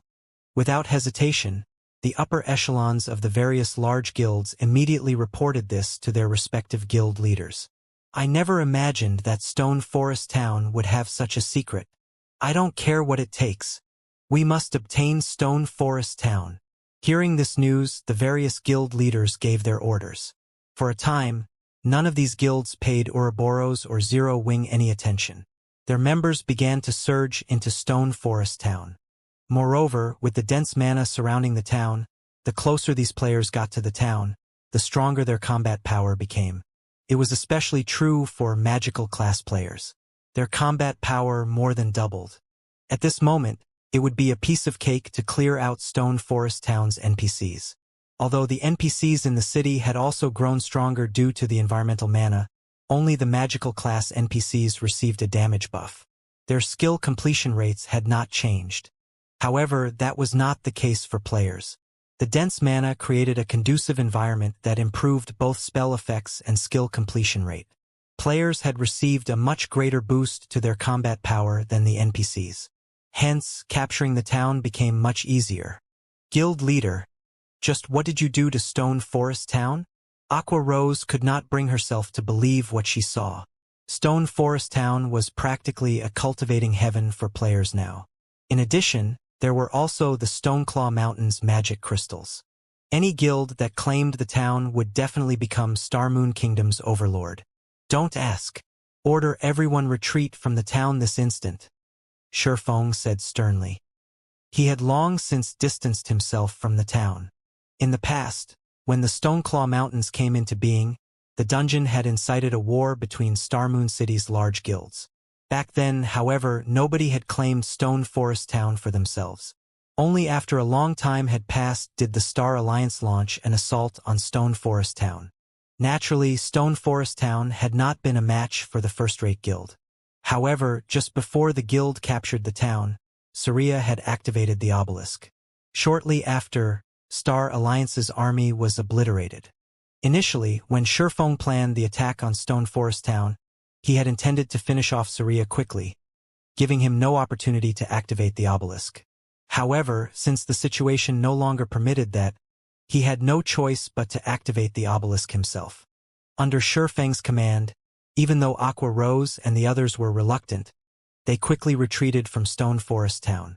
Snow, let's go. As long as we snatch the town token dropped by the Great Leader, Stone Forest Town will belong to us.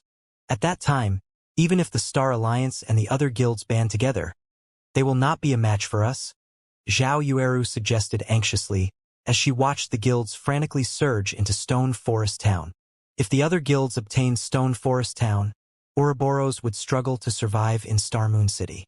Glancing at Aqua Rose and the others, who gradually fled the town, Gentle Snow shook her head and said, "Let's retreat. But what about Stone Forest Town? With that many elite players, they could definitely exhaust the three great leaders to death. Not to mention, the other guild's experts are currently making their way here," Zhao Yueru asked curiously. "Black Flame told us to leave Stone Forest Town. He must have a reason. Otherwise, with zero wing strength, they could compete for the town token. Since they aren't trying to fight over it, there must be something wrong with Stone Forest Town. Moreover, Black Flame caused this himself. He must know more than we do. It's best that we retreat and observe the situation for now." Stone Forest Town tempted Gentle Snow as well, but she chose to maintain her calm because she knew that a calm mind was the strongest weapon in such a situation. Ha! Zhao Yueru sighed. Although she was disappointed, her friend had never been wrong. In the end, she could only turn and retreat after glancing at Stone Forest Town. Ouroboros's other members also began to retreat. Time passed little by little. The battle inside Stone Forest Town grew more intense as time passed. The environmental mana also grew denser.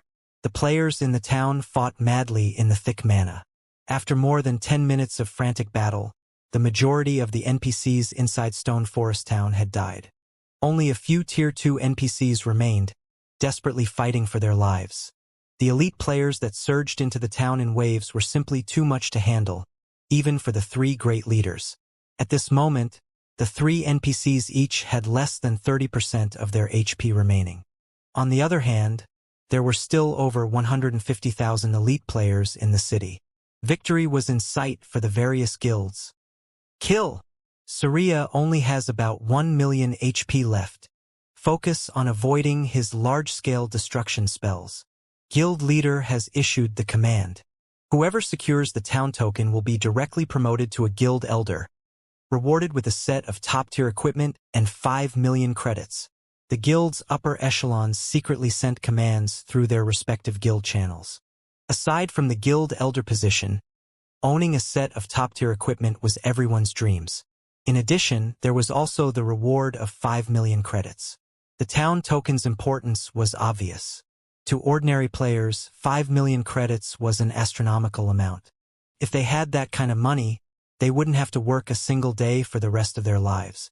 In addition to the position of elder, they could enjoy a life of luxury. Suddenly, everyone began attacking with even greater enthusiasm. Meanwhile, Ouroboros and Zero Wings members, who watched from afar, grew anxious. Guild leader, at this rate, some other guild will claim the town token.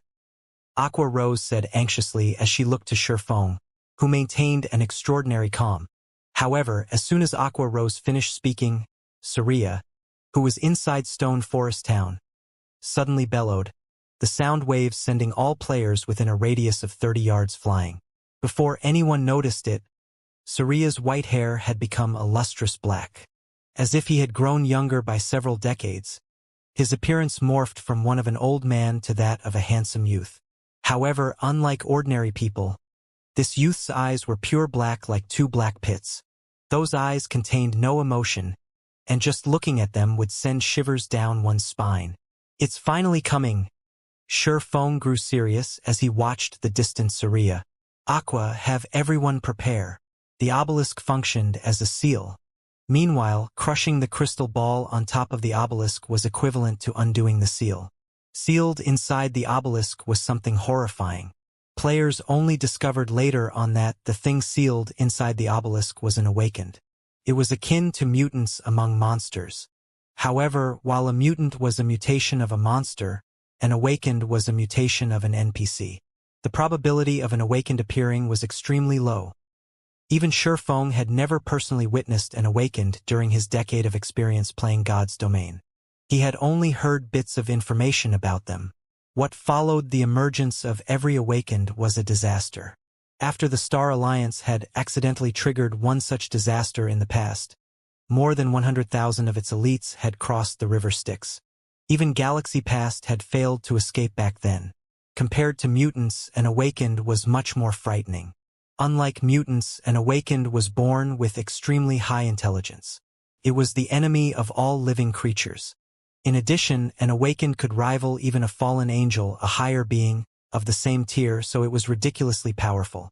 The person sealed inside the obelisk was originally a Tier 5 divine mage. As the person was also an awakened, his strength was the equal of a fallen angels of the same tier. Only Tier 6 gods could suppress him. Fortunately, with the awakened's body already obliterated and just its soul remaining in existence, it could only possess the body of another NPC, even after the removal of the seal. Meanwhile, at this moment, the awakened had taken over Saria's body and devoured the old man's soul, becoming the new owner of the body. After the possession, Saria's strength underwent a heaven-defying change. He was no longer an existence that the old Saria could compare to. Are we really going to take action now? Aqua Rose's eyes widened as she stared at Saria, who was hovering in midair in the distance. Unconsciously, she had started holding her breath. At this moment, Saria was no longer a level 60 Tier 2 NPC but already a true monster. Just looking at Saria from a distance, Aqua Rose instinctively felt the need to run as far away as possible from him. Saria, awakened, Great Mage, level 50, HP 30 000 000 /30 000 000. Not only had Saria's body suddenly undergone a massive transformation, but even his statistics had also experienced an earth-shaking change.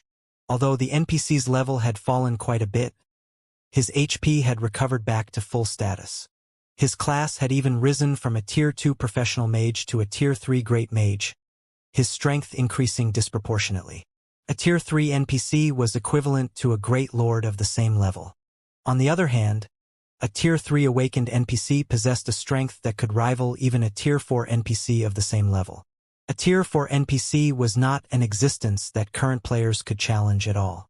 At this moment, the members of the various large guilds, who had been frantically attacking Saria before, were similarly stunned.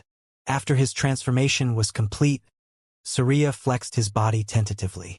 A moment later, the surrounding air began trembling. Immediately after, Saria pointed a finger towards the sky. Suddenly, countless lightning bolts flashed down and gathered around Saria's fingertip, forming a 2-story tall ball of lightning. Prepare to dodge.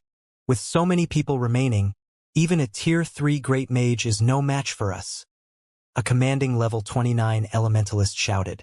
However, as soon as the elementalist finished speaking, Saria pointed his finger towards this elementalist. The massive ball of lightning promptly transformed into a rushing river that poured down onto the elementalist, devouring the elementalist and all the players around him. Under the effects of the Tier 3 spell lightning stream, no players within an area of 15 by 100 yards survived. In the blink of an eye, several hundred people died. However, Saria was still not satisfied. He then proceeded to use multiple Tier 3 spells in quick succession. Whether it was the players or NPCs inside Stone Forest Town, Saria did not let a single person off the hook. In the awakened NPC's hands, Tier 3 spells were like simple toys.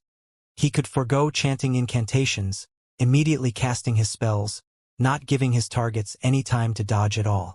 After just a short moment, despite everyone standing sparsely apart from each other, Saria still managed to kill nearly 6,000 players. Meanwhile, the attacking players discovered that far from damaging the awakened NPC, their onslaught couldn't even penetrate Saria's magical shield at all. Suddenly, the players inside Stone Forest Town fell silent. No longer did they possess the enthusiasm from before. Run! Everyone! Retreat from this place quickly! Many guilds finally realized that they were nothing against the Tier 3 Great Mage at all, and that the only thing they could do was run for their lives. Otherwise, none of them would leave this place alive. Guild leader, that monster is too scary. Look, the other guilds are all retreating. If we charge ahead right now, only death awaits us. Aqua Rose was deeply pessimistic about defeating such a powerful NPC. They would only suffer like the other guilds had if they tried fighting that monstrous existence. Who says we need to defeat him? We just need to seal him again. Sherfong laughed. In the past, when the seal on the obelisk was undone, the Awakened had gone on a rampage, throwing the players within the Starmoon City region into a panic. Moreover, as time passed, the Awakened had continuously risen in both levels and tiers. Even a coalition of the various guilds residing in Starmoon City had been utterly helpless against the Awakened. In the end, however, this incident was still solved. Back then, a player had discovered inside the obelisk the method to reseal the Awakened, utilizing an immense amount of magic crystals to repair the sealing crystal ball. Otherwise, with the strength of the players back then, it would have been absolutely impossible to stop the roaming Awakened. Should they encounter him, the only fate that awaited them was death. Meanwhile, now that Saria was busy butchering the members of the various large guilds, it was the perfect opportunity to reseal the Awakened NPC. Sherfong spent about 10 minutes running back to Stone Forest Town. During this period, Saria slaughtered over 100,000 players. At this moment, less than 50,000 players of the original 150,000 plus remained. When the various guild leaders learned of this death toll, they nearly vomited blood and passed out.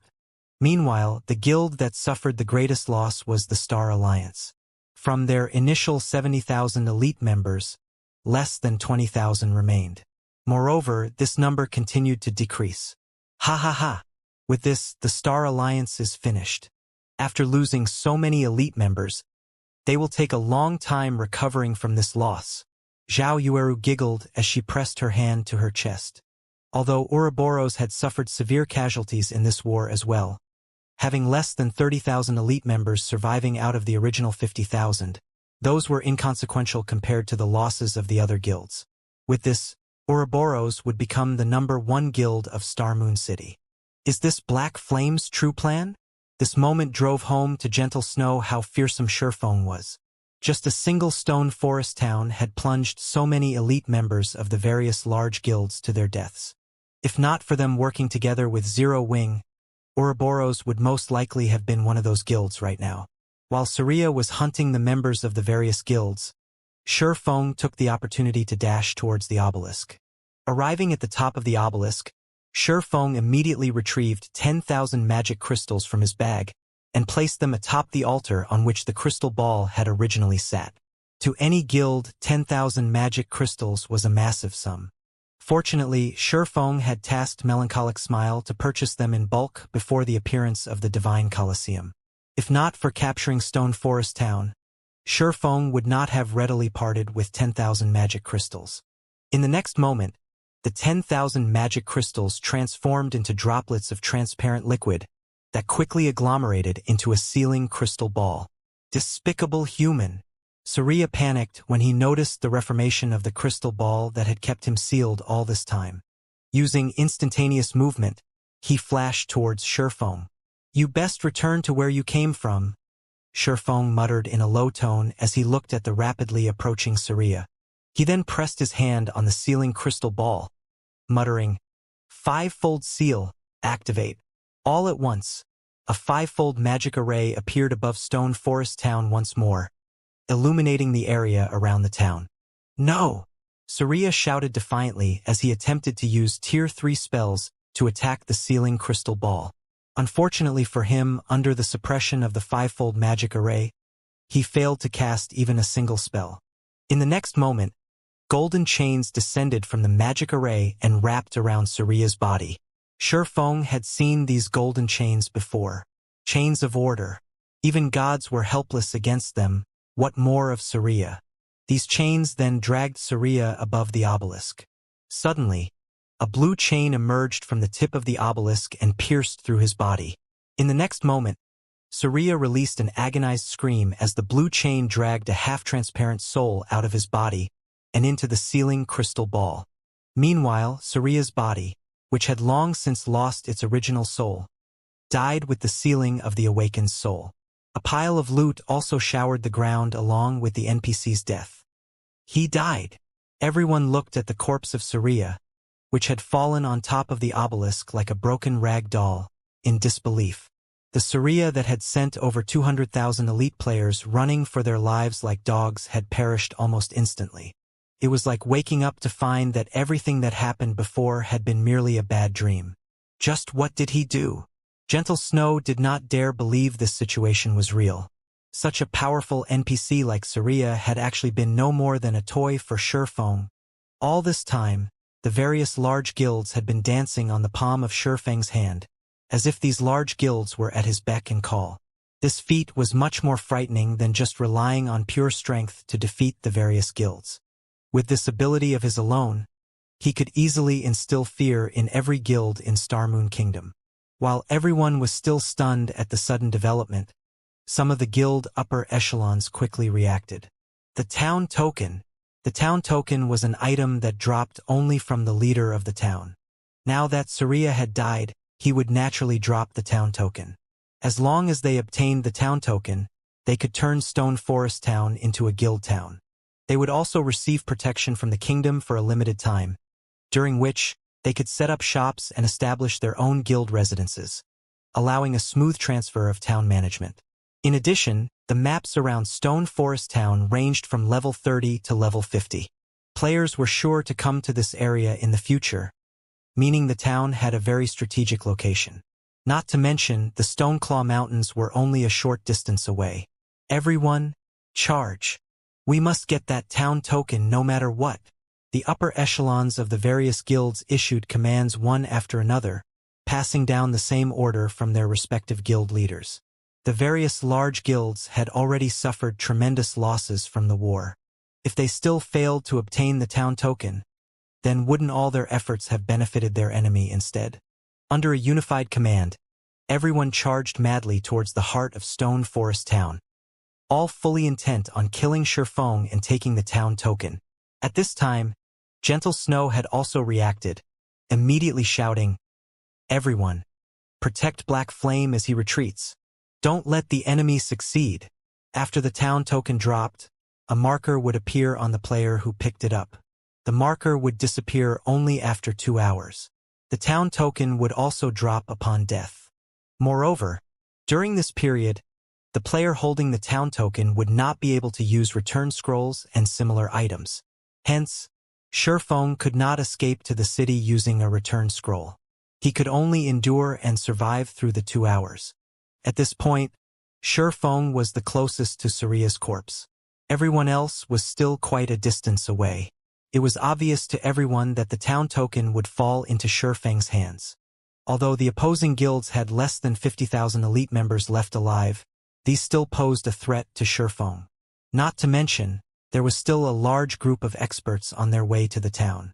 Fortunately, with 30,000 elite members, protecting Shi Feng's retreat would be a walk in the park for Ouroboros.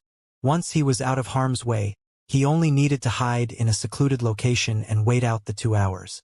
Meanwhile, with the sealing of the Awakened now completed, the obelisk had also begun sinking back into the ground, disappearing from view.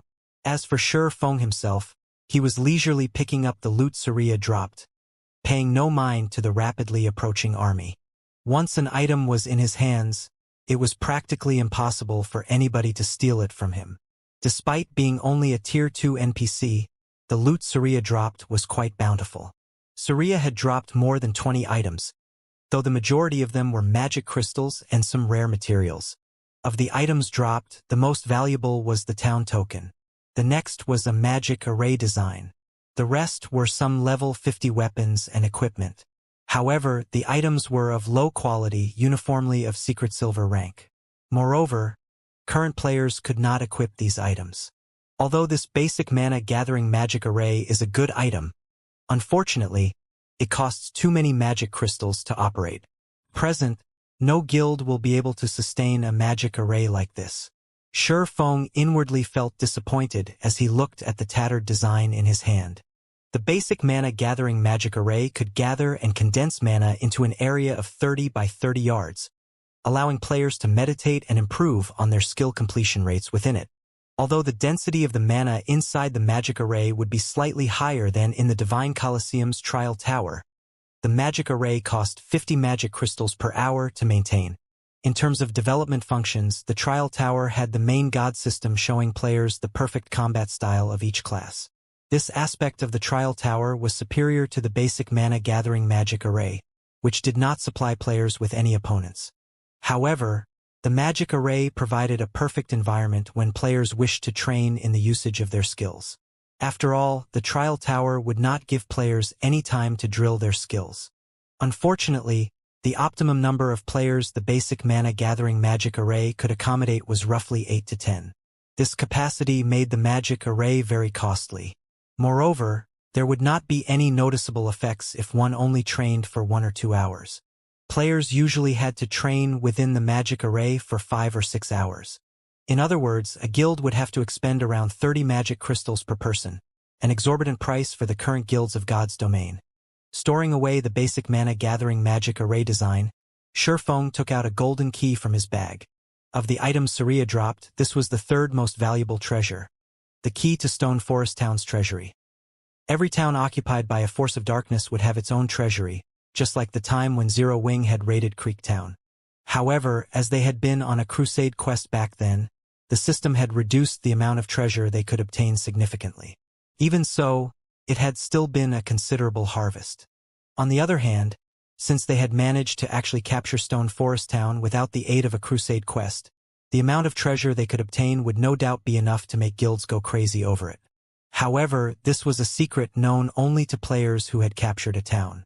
Currently, the various large guilds of Star Moon City were still ignorant of this matter. Aqua, I'll leave this key with you.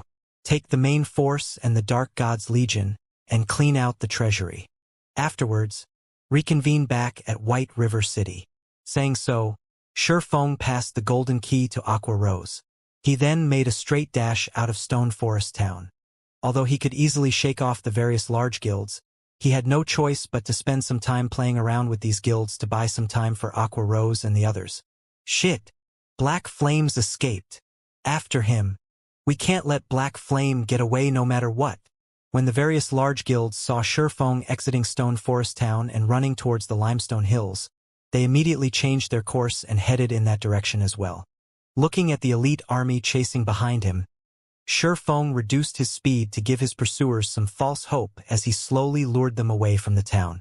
Guild leader, the town token has already fallen into Zero Wings and Ouroboros' hands.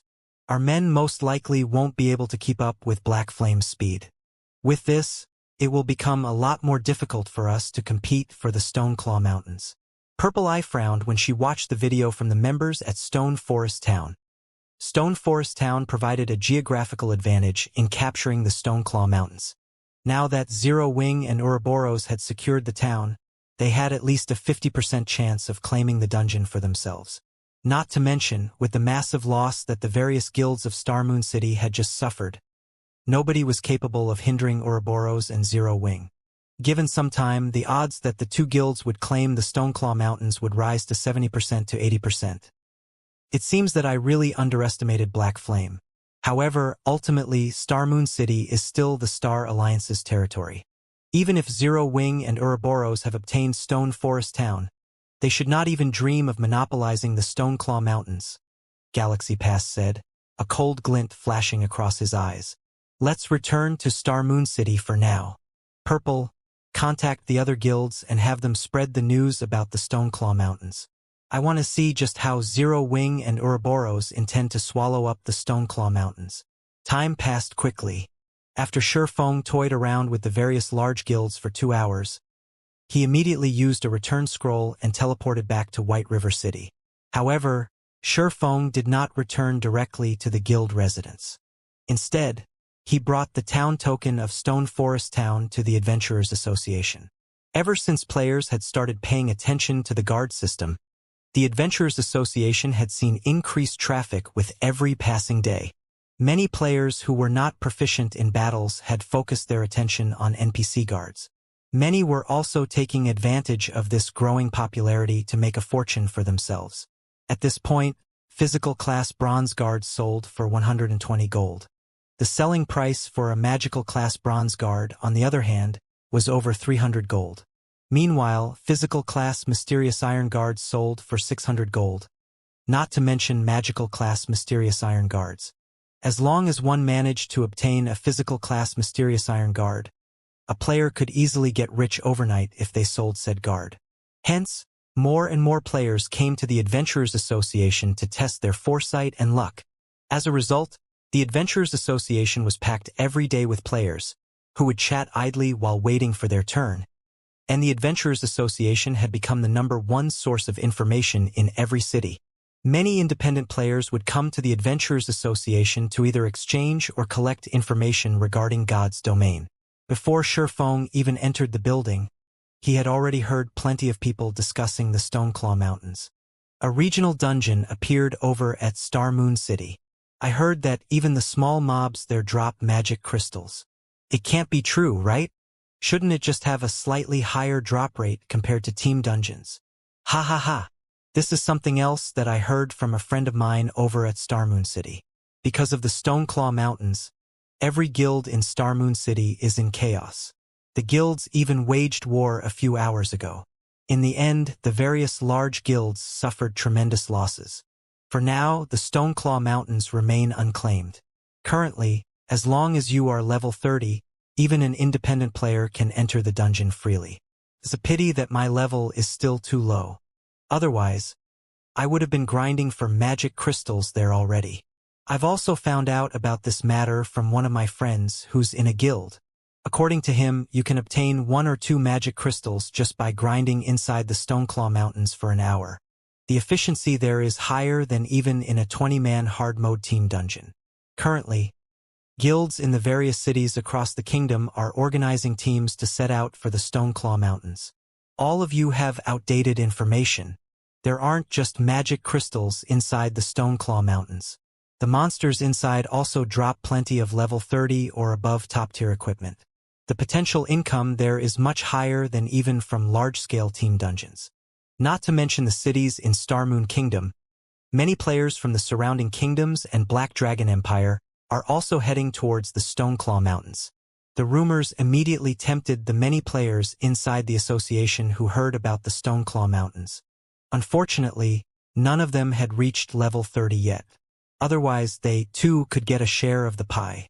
They've released news about it already? Shifeng smirked faintly. Unfortunately, doing so is useless. With Stone Forest Town under his control, the Stoneclaw Mountains were practically in his hands already. There were bound to be unreconciled guilds that would try to stir up some trouble. However, these guilds did not truly know what stone forest towns becoming a guild town signified. Upon Shifeng's entry into the Adventurers Association's reception hall, Aqua Rose, who had long since been waiting for him, immediately walked up to him. Smiling sweetly, she said, "Guild leader, we've struck gold this time." Shifeng simply laughed in response, not bothering to probe deeper into Aqua Rose's words, as he led the woman up to the second floor. The hall on the first floor catered to individual players, while the one on the second floor specialized in managing guild affairs. "Guild leader, are you not curious about what we found inside the treasury?" Aqua Rose pouted slightly. Originally, she had wanted to tease Shifeng a little bit with the answer. She had not expected Shifeng to be completely uninterested. The harvest they gained from Stone Forest Town this time was more bountiful than the one from Creek Town. Just the amount of coins they obtained exceeded 3,000 gold. There were also more than 400 Tier 1 magic scrolls, over 100 Tier 2 magic scrolls, over 2,000 magic crystals, over 1,000 Tier 1 gemstones, and over 300 Tier 2 gemstones. In addition, they had found a large number of rare materials as well as many level 50 bronze and mysterious iron equipment.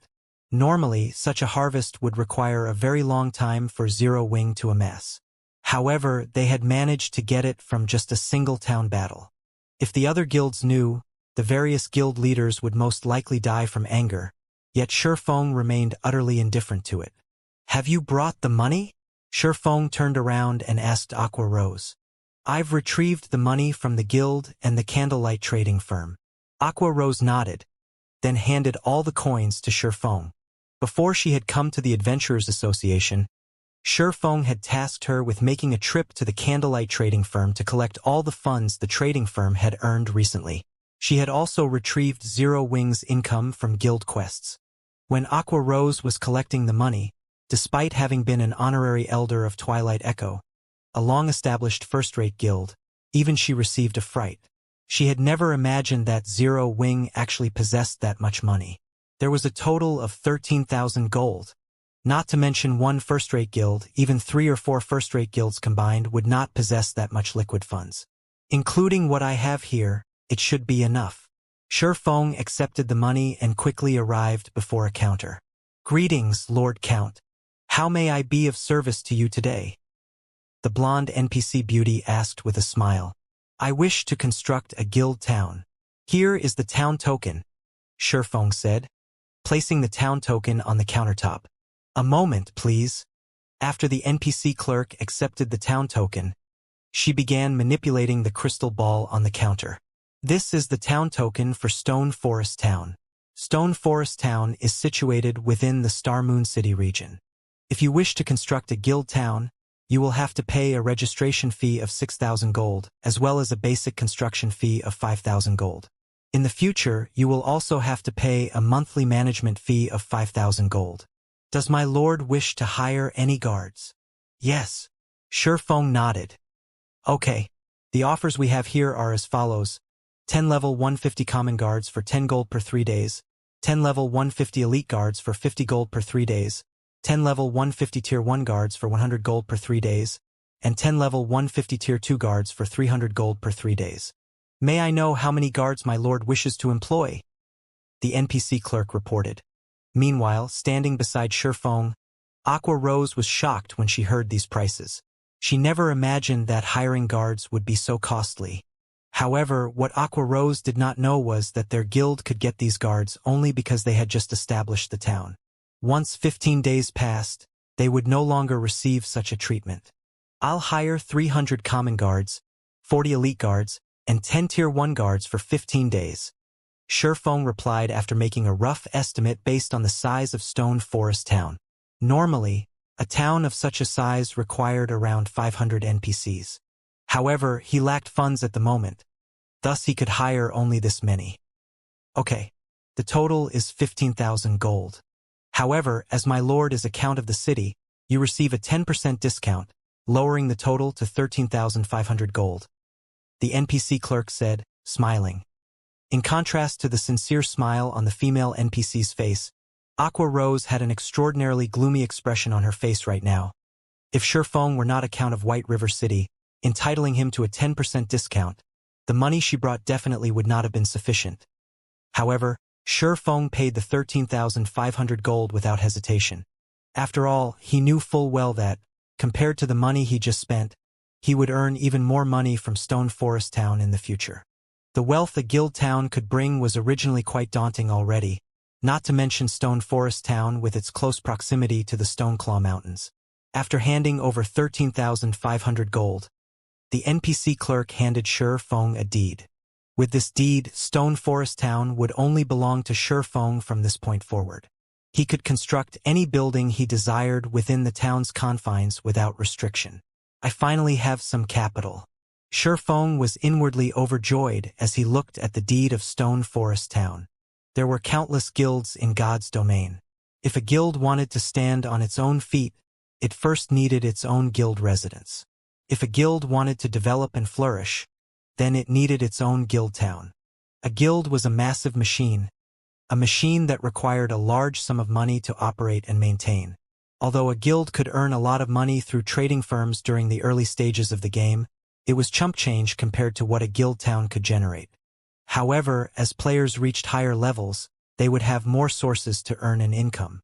Hence, coins would depreciate as time passed. Meanwhile, guild towns were different. A guild could construct various establishments in their own town. A town also offered a wide array of business models for the guild. Guild towns were different from NPC towns that only accepted coins. In guild towns, the ruling guild could even require credits as payment. In God's domain, NPC towns were very restricting.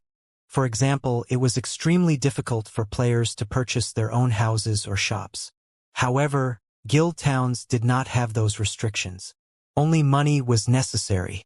Furthermore, guild towns were generally constructed off the beaten path, providing players on the front lines a place to rest and reorganize without needing waste time traveling back to cities. It was especially true for a strategic town like Stone Forest Town. It was very easy to lure players to the town. Most likely, once the town began operating, its player traffic would even surpass White River City. One could easily earn a ton of money just by opening a small shop there, not to mention the money one could earn from controlling the entire town. Unfortunately, in order to develop the town, Shifeng needed to construct various buildings such as restaurants, an auction house, an adventurers association, shops, bars, hotels, and other establishments. The cost would be significant. I need more money. Shifeng could not help but sigh as he considered the cost. The various large guilds in Starmoon City were of the mind that, as long as they obtained Stone Forest Town, they could easily earn a large sum of money. If these guilds really had obtained Stone Forest City, most likely, the only thing they would have done was stare at it. Aside from the construction cost of various lifestyle buildings, just the basic construction and registration fees were enough to bleed a first-rate guild dry. Even with Zero Wing's financial strength, it would be extremely taxing to operate Stone Forest Town. Afterward, the cost would continue to climb as they prepared to open Stone Forest Town to the public. Time passed quickly. Unknowingly, 2 days had gone by. For people in the real world, 2 days was nothing. To players in Starmoon Kingdom, however, they had spent every waking moment grinding to reach level 30 and enter the Stoneclaw Mountains for magic crystals. During these 2 short days, the number of players that had entered the Stoneclaw Mountains had increased significantly. Every guild in Starmoon City had fallen silent as they busied themselves with their own agendas, acting as if the war at Stone Forest Town had never occurred. Shifeng had focused solely on reconstructing Stone Forest Town, executing his initial plans for the town. Although Shifeng could have relegated this task to Aqua Rose, for assurance's sake, he chose to do it himself. After all, he had several carefully considered plans in mind. He was also more familiar with the town's layout. Furthermore, he had his own plans for his guild's future. Hence, it was best if he dealt with the town's reconstruction. In the meantime, Aqua Rose tagged along with Fire Dance's team to raid the 100-man team dungeon, Frost Prison. As a 100-man team dungeon, ordinary dungeons could not compare to the Frost Prison. The bosses inside were all great lords. The least valuable items that dropped in the dungeon were level 30 fine gold equipment. There was also a high chance for dark gold equipment to drop. To current players, such equipment was among the best. Hence, the various large guilds desperately raided dungeons. Of course, they focused on these dungeons for the fame of obtaining first clears, but they also did so to prepare for the Stoneclaw Mountains. As an Azura mode regional dungeon, how could the Stoneclaw Mountains be easy? Even these guilds' main forces would find the dungeon difficult to survive. Moreover, they could only grind in the dungeon's outermost region. To obtain a large number of magic crystals, they needed to venture further into the Stoneclaw Mountains. Hence, the various large guilds focused on avenues to improve their equipment. The fastest way to do so was through 100-man team dungeons.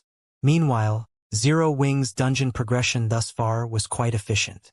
With the power of darkness and the improvements they had gained from challenging the Trial Tower repeatedly, Zero Wing's main force had reached the final boss, the Frost Giant. At this moment, they only needed a little luck to clear the dungeon. The basics should be finished by now. With this, I can finally launch Stone Forest Town. Shurfeng glanced at the time, feeling that construction of the town's basic infrastructure should be complete. Normally, after a guild obtained a town, the town would have to undergo a construction period of 2 or 3 days. However, in truth, Shurfeng had spent most of the time completing Zero Wing's guild residence in Stone Forest Town. Compared to Zero Wing's guild residence in White River City, the guild residence in Stone Forest Town was larger and more extravagant.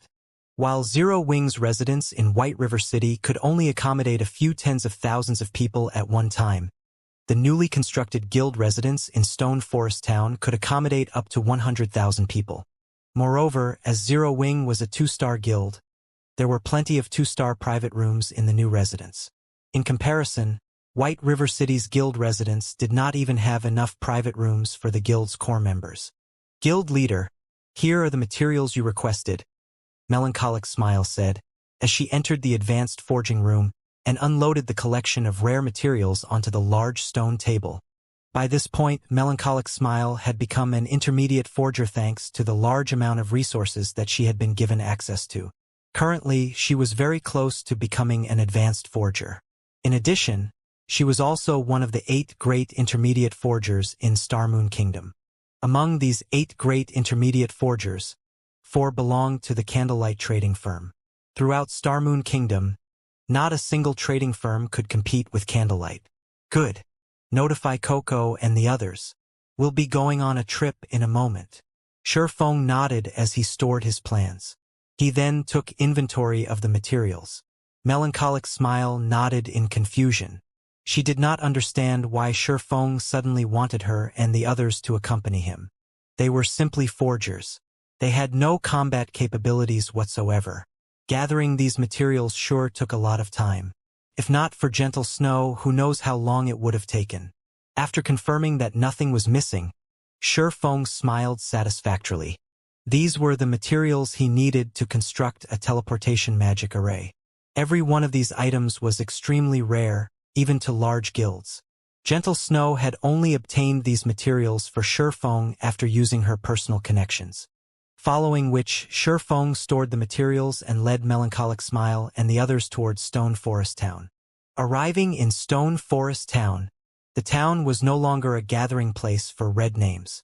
All around, one could see level 150 guards patrolling the streets. Any player who wished to attack Stone Forest Town had to go through them first. Level 150 guards. Even a common guard at this level could kill current players instantly, not to mention Tier 1 and Tier 2 guards. Even an army of hundreds of thousands of players would fail to capture the town now. The construction of Stone Forest Town's basic infrastructure was finally complete.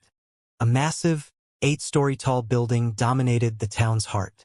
Zero Wing's 6-winged guild emblem graced the front of this building, and even from afar, one could see it clearly. This fortress-like superstructure was none other than Zero Wing's new guild residence. Aside from Zero Wing's residence, the second most eye-catching architecture was a 7-story shop. Shurfeng had prepared this for the Candlelight trading firm. To construct this shop, Shurfeng had paid a total of 1,500 gold in material fees. Fortunately, he was in charge of the town. Otherwise, the price of the land alone would have emptied Zero Wing's coffers. The town also possessed plenty of two-story buildings for other players to use. If not for his lack of funds, Shurfeng would have preferred five-story buildings rather than two-story. After all, these buildings were all within Stone Forest Town's golden area. The taller the building was, the more he could charge in rent. Shurfeng had specifically designed the town to allow its main street to lead towards the Stoneclaw Mountains. Any players that entered the town with intentions of heading towards the Stoneclaw Mountains would have to travel down the main street. Hence, the flow of traffic would have to pass by these shops, ensuring that they would not go unnoticed. Furthermore, Shurfeng had also constructed a hotel and smithy, infrastructures that were most important to players. Only, as his funds were limited at the moment, the hotel and smithy were quite ordinary. He could only reconstruct them in the future. When Melancholic Smile saw the town, her eyes instantly lit up. Although she did not participate in any combat, she was well informed. She had long since known that Zero Wing had taken control of Stone Forest Town. However, she had never imagined that Zero Wing would be capable of so much. The Candlelight Trading Firm's two-star shop in White River City was only 5 stories tall. Yet the shop here was 7 stories tall. Moreover, it occupied a much larger area. Not only could the shop here accommodate many more lifestyle players, but there was also no need to fuss about lacking space for a warehouse. At this point, the Candlelight Trading Firm was developing faster and faster. Although they had set up branches in many important cities, there was simply not enough space to store the materials they collected due to Shurfeng's hoarding requests. After they had filled their shop's warehouses, they had no choice but to rent warehouses from the bank. However, such a massive shop in Stone Forest Town would solve much of their storage problem. Shurfeng quickly led Melancholic Smile and the others to Zero Wing's new guild residence. This is the design for the teleportation magic array. Take a look. I hope that you can manufacture it as soon as possible, Shurfeng said as he revealed the design. Any player, regardless of class, could manufacture the teleportation magic array. Only, as the manufacturing process was too complex and cumbersome, it was not a job for a single person. Moreover, highly skilled forging players would have a higher success rate with the teleportation array. Hence, Shurfeng asked Melancholic Smile and the other intermediate forgers to construct it for him. Teleportation magic array design? Everyone was thunderstruck. Although they were not combat players, they knew full well just how valuable a teleportation magic array was. Their trip to Stone Forest Town had proven this. In total, they had spent over 10 hours traveling from White River City to Stone Forest Town. There were only 48 hours in a day in God's domain, and most players would only be online for roughly 20 to 30 of those hours. Hence, it was extremely frustrating to spend more than 10 hours on travel. Unfortunately, players had no choice but to travel here as this was the leveling map for players level 30 and above. The Stoneclaw Mountains also loomed nearby, reminding players of the benefits it offered. If there were a teleportation magic array, however, many things would become easier. If they constructed a teleportation magic array in Stone Forest Town, they could teleport between the town and other cities. They could save more than 10 hours of travel time. While others wasted more than 10 hours of their day, they could use that time to focus on more important matters. It would be extremely easy to shake off the other guilds. However, what no one knew was that Shurfeng had other plans for the teleportation array in this town.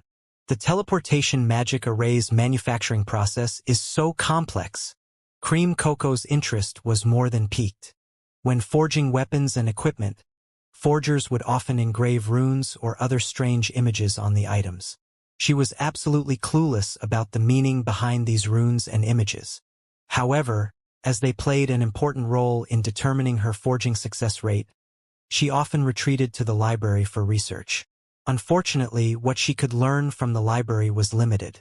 Although she had learned plenty, her understanding of runes and images was still half-baked. The teleportation magic array was intensely magical. The array utilized a massive number of runes and images. The teleportation magic array design was different from ordinary forging designs. The design referred to many concepts that were not available in the library's database. Guild leader, this will be a massive undertaking. With the few of us here, it will take a very long time to complete. Melancholic Smile laughed bitterly after a brief examination of the design. I know. However, the teleportation magic array is exceptionally difficult to manufacture. Even basic forgers will struggle to meet the minimum requirements. Hence, I've asked the few of you, after you discuss and distribute the tasks, make a photocopy of the part of the design you will work on and find me for the materials you require. Shi Feng had already predicted that his forgers would need a lot of time to complete the task.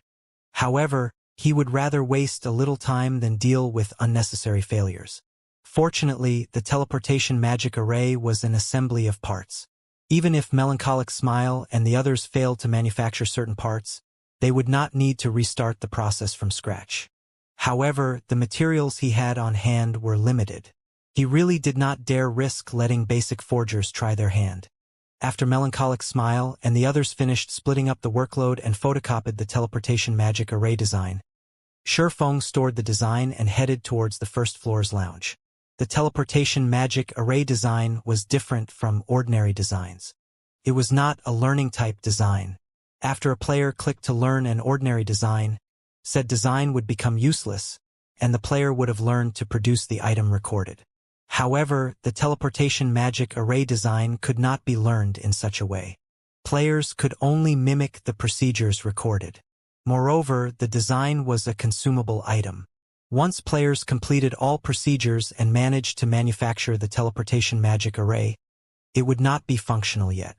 The actual design was needed to activate the teleportation array because the design itself contained special magic. This special magic was required to fix the teleportation coordinates to the array in question. The teleportation magic array design could be used to fix transfer coordinates up to 10 times. The design did not allow players to learn and produce an unlimited number of teleportation magic arrays. Inside the guild's lounge, Shi Feng retrieved a magic scroll. However, unlike ordinary magic scrolls, which were only the size of a book, this magic scroll was as large as he was. Shi Feng had spent 300 gold to obtain this magic scroll. Its function was to bind coordinates. It allowed guild members to use transfer scrolls to teleport to the guild residence they were bound to. Previously, as Zero Wing's guild residence occupied White River City, even without using a transfer scroll, Zero Wing's members could just use a return scroll to return to White River City. Hence, this magic scroll would have only been a waste of money. However, things were different now. Now that Zero Wing had a residence in Stone Forest Town, even if the town did not possess a teleportation array, guild members could simply purchase a transfer scroll from the guild hall and teleport to Stone Forest Town, the Stoneclaw Mountains' outermost region. Due to the Star Alliance's advertising, the stream of players rushing towards the Stoneclaw Mountains increased by the minute. Even experts from the surrounding kingdoms and the Black Dragon Empire arrived in droves. Although there was a minimum level requirement of 30 to enter the regional dungeon, easily more than 50,000 players had pushed into the Stoneclaw Mountains thus far. Moreover, as time passed, this number would continue to increase. Boss Red, there's a half-orc settlement ahead of us. The settlement houses over 300 elite half-orcs and over 20 special elites. There are also 4 Wolfman chieftains and 1 Wolfman lord. A settlement? Red Feather smiled. Excellent. Notify Willow's team immediately. If we combined our strength, we should be able to take down the settlement. Although the Stoneclaw Mountains were a treasured land, that did not mean that players could obtain magic crystals and equipment easily. After experimenting for some time, the various large guilds had discovered certain patterns. Compared to monsters in settlements, the dungeon's roaming monsters were far less profitable. The difference in drop rate for magic crystals was particularly massive. Often enough, the harvest one could obtain after taking down a single monster settlement could top even an entire day's worth of income for a 100-man team. However, settlements were extremely rare. Moreover, even a 100-man team would find it very difficult to take down a settlement. Normally, when a team managed to discover a settlement, they could only circle and watch. However, the Star Alliance did not need to waste their time. Boss Red, my equipment had already reached the red caution line. I doubt the remaining durability will last me through a big battle, A shield warrior spoke up after seeing the warning sign beside his equipment's durability. The Stoneclaw Mountains terrain was complex. Not only were there a large number of monsters here, but the monsters were also quite powerful individually. If a team were too large, not only would they monsters discover them easily, but they would also set off a chain reaction, making it harder for the team to survive. Ever since the battle for Stone Forest Town, the Star Alliance's overall strength had decreased significantly. Fortunately, their top combatants had not received any damage, so the guild's loss did not affect their progression in 100-man team dungeons and the Stoneclaw Mountains. However, the half-orcs in the Stoneclaw Mountains were very powerful. Their armor break ability had caused players massive headaches. Equipment that normally lasted for a long time would drop to a critical durability after only a dozen or so battles. If an item's durability reached 0, repairing it would no longer be possible. At that time, it could only be disassembled for its raw materials. In truth, it wasn't just the lead MT's equipment that had reached a critical point. The equipment of the other MTs and melee players in Red Feather's team had also reached a critical level.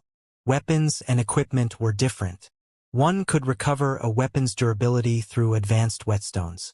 However, there were no items available that could recover equipment's durability. Players could only bring their equipment to a smithy for repairs. This was also why players did not normally pay much attention to their equipment. During battle, players would typically attack and defend with their weapons. Very rarely would their equipment receive a blow. Hence, their equipment's durability decreased slowly. However, the monsters in the Stoneclaw Mountains were different. Their armor break ability already made them fairly powerful, but they also possessed relatively high intelligence. They would often find opportunities to strike at a player's vital points, quickly decreasing their equipment's durability. What about your backup equipment? Red Feather frowned slightly. I've used it already. This is my final set. The shield warrior was also quite frustrated.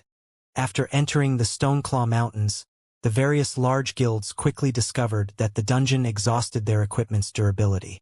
It was especially true for the MTs. Hence, they had specifically prepared multiple sets of equipment in advance to replace their equipment when needed. However, after one day of grinding, they had exhausted their backup equipment. Damn it! A round trip will take us an entire day. If we wait, some other team will snatch this settlement. Red Feather growled with frustration. He then asked, "What about the party that was sent to replace our equipment?" Everyone knew how much trouble it was to go back and forth to the Stoneclaw Mountains. Hence, the various large guilds had arranged parties to deliver replacement equipment for their teams to save time. "Boss, I just asked, and the supply party says that it'll take them another 8 hours or so to reach the dungeon's entrance." 8 hours? Red Feather doubted that this settlement would remain undiscovered for another 8 hours. At this point, the number of teams that came to grind for magic crystals continuously increased. Although the Star Alliance had the home ground advantage, it was only slightly stronger than the first-rate guilds of the surrounding kingdoms and empires. Not to mention, even the super first-rate guild, the Dragon Phoenix Pavilion, had joined the party. "We'll retreat and meet up with the supply party. Have Willow's team watch over this half-orc settlement. We must not let someone else obtain it." Saying so, Red Feather prepared his team to leave the Stoneclaw Mountains. Since the lead MT's equipment was already in the red, it would not be wise to engage in battle. And since they could not participate in fights, their best option was to meet up with the supply party. At the same time, the various teams around the Stoneclaw Mountains struggled with the same headache. If they used level 30 mysterious iron and secret silver equipment, they could replace the items as often as they wanted to. However, the monsters in the Stoneclaw Mountains were just too powerful and numerous. Without level 30 fine gold or above equipment, they would not last long. If they used secret silver equipment, the equipment could become scrap at any given moment. Yet, level 30 fine gold or above equipment was simply too rare. The various large guilds could only secure a limited stock. Hence, each team possessed very little backup equipment. Most teams were usually forced to rest after grinding for half a day, only to resume after their supply parties arrived. Meanwhile, in Stone Forest Town, the town, which had been heavily guarded and had refused entrance to outsiders, suddenly removed the ban. Huh? The guards that usually patrol the town's perimeter gone. Hey, look over there. Independent players are entering and leaving Stone Forest Town. The various guilds' supply parties quickly discovered the change. Unable to help their curiosity, some of these players approached the town. Originally, Stone Forest Town had not possessed a tall exterior wall. Ever since the town fell into Zero Wing's control, the Adventurers Association had automatically built one for the town, making it difficult for players to investigate the situation inside. Wah! Zero Wing's guild residence is huge. Isn't that the candlelight trading firm? It's in operation already. There's a hotel over there. Quick, look, there's a smithy. The players who entered the town were immediately mesmerized. Just a few days ago, Stone Forest Town had been a pile of ruins. Yet the town had become brand new and offered far more than it had previously. Crap. I need to notify the guild. Zero Wing is amazing. It's only been a few days and already, they have a smithy and hotel. Compared to the majestic guild residence and trading firm, the players that entered Stone Forest Town paid more attention to the two facilities that could repair their equipment and allow them to recover their stamina and concentration. Very quickly, news about Stone Forest Town spread to every team in the Stoneclaw Mountains, shocking the various guilds. After Shurfeng had obtained the town token, the guilds had launched an extensive investigation on the town's construction. However, they were immediately flabbergasted. Nobody could have imagined that constructing a town was actually so expensive. The initial investment alone required cost over 10,000 gold. If one wanted the town to operate properly, they would have to spend even more money. Most likely, even though Zero Wing was very wealthy, it would be a long time before the guild could operate Stone Forest Town. None of the guild would have ever imagined that Zero Wing could get the job done in just a few days. What? Stone Forest Town is open to outsiders? And it has a smithy that can repair equipment. When the various teams in Stoneclaw Mountain received this information, they acted as if they had just found out that the sky was falling. Stone Forest Town was just an hour away from the Stoneclaw Mountains. Even a round trip would just take 2 hours. It was far less time compared to the supply parties that took over 10 hours to travel from Starmoon City. Let's go. We're going to Stone Forest Town. The leaders of the various teams immediately issued orders upon receiving this news and quickly made their way to Stone Forest Town. In truth, they were going to Stone Forest Town not just to repair their equipment, but to hasten their stamina and concentration recovery as well. The recovery rate in the field tents was just too slow. In just a few hours, the previously quiet Stone Forest Town became very lively. Guild leader, I understand sheltering Ouroboros' members, but why are you allowing everyone to rest in town? Aren't we giving away our advantage? Aqua Rose asked in confusion. Currently, she stood on the guild residence's observation deck, looking down at the members of the various large guilds. Seeing their merry spirits, it looked as if they were celebrating New Year's Eve. Although more guilds gathered in the Stoneclaw Mountains as time passed, none of them had any chance of capturing Stone Forest Town. If they limited entry to Zero Wing and Ouroboros' members, both guilds could obtain far more magic crystals than their competitors. At that time, they could definitely nurture experts much faster than the other guilds and could use the opportunity to widen the gap between themselves and the other guilds. Yet now, after struggling through so many challenges to reconstruct the town, Shurfeng chose to permit entry to everyone. How were they supposed to widen the gap now? You're placing too much importance on the profit right before your eyes. At the end of the day, the Stoneclaw Mountains is only a regional dungeon. It is not the only place players can obtain magic crystals. Moreover, as everyone's levels increase, the various guilds' core members will be able to use mounts at level 40. At that time, we will regain our lead, Shurfeng said, laughing. Moreover, I didn't build this town just so we could obtain more magic crystals. It's also meant to earn money for the guild. Earn money? Aqua Rose was confused. Although we have the advantage of owning the town, most likely, the various large guilds will use the consumables they produced rather than purchase the items from the candlelight trading firm. How are we supposed to make money? Look at the smithy. Shurfeng pointed towards the smithy in the distance. At the moment, There was a very long line outside of the smithy. That's where we'll make our money. Currently, there were several hundred players outside the smithy. Every one of them carried an entire team's worth of equipment. Several hundred players meant several hundred 100-man teams' equipment.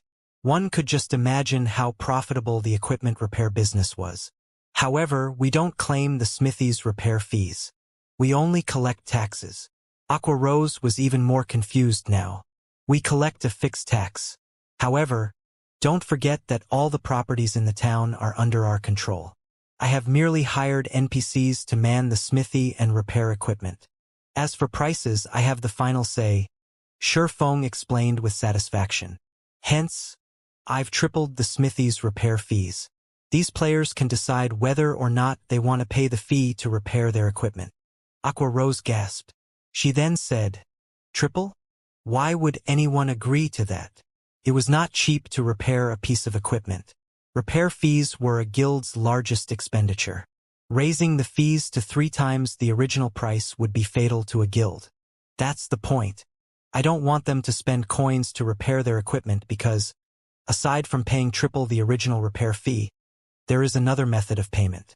This is something that can only be done in a guild town. Not only is it possible to pay for items and services using credits in a guild town, but it is also possible to use certain items such as magic crystals as a form of currency. Shi Feng smiled faintly. If they pay with magic crystals, considering the current market value, the repair fees will only cost 1.5 times the usual rate. Meanwhile, all of the magic crystals the smithy receives will belong to us. We just need to pay some coins in return. Before this, Shi Feng had already received a report from Ouroboros regarding the income of the various guild teams and had set the repair fees accordingly. If he set the repair fees at market rate, their rival guilds would gain the advantage. Meanwhile, 1.5 times the market rate was just barely within the various large guilds' budgets. Hence, the guilds who had lined up outside the smithy to repair their equipment were gnashing their teeth while they waited. With more than 10,000 pieces of equipment needing repairs, just how many magic crystals would it cost? Doesn't that mean that the various large guilds are currently earning magic crystals for Zero Wing? A realization suddenly struck Aqua Rose. It was no wonder why Shi Feng so generously allowed the various guilds to enter Stone Forest Town. Compared to grinding for magic crystals in the Stoneclaw Mountains themselves, not only would they earn far more magic crystals by letting the various large guilds grind for them, but they could also save plenty of time and manpower. This is just the start. Soon, they will discover that, the moment they set foot in Stone Forest Town, the magic crystals in their inventories ceased to belong to them. Shi Feng had never intended to monopolize the Stoneclaw Mountains for himself. With so much free labor available, why should he waste the time of Zero Wing's core members? In fact, the hotel and leisure centers employed a similar business model as well. These establishments' prices were set according to normal rates if one paid with magic crystals, but double when using coins. In other words, Stone Forest Town had already become a gold mine for magic crystals. Based on Shi Feng's initial estimates, the town could earn more than 2,000 magic crystals in a single day. Moreover, as time progressed and more players entered the town, this number would increase. If it were up to Zero Wing's main force and the Dark God's Legion to grind for magic crystals in the Stoneclaw Mountains, even if they slaved all day, they would never obtain 1,000 magic crystals, let alone 2,000. With a steady income of 2,000 magic crystals each day from Stone Forest Town, in addition to the magic crystals the guild normally obtained from dungeons, Shi Feng could support Zero Wing's massive daily expenditures. Otherwise, the magic crystals Shi Feng had accumulated previously would last for only so long. Meanwhile, the various large guilds in Stone Forest Town were complaining about and gnashing their teeth at Zero Wing. However, they were utterly helpless against the guild as Stone Forest Town was under Zero Wing's control. Helpless, they could only hand over a portion of the magic crystals they had obtained. After all, they could earn more magic crystals during the time they saved by traveling here rather than to Starmoon City. Overall, they would still earn more than they had been. After Shi Feng finished with Stone Forest Town's affairs, he passed the management of the town's daily affairs to Aqua Rose. He then returned to White River City to focus on claiming the first clear of the Frost Prison. As a 100-man team dungeon, the Frost Prison was incredibly difficult. Even until now, one could count on a single hand the number of guilds that had obtained the first clear of a 100-man hard-mode team dungeon throughout God's domain. As for Starmoon Kingdom, no one had earned this achievement yet. This was not due to everyone lacking appropriate equipment. Rather, it was because everyone's combat techniques were not up to snuff. Even Heaven's Burial and Overwhelming Smiles experts had quite a ways to go before meeting the minimum requirement. Hence, the various large guilds in Starmoon Kingdom were all stuck at the final boss of their respective 100-man team dungeons. Precisely because of this, Shurfeng had never bothered leading Zero Wings' team to raid the Frost Prison. Now, however, the situation had changed. In order to improve the strength of Zero Wings' main force, he had invested a large number of magic crystals into the team, allowing them to practice and improve their combat techniques at the Divine Colosseum undisturbed. He had even given them a taste of the 100-berry wine's effects. After a period of training, every member of the main force was now capable of reaching the Trial Tower's 5th floor by relying on their own abilities, finally becoming experts. Inside the Frost Prison, the final boss, the Frost Giant, roared, causing the entire Frost Cavern to shake. In the next moment, countless icicles on the ceiling of the cave abruptly broke off and fell. The 100 level 30 players in the cave desperately dodged the descending icicles. If struck by these icicles, even an MT who had activated a life-saving skill would not be able to survive a single hit, much less any other classes. Everyone pay attention to dodging, but don't waste too much stamina either. The boss only has 30% HP remaining. Warwolf hurriedly reminded his team after throwing himself to the floor to avoid the Frost Giant's steel hammer. At the moment, Warwolf's maximum HP was already more than 9,000. He was only behind Kola, who was equipped with a complete Tier 1 set equipment, by over 1,000 HP. He could definitely be considered one of the highest HP MTs in the game. Compared to the Frost Giant, which was the size of a small hill, Warwolf's HP was like a mere speck of dust. Frost Giant, Elemental Being, Great Lord, Level 32, HP 45, 000, 000/45, 000, 000. As the ruler of the Frost Prison, a 100-man team dungeon, the Frost Giant was considerably more powerful than any boss they had faced previously. Not only did it possess extremely high HP, but its massive 5-story tall body could cause great destruction with every action. Even Warwolf would receive nearly minus 4,000 damage when he blocked one of the Frost Giant's attacks with his shield. If he received a direct hit, his base damage would certainly exceed minus 6,000 points. In addition, the Great Lord also possessed a Frost Domain. The Frost Domain had a coverage area of 200 yards. Not only would everyone within the domain's movement and attack speed reduce by 40%, but the domain would also their stamina consumption rate by several times. It was common knowledge that, in God's domain, every movement a player made consumed stamina. However, as stamina was a hidden attribute, players were unable to check for their own stamina. Once they consumed their stamina to a certain degree, players would no longer be able to fight. They could only resume combat after resting for a time. In ordinary battles, players would not be able to exhaust their stamina completely even after 3 to 4 hours of continuous fighting. However, when a player's movements increased in intensity, their stamina consumption rate would also increase correspondingly. Meanwhile, the battles conducted in a large-scale team dungeon would be undeniably intense. Inside a large-scale team dungeon, even the slightest mistake could lead to a team wipe. Therefore, the burden placed on a player's stamina was incredibly significant. Under the effects of the Frost Domain, players would only be able to fight for a short time before they collapsed from exhaustion. In such an extreme battle, ordinary players would only last 5 or 6 minutes. Even elite players would last just 2 or 3 minutes longer. Only players who possessed powerful control over their own bodies could minimize their stamina consumption to the very minimum and last more than 12 minutes in the battle against the Frost Giant. However, very few players were capable of achieving such a high degree of control. After being struck by another wave of icicles, several more players fell flat on the floor from overexhaustion. They were unable to attack the boss, even if they wanted to. How many people are still able to fight? Warwolf asked through the team chat as he lifted his large shield to intercept the frost giant. Boss Wolf, we just lost another 4 more melees and 1 ranged. We only have 76 people left. An oracle standing at the rear line replied. 76. Warwolf looked at the frost giant's HP. Currently, the Great Lord still had 27% of its HP remaining, which was roughly 12,150,000 HP. With their current damage output, they would have to continue attacking the boss for another 3 minutes or so to end the battle. However, after experiencing so many battles against this boss, Warwolf knew very clearly that the further they proceeded into the battle, the more players would become overexhausted. It was simply impossible to finish the battle in 3 minutes. Is it still impossible?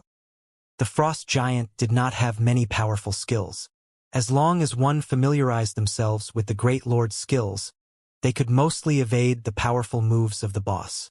However, instead of dying to one of the boss's skills, the team had died from overexhaustion. If this matter were made known to others, they would certainly become a laughingstock. 5 minutes later, a group of people appeared at the resurrection point of the frost prison. This group of people was none other than the members of Overwhelming Smile. Boss, the frost giant's combat technique requirement is simply too high. If we want to clear the dungeon, we'll need to have Underworld send more experts to us.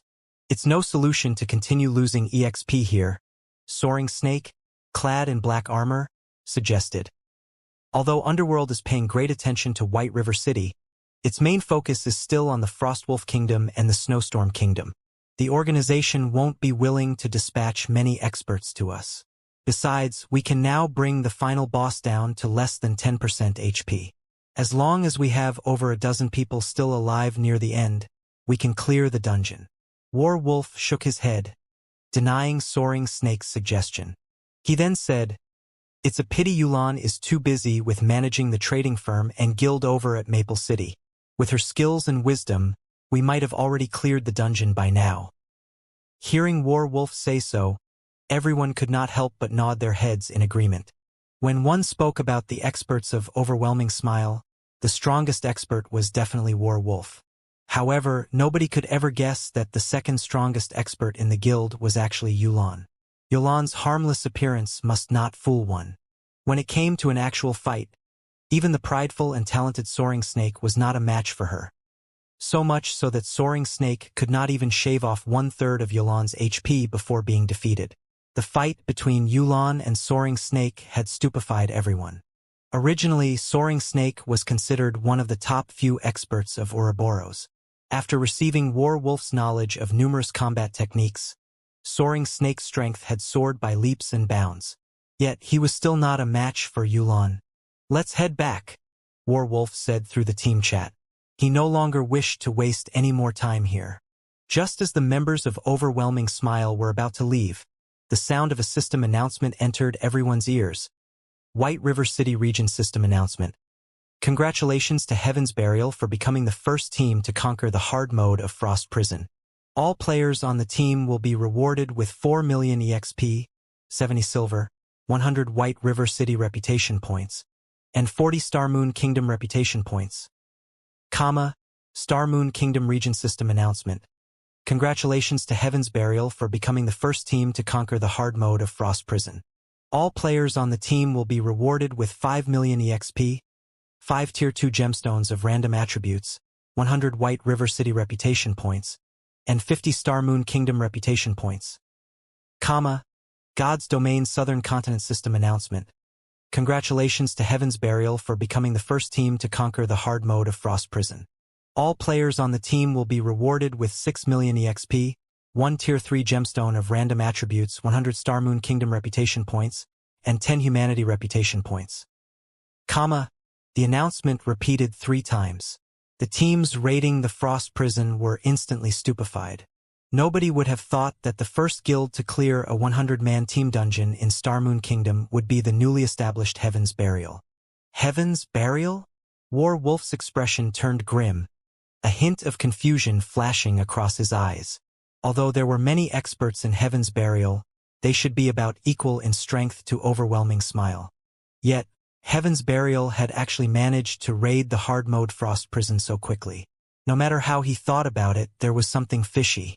A short moment later, a group of players appeared at the Frost Prison teleportation gate.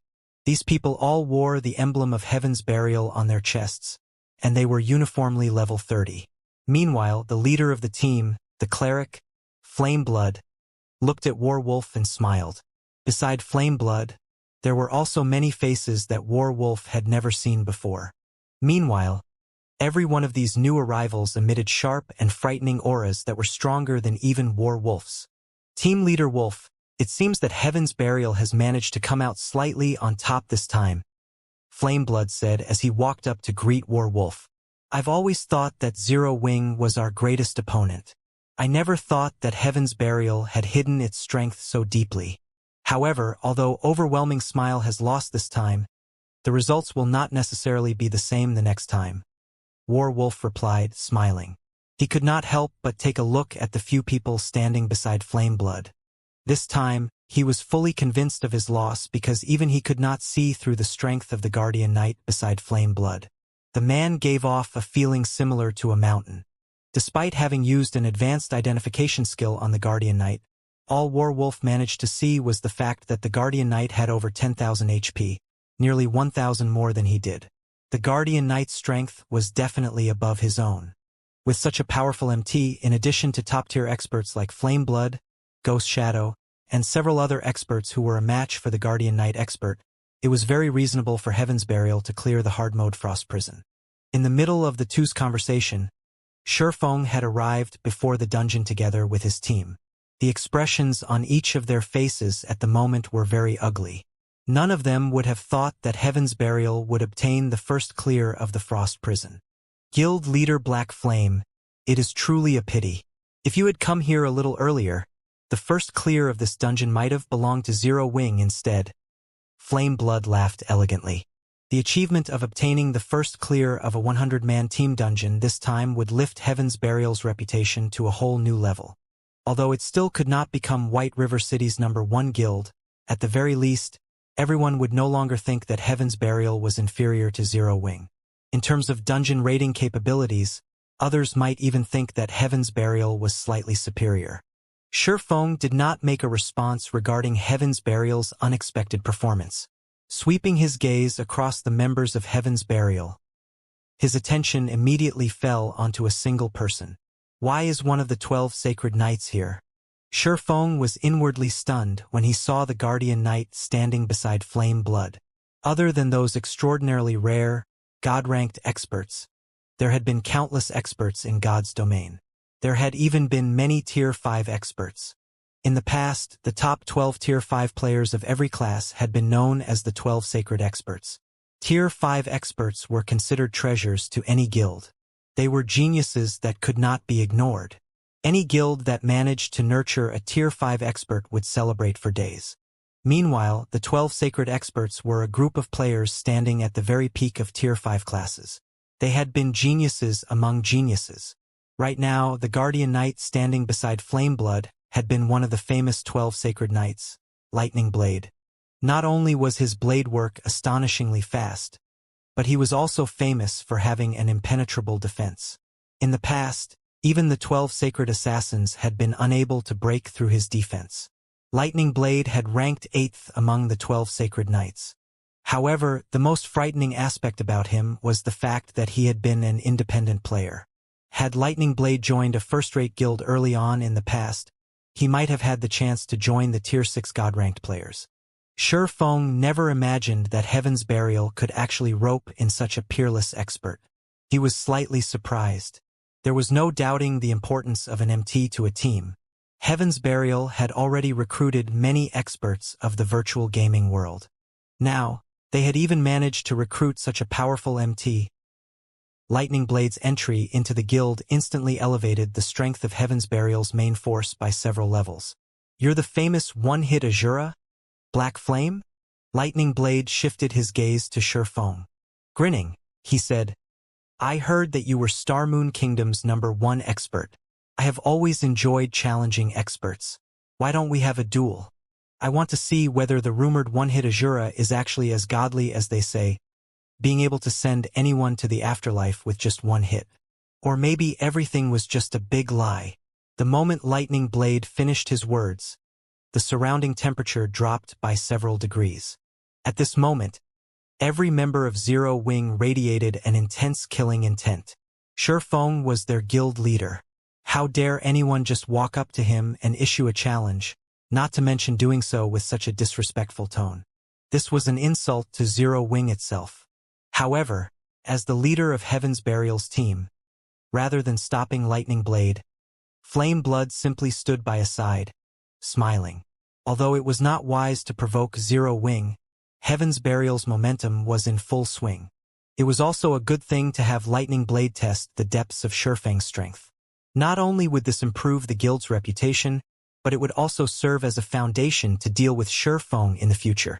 Moreover, in the event that Lightning Blade managed to defeat Shifeng, Heaven's Burial's fame would soar. Standing by the side, War Wolf played the role of an observer in this fight.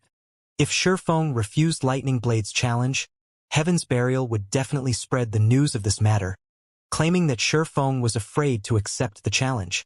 Shifeng's position as the #1 expert of Star Moon Kingdom would definitely be at risk. However, if he accepted the challenge, he would also risk revealing his strength to his enemies. If this happened, he would not have as many hidden advantages in future battles. Violet Cloud suddenly stepped forward and said, "Don't you think it's a little too early for you to challenge our guild leader? However, I'll be your opponent." "You? A cleric?" Lightning Blade glanced at the young and slender Violet Cloud. With disdain, he said, "I have no interest in unripened little girls like you. Black Flame, you can't possibly send a little girl into battle just because you're afraid of facing me, right?" "Little girl." Violet Cloud remained unperturbed by the Guardian Knight's insult. Smiling calmly, she said, "If you can't even defeat a little girl like me, what qualifications do you have to face our guild leader? Then, are you saying that, as long as I beat you, your guild leader will fight me?" Lightning Blade countered with a question of his own. "I guarantee it." Shifeng nodded. "Okay. I look forward to experiencing guild leader Black Flame's brilliant moves." Lightning Blade laughed. He then shifted his gaze towards Violet Cloud, following which, both teams distanced themselves from each other, creating a space for the fighters. "Lightning, be careful of that girl. She's not as simple as she looks. She's an expert who has reached the later stage of the 7th floor. She should be just as strong, if not stronger, than Ghost Shadow." Flame Blood warned the MT. Lightning Blade was an expert that Heaven's Burial had spared no expense to recruit. The Guardian Knight's strength spoke for itself. Even Ghost Shadow had failed to damage him as Lightning Blade had blocked every one of the assassin's attacks. With his exceedingly high HP and lightning-quick attacks, Lightning Blade eventually wore Ghost Shadow down, claiming his life. One could say that Lightning Blade had a massive advantage in PvP battles. Against a low-damage cleric, it would be child's play for Lightning Blade to secure a victory. However, a little caution never hurt anybody. "Relax. I've known about this for a while. I'm just trying to agitate Black Flame so that he will agree to a duel." Lightning Blade no longer had a prideful and arrogant air around himself. On the contrary, he remained calm and attached great importance to this duel. Meanwhile, on the other side, Shifeng secretly passed a bottle of 100-berry wine to Violet Cloud, saying softly, "Drink this before you fight him. Do not let him within 10 yards of you." Though Shifeng was unsure of Lightning Blade's current strength, he did know one of his weaknesses. While knowing this weakness would do little good to ordinary experts, to Violet Cloud, however, it would help her tremendously in the upcoming battle. "Guild leader, is Lightning Blade so strong that Violet Cloud needs to drink 100-berry wine?" Fire Dance was confused by Shifeng's actions. In Zero Wing, when speaking about combat techniques, Violet Cloud was even superior to her. Meanwhile, in terms of strength, she was only slightly superior to Violet Cloud due to the advantage of her class and weapons. They both wore the best available equipment in all of God's domain. With their current standards, there were very few people who could defeat them in Star Moon Kingdom. Even against an expert like War Wolf, Fire Dance was confident that both she and Violet Cloud had more than a 60% chance of defeating him. "If we're going to win, we have to win brilliantly," Sherfeng laughed. He did not think that the current Violet Cloud was inferior to Lightning Blade. The girl was even an astromancer, a hidden class. Upon hearing Sherfeng's words, everyone could not help but roll their eyes at their guild leader. This was simply extravagant. Normally, they had to fight tooth for nail against each other to obtain a single bottle, exhausting themselves. Yet now, Sherfeng let a bottle go to waste just for a flashy win. If they had known something like this would happen, they would have volunteered. That was the 100-berry wine. Drinking just one bottle could allow one to become a top-tier expert. 2 bottles could push one to the apex of Star Moon Kingdom. Without hesitation, Violet Cloud emptied the bottle of 100-berry wine, a faint blush appearing on her white, delicate cheeks. Tasting her lips, it was obvious she still could not get enough of the beverage. She was adorable. The members of Heaven's Burial were surprised when they saw Zero Wings members watch Violet Cloud enviously. What was going on with Zero Wings members? Was participating in the duel really something to be jealous of? This will be interesting. That young lady easily toyed with Nimble Snake in the past. Werewolf wore a playful smile. He then shifted his gaze to Lightning Blade, a cunning spark flashing in his eyes. This is a good chance to see just how powerful that Guardian Knight is. I actually feel a significant pressure from him. Standing by his side, Nimble Snake nodded in agreement with Werewolf's words. Violet Cloud's combat techniques were indeed very powerful. She had actually reached the 7th floor of the Trial Tower. However, actual combat and challenging the Trial Tower were 2 entirely different things. Previously, he had lost to Violet Cloud due to the latter having the advantage in tiers. Otherwise, the outcome would not have necessarily ended in Violet Cloud's favor. His strength had improved significantly since then. If they faced each other again, he would definitely win against Violet Cloud. Once both combatants were ready, Lightning Blade and Violet Cloud initiated the duel. System countdown. 5 seconds. Comma. System countdown. 4 seconds. Comma. System. Duel. Start. When the duel began, everyone's attention promptly shifted towards the 2 fighters. One was a Guardian Knight while the other was a Cleric. Neither was a high-damage class. In this matchup, however, Lightning Blade held the advantage due to the Guardian Knight's magic resistance aura and several interrupt skills. To Violet Cloud, a fragile and healing-oriented class, this duel was somewhat disadvantageous for her. In terms of HP, Violet Cloud had over 7,000, far above the average for magical classes. However, compared to an MT like Lightning Blade, who had over 10,000 HP, it would not save her. Fall! Lightning Blade immediately charged at Violet Cloud. Tightening his grip on the massive shield in his left hand, he executed Shield Bash. As his entire person crashed into Violet Cloud, Lightning Blade's right arm began to swing, his saber slicing the air as it transformed into a streak of light that flew towards Violet Cloud's delicate neck. The entire process was flawless and happened in the blink of an eye. He had not given Violet Cloud any chance to cast her skills. Such a proficient 2-stage attack. Werewolf could not help but praise the MT as he watched Lightning Blade's performance. Ordinary players would find it difficult just to evade the oncoming shield. Moreover, as the shield came at them, players would instinctively focus on the shield, thereby ignoring Lightning Blade's closely following saber. Against such a 2-stage attack, even an expert at their peak would be distracted by the shield momentarily and miss the opportunity to deal with Lightning Blade's saber. It was very easy for one to fall prey to Lightning Blade's attack. Violet Cloud hurriedly sidestepped, evading the Guardian Knight's shield bash with the least amount of movement. At the same time, she instinctively activated Truth Shield, an instant cast skill. Boom! Boom! Boom! 3 consecutive slashes struck the same spot on the golden shield, and the shield began to show signs of shattering. Reacting, Lightning Blade sent a hammer of sanctions descending on Violet Cloud's head. Moving her feet, Violet Cloud gracefully evaded the Guardian Knight's hammer of sanctions. Your reaction speed is impressive. I'll give you that. Unfortunately, although you might be able to avoid my hammer of sanctions, you won't avoid this move. Lightning Blade sneered. Immediately, he executed Cross Slash. the attack colliding with the golden shield protecting Violet Cloud. Boom! Unable to bear the weight of the attack, the golden shield shattered. In addition, Violet Cloud received over -400 damage. If not for the Truth Shield absorbing a large portion of the damage, she would have lost a lot more HP. After shattering the Cleric's Truth Shield, Lightning Blade followed up with several more slashes that were aimed at Violet Cloud's vital points. Responding quickly, Violet Cloud immediately activated Terrorizing Roar, causing all enemies within range to lose control of their characters. With a calm expression, Lightning Blade let out a low shout. In the next moment, his body released a golden brilliance. Tier 1 skill, Divine Exemption. For the next 7 seconds, he became immune to all control skills. Violet Cloud's Terrorizing Roar was rendered completely useless. After effortlessly diffusing the skill, Lightning Blade's saber continued to fall towards Violet Cloud without losing any momentum. Violet Cloud was caught off guard. Although she tried to block with her staff, the Guardian Knight's attacks were simply too fast. In the end, she received a few hits.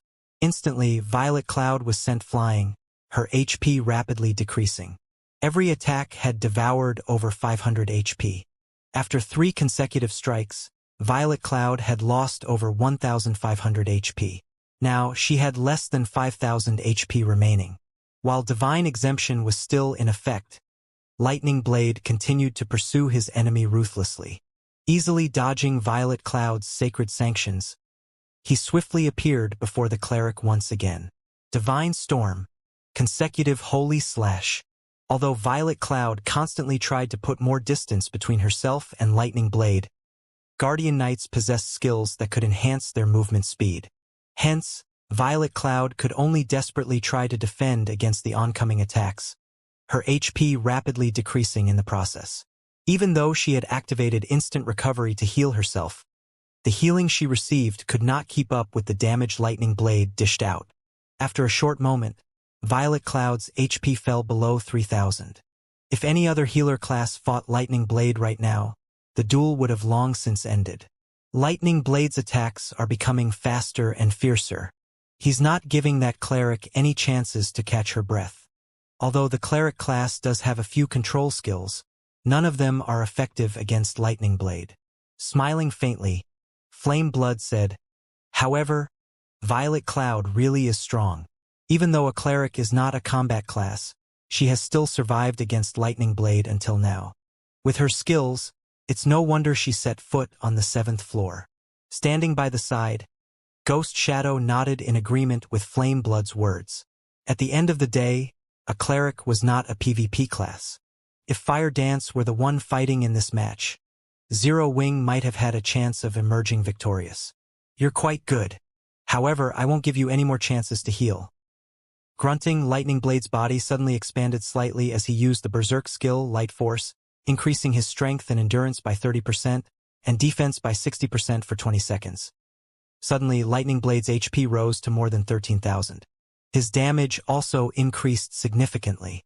Guild Leader Black Flame, "It is truly a pity that this battle is going to end so quickly," Flame Blood said as he turned to Shurfeng, smiling. The outcome was obvious now. Lightning Blade still had more than 13,000 HP, whereas Violet Cloud had less than 3,000 HP. Though Violet Cloud could technically heal herself, skills such as Healing Light and Greater Healing required one to chant and channel for at least 1 or 2 seconds. Against an expert such as Lightning Blade, Violet Cloud would not have any chance to cast such time-consuming skills.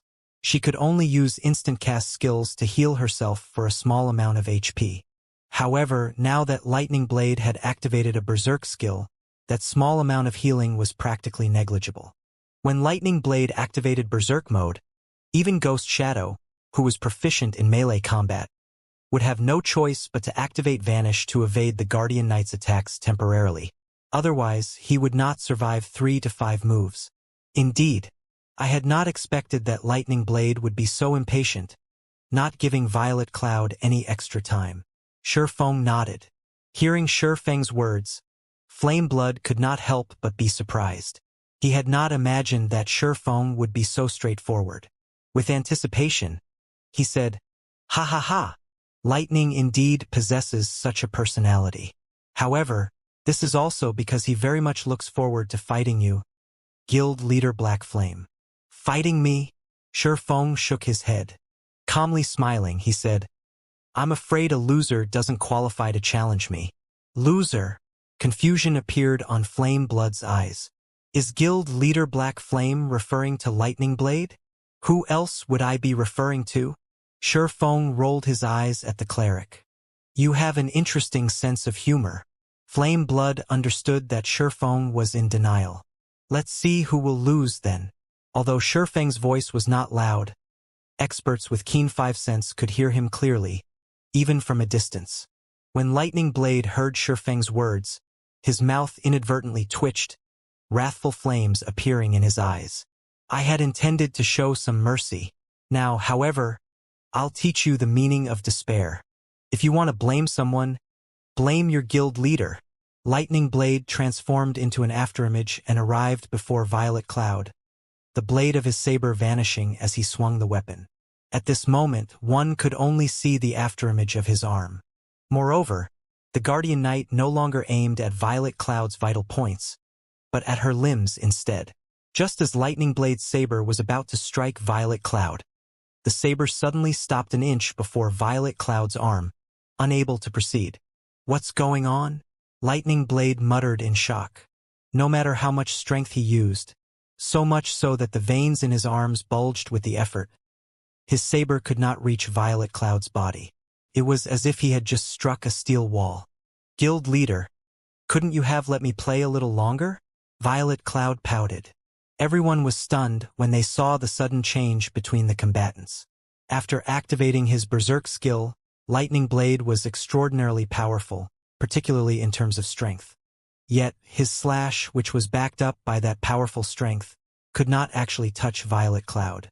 Lightning Blade's saber was frozen 1 inch before reaching Violet Cloud. It was simply inconceivable. A protection skill? War Wolf reacted quickly. There were many kinds of protection skills in God's domain, such as a swordsman's parry or a berserker's block. Magical classes also had corresponding skills. Only these skills were extremely rare because magical classes were not melee classes. They faced significantly fewer dangers.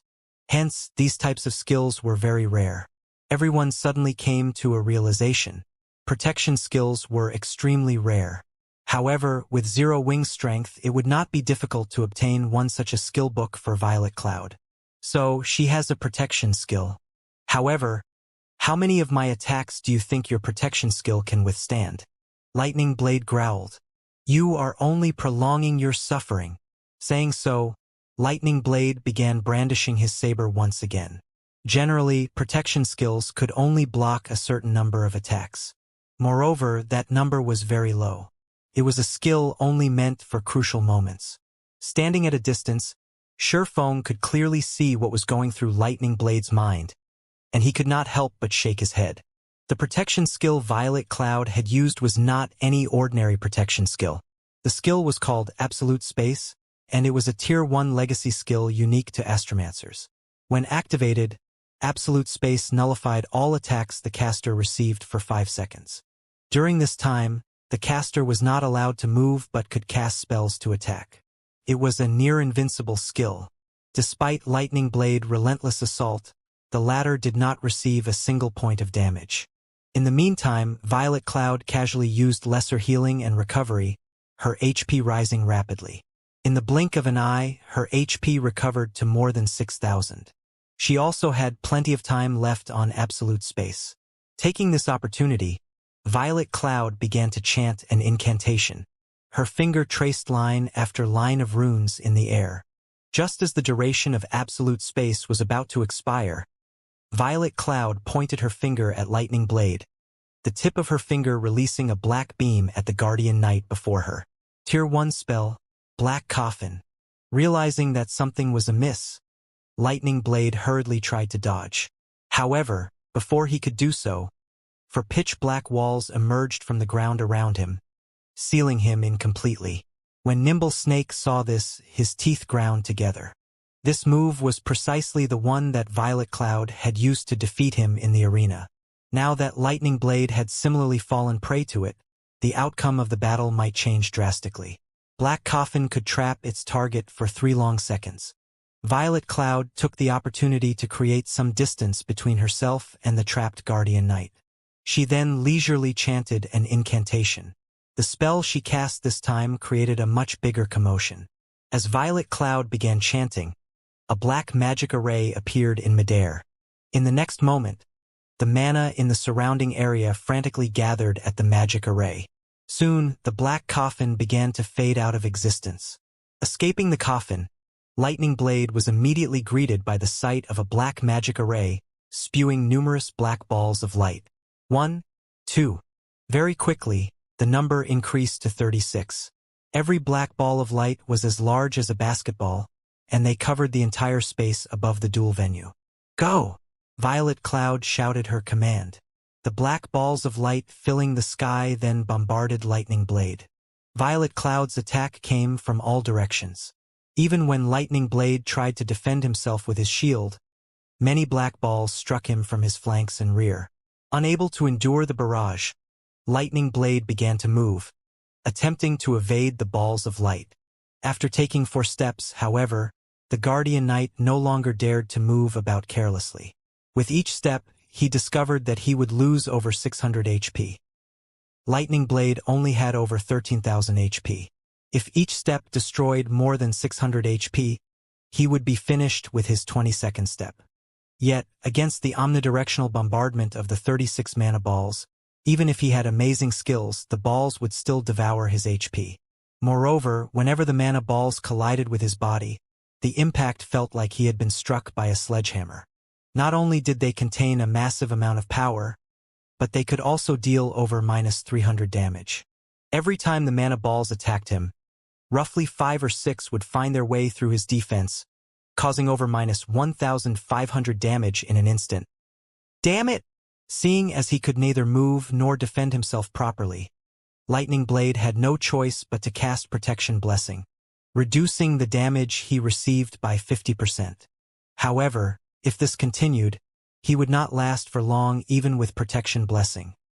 Everyone was currently stupefied by the duel before them. Is she really a cleric? This question hovered in everyone's mind. This attack method had already surpassed their understanding of the game's skills. In the past, skills had been straightforward. This was the first time they had seen such a flexible and diversified method of combat. Until now, everyone had believed that magical classes stood no chance against physical classes in PvP, and that their only advantage was being capable of high damage in dungeons. However, Violet Cloud's strategy had thoroughly changed everyone's minds. Violet Cloud's skill combination was simply too frightening. Not only was Lightning Blade unable to move, but he even faced the attacks of the numerous black balls of lights.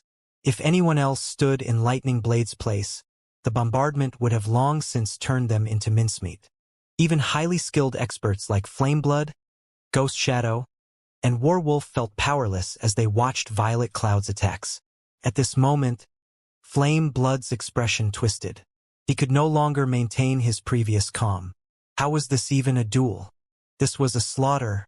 Is this the true strength of an expert who has reached the later stage of the 7th floor? At this moment, Flameblood could not help but shift his gaze towards Sherfong and Fire Dance, a hint of fear flashing in his eyes. If both Fire Dance and Sherfong were stronger than Violet Cloud, then Zero Wing was truly a terrifying guild. How did she become so strong? Nimble Snake was horrified as he watched Lightning Blade's destruction. Even his leader, Warwolf, would not be a match for Violet Cloud. While everyone was mesmerized by Violet Cloud's performance, Lightning Blade, who stood in the duel site, felt depression overtake him. If only 20 black balls of light attacked him, he might barely cope and avoid receiving any damage. However, dealing with 36 was far beyond his capabilities. At this moment, regret swallowed Lightning Blade. If he had known earlier that Violet Cloud had such an attack method, he would never have agreed to duel her. A bona fide top-tier expert like himself had actually become a punching bag, unable to resist in the least. It was utterly humiliating. The 100-berry wine is the best. I actually achieved a 91% skill completion rate, allowing me to summon so many mana balls. I wonder just how many I can summon if I achieve a 100% skill completion rate. Violet Cloud inwardly rejoiced while she controlled the mana balls in the sky. In the past, she had only achieved a 90% skill completion rate and summoned a maximum of 30 mana balls. Now, however, she had increased her completion rate by 1%, and just this 1% had increased the maximum mana balls by 6. If she could raise her skill completion rate to 100%, her skills would be absolutely terrifying. Time crawled by. Before 10 seconds had passed, Lightning Blade's 13,000 HP depleted completely. From beginning to end, the Guardian Knight had not been able to resist in the slightest. Defeated. Lightning Blade had been thoroughly defeated. Nobody would have imagined that Zero Wing had such a powerful character as Violet Cloud. The arrogance Heaven's Burial's members had displayed had been utterly extinguished. Others might not realize exactly how strong Lightning Blade was, but they knew. In the entire guild, nobody could win against Lightning Blade in a one-on-one match, let alone obtain victory so effortlessly. Does anybody from Heaven's Burial still dare to challenge our guild leader? Violet Cloud shifted her gaze towards Heaven's Burial's members, a faint smile appearing on her face.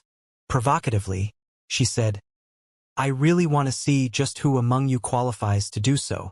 Nobody from Heaven's Burial dared respond. None of the spectators were weaklings. Through Lightning Blade's battle, they could determine Violet Cloud's standards. They would only be asking for humiliation if they tried to challenge her. Unlike everyone else, however, Ghost Shadow revealed a look of interest. Unfortunately, just as he was about to open his mouth and speak, the woman beside him stopped his words. This woman wore a gorgeous red mage's robe, which failed tremendously to hide her magnificent cleavage.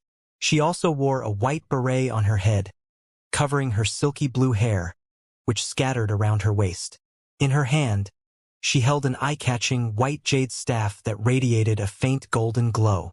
"Daybreak, why are you stopping me?" Ghost Shadow demanded, dissatisfied. Daybreak Fog was in charge of Heaven's Burial's affairs in Starmoon City. Her position in the guild was higher than even Flameblood's. Her strength could not be underestimated. If not for Daybreak Fog's help, even with Lightning Blade present, Heaven's Burial would not have cleared the frozen prison today. "Don't humiliate the guild any further. You are no match for her. There's too much of a difference in strength between your skills.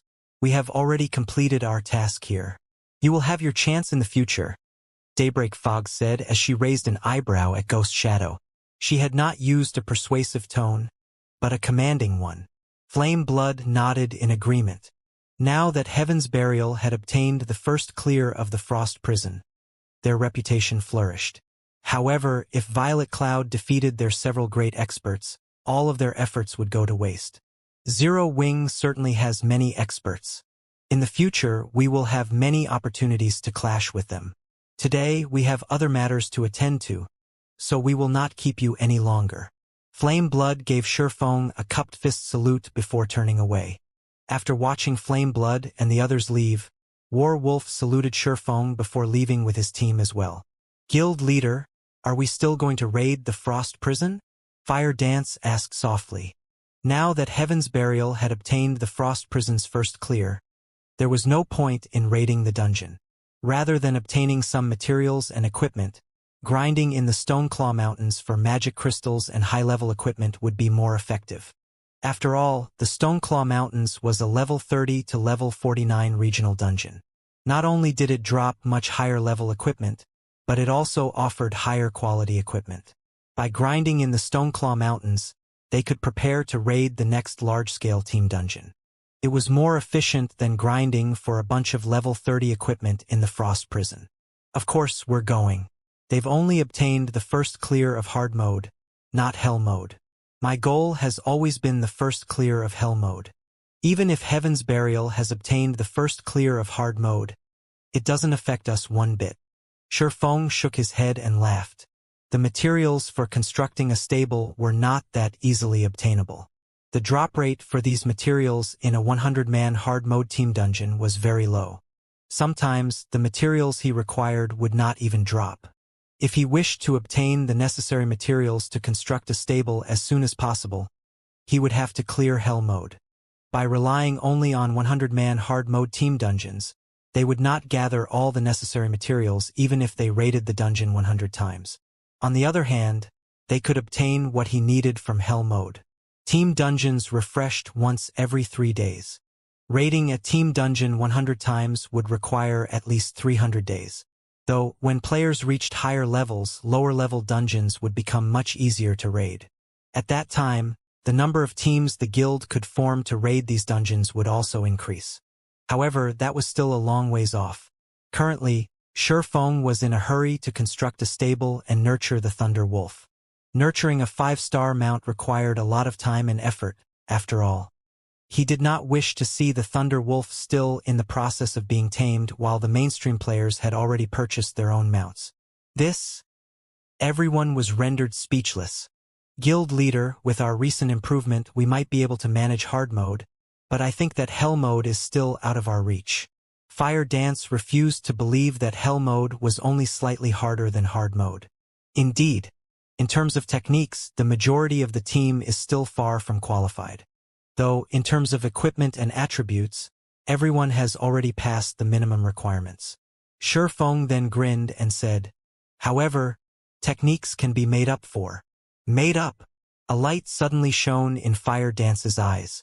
Guild leader, are you planning on using the 100-berry wine? If one spoke of a method to improve one's combat techniques for a short period, then the only thing that came to everyone's mind was the 100-berry wine. Only the 100-berry wine was too rare.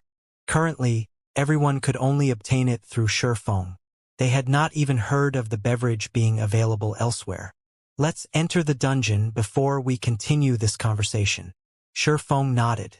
The 100-berry wine was indeed extremely rare. However, some time ago, he had made another trip to District 1's shelter and had obtained another 300 bottles. Hence, he had no problem wasting a few to obtain the first clear of the Hell mode Frost Prison. Meanwhile, Heaven's Burial's successful raid of the Frost Prison had become major news throughout Starmoon Kingdom. For a time, everyone in the kingdom knew of the guild named Heaven's Burial. Heaven's Burial is too amazing. Even the 2 first-rate guilds in Starmoon City have yet to obtain the first clear of a 100-man team dungeon. Yet, Heaven's Burial succeeded. A 100-man dungeon. That place is a gold mine for fine gold and dark gold equipment. Our guild has only managed to raid 50-man hard mode team dungeons so far. I wonder when I'll obtain a complete top-tier set equipment for myself. Top-tier set equipment? I don't need so much. I only hope to wear a full set of secret silver equipment. My friends would die from envy. A full set of secret silver equipment? Just the level 25 secret silver weapon my friend wields is already enough to make me drool. When he showed me the weapon, he even brought our friends and me into a dungeon to show off that weapon in action. Bronze or mysterious iron weapons can never hope to compare to how cool his weapon is. I heard that Heaven's Burial is mass recruiting right now. The benefits they offer are excellent. The guild often brings newcomers with good potential into large-scale team dungeons. We should still make it for the recruitment if we hurry. Players throughout Starmoon Kingdom were talking about Heaven's Burial on the forums. For a time, Heaven's Burial's member count soared. Unlike Zero Wing, however, Heaven's Burial did not have any financial issues. Players could join the guild as long as they reached the minimum requirements. The guild also began to show signs of becoming the #1 guild in Starmoon Kingdom. Meanwhile, inside the Frost Prison, Shifeng and the others finally arrived at the Frost Giant's entrenchment. Compared to the hard mode Frost Giant, the Hell mode Frost Giant was much larger. It was as tall as an 8-story building. Moreover, sharp icicles covered its body. Cold air also flowed from the Frost Giant's body, reducing the mobility of those affected. Before the battle had even begun, everyone could feel the cold air wash over them, causing them to shiver. Nobody knew that the Hell mode Frost Giant was the Frost Giant's true form. Frost Giant, Elemental Being, Grand Lord, Level 32, HP 60, 000, 000/60,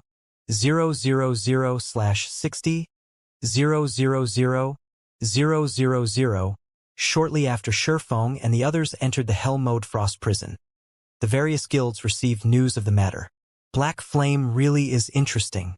After we've just claimed the first clear of hard mode, he immediately leads Zero Wing to raid Hell Mode, Daybreak Fog said, a hint of interest flashing in her eyes. Smirking, she asked, Flame Blood, what do you think of this? They should just be testing the waters. At this point, there isn't any point in raiding the hard mode Frost Prison.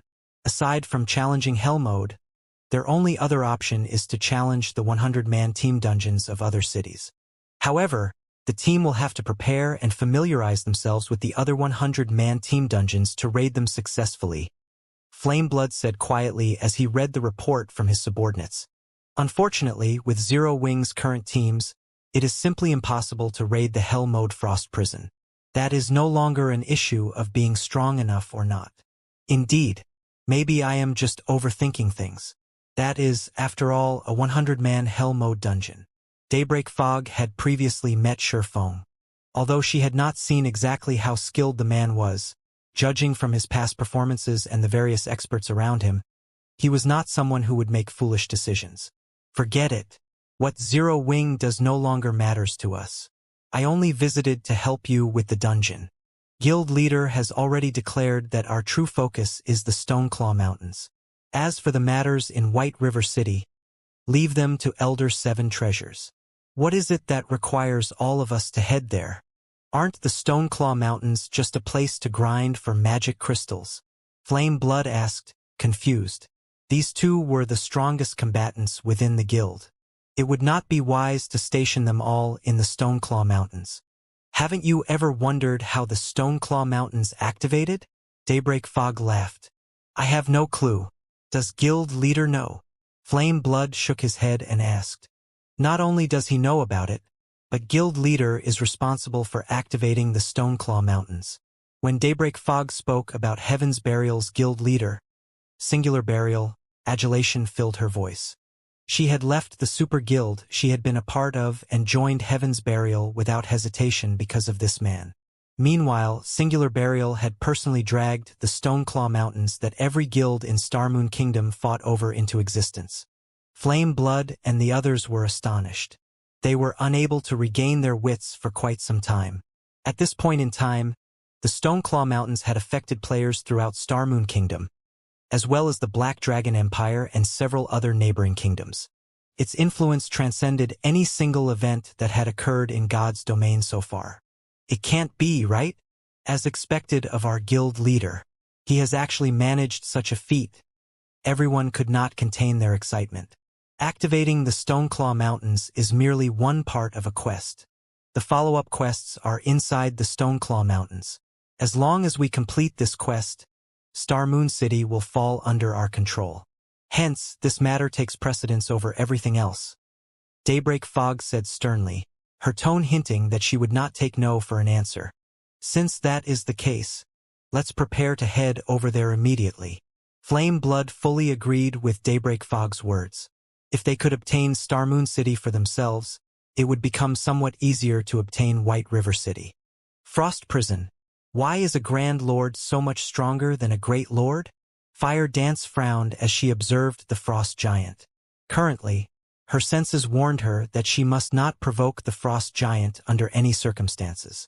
Although the Grand Lord-ranked Frost Giant only had 15 million more HP than the Great Lord version, the difference between them felt like the difference between heaven and earth. The team members could not help but shudder.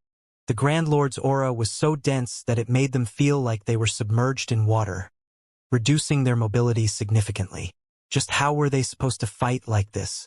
Let's rest here for now, Shurfeng said in the team chat. He was not in a hurry to start the battle. The Hell Mode Frost Prison was no trivial matter. Even with the assistance of the 100-berry wine, there was no guarantee they could clear the dungeon. Contrary to expectations, the greatest difference between a Grand Lord and an ordinary Great Lord was not attributes but mental suppression. It was one of the reasons that made Grand Lords exceedingly difficult to take down. Aura was intangible. It was more like a form of mental suppression. When people were under immense pressure, they would often lose their ability to perform normally. Some people would even find it difficult to move. It was just like how many people would be petrified when they encountered a life-threatening situation. A Grand Lord possessed such an aura. Even an expert player would find it difficult to cope with such a situation, much less ordinary players. Hence, the 100-man hell mode dungeons of the various regions were exceedingly hard to clear. It was not a matter of having insufficient strength. Rather, it was because players were unable to exhibit it properly. Only powerful experts with stout hearts would endure the mental suppression and fight normally. To current players, this was asking too much. Fortunately, Shifeng had a way to combat this problem. Fire. Distribute these bottles. Saying so, Shifeng took out 100 bottles of 100-berry wine from his bag. Not only could the 100-berry wine increase a player's compatibility rate with their weapons and equipment, but it also had the side effect of dulling a player's 5 senses. Normally, this would reduce a player's sensitivity in battle, weakening their perception of danger. In this case, however, it was the best method to reduce the frost giant's mental suppression. Alcohol makes a man braver. However, instead of increasing a person's courage, alcohol would numb a person's mental perception, removing their sense of crisis. Normally, crisis awareness was the foundation of survival for all living beings. Only with a sense of danger could one avoid threats and survive. This sense was indispensable for God's Domains players. Players normally worked to sharpen their crisis awareness. That way, they could avoid attacks and launch counterattacks in battles. Meanwhile, Grand Lords were so terrifying was precisely because the main god system had specifically designed these monsters to challenge this sense. After receiving the 100-berry wine, everyone promptly emptied their bottles. Sure enough, the suppression everyone experienced lessened significantly. Their bodies no longer felt heavy. At the same time, Shifeng also used the Bible of Darkness to summon a level 36 Tier 2 evil spirit. Although it was not a support-type evil spirit like the Heart Devourer, it was a magic attack-type evil spirit. It could increase the team's overall DPS significantly. Everyone focus on dodging and positioning. When attacking, focus on stability above all else. If you know your attacks will miss, don't bother wasting stamina. Shifeng began to issue commands. Also, MTs, listen up. After you launch a few attacks at the start of the battle, you won't need to continue attacking the boss. Just make sure you stand in front of the boss as much as possible. For damage dealers, do the opposite. Do not stand in front of the boss as much as possible. It is best if you attack from the sides. Shifeng had fought the Hell Mode Frost Giant plenty of times in the past. The Frost Giant possessed relatively low intelligence. Even as a Grand Lord, this fact held true. This was fairly common for elemental beings. The Frost Giant's attacks were also quite simple, preferring to attack only the targets in front of it. The Frost Giant would only switch targets after destroying the target before it. The team's MTs did not deal a lot of damage. If they had to focus on attacking while evading and blocking the Frost Giant's attacks with their current techniques and attributes, they would run out of stamina before 10 minutes were up. Against the Grand Lord's 60 million HP, 10 minutes was definitely not enough to finish the battle. After everyone was in position, Kola, Yiwumian, Turtledove, and the other MTs charged at the Frost Giant as one fierce assault. Before the group of MTs arrived before the Frost Giant, the Grand Lord released its Frost Domain. The Frost Domain's effects this time were slightly stronger than against the Great Lord-ranked Frost Giant. Though the stamina consumption rate was the same, their movement and attack speeds had now decreased by 50%. Before Kola and the other MTs could reach the Frost Giant, the Grand Lord raised its iron fists and smashed the frozen ground heavily. Ice thorns! As if the frosty ground had transformed into water, waves rocked the surroundings. Every wave rolled the ground. Amidst these waves, ordinary players would struggle to stay on their feet. Although Kola and the others were experts, even they could barely advance. Following which, glistening ice spikes exploded from the ground, one after another. Even the slightest touch dealt nearly minus 3,000 damage to Kola and the other MTs. This attack was obviously much stronger than the Great Lord-ranked Frost Giants. Everyone's chests tightened at this situation. Could they really defeat this Frost Giant? Damage dealers on the sides can attack freely. Blackie, cast Guardian of Light on Kola. Violet, focus on damage. Shifeng leisurely commanded. Got it. Although Blackie was curious as to why Shifeng wanted him to use Guardian of Light on Kola so soon, he did not question the command. Immediately, he cast Guardian of Light on Kola. Initially, Kola lost nearly 5,000 HP with each hit from the Grand Lord. However, with Guardian of Light, the Frost Giant's attacks dealt less than -1,000 damage to the Guardian Knight. In addition, Guardian of Light healed Kola for roughly 600 HP every second. Against the Frost Giant's damage, Kola could survive quite a while without the healer's assistance. However, shortly after Guardian of Light activated, the Frost Giant abruptly stomped its foot, dealing massive damage to all enemies within 10 yards. Naturally, Kola could not avoid the attack as the giant's foot slammed him to the ground, a damage of over -3,000 points appearing above his head. Everyone sucked in a breath of cold air. This attack was simply too frightening. Shifeng, however, was not surprised. This move was an instant kill move unique to the Hell Mode Frost Giant. The Frost Giant would first use Fatal Blow against one enemy. If that enemy failed to withstand the attack and died, the nearest person would receive damage as well. However, as long as a player withstood the attack, the Frost Giant would not immediately repeat the attack on a new target. Good. Next, focus on dodging the icicles from above. Seeing as there were no major issues, Shifeng activated the Aura of Space and dashed towards the Frost Giant. He had no intentions of saving his stamina. The Frost Domain was a control spell. As long as he activated the Aura of Space, he would be immune to all control effects. In other words, the Frost Domain would not affect him, and he could fight without worrying about his stamina depleting too quickly.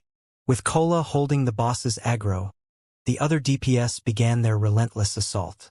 Spells and arrows bombarded the Frost Giant. Meanwhile, the melee classes desperately attacked the Grand Lord's joints, thereby disturbing its attack rhythm. The members of Zero Wing's main force wore excellent equipment, and practically all of their skills could deal over -1,000 damage to the Frost Giant. Among the team members, Fire Dance and Rampant Blade were the strongest. The majority of Fire Dance's equipped Tier 3 gemstones were strength attributed. Every one of her normal attacks could deal over -1,000 damage.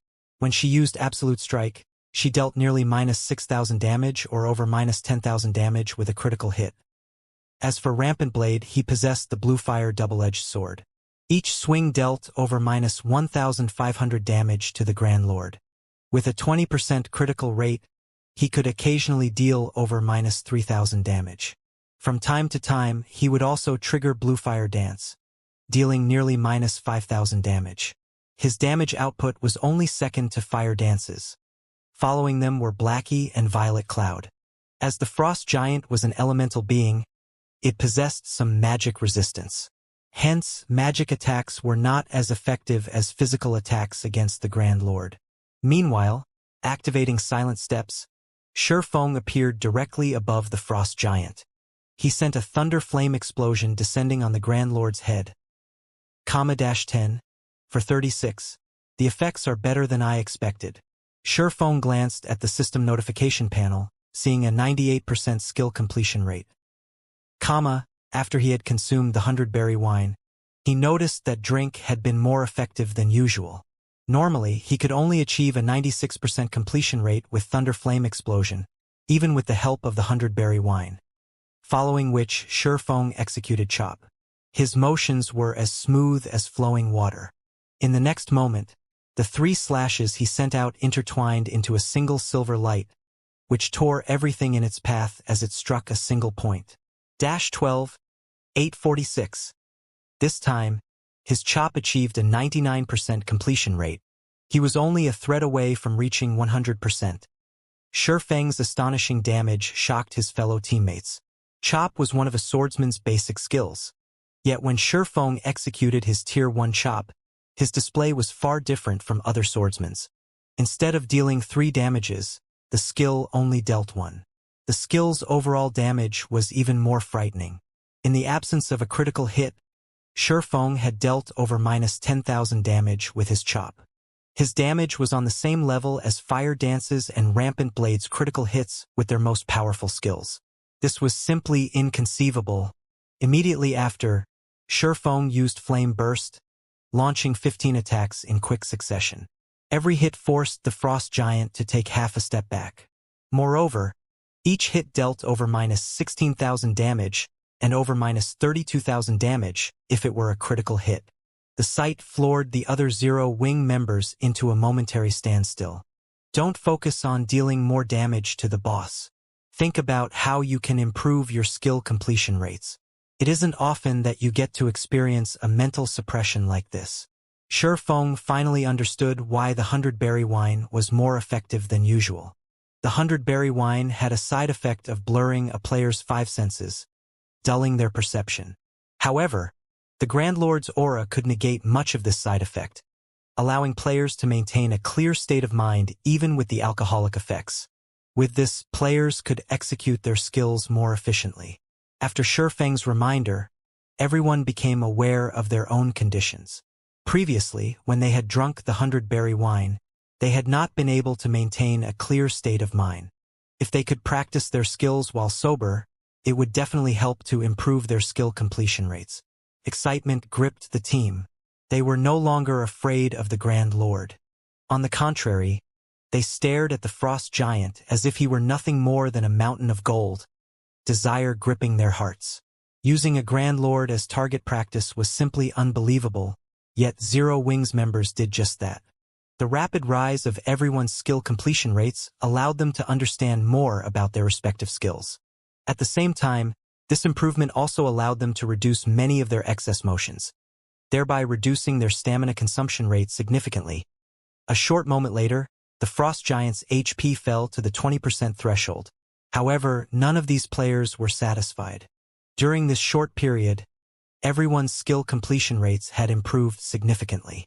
For example, Fire Dance and Violet Cloud had managed to raise their skill completion rates by a stable 2%. Everyone else managed to raise theirs by a stable 1%.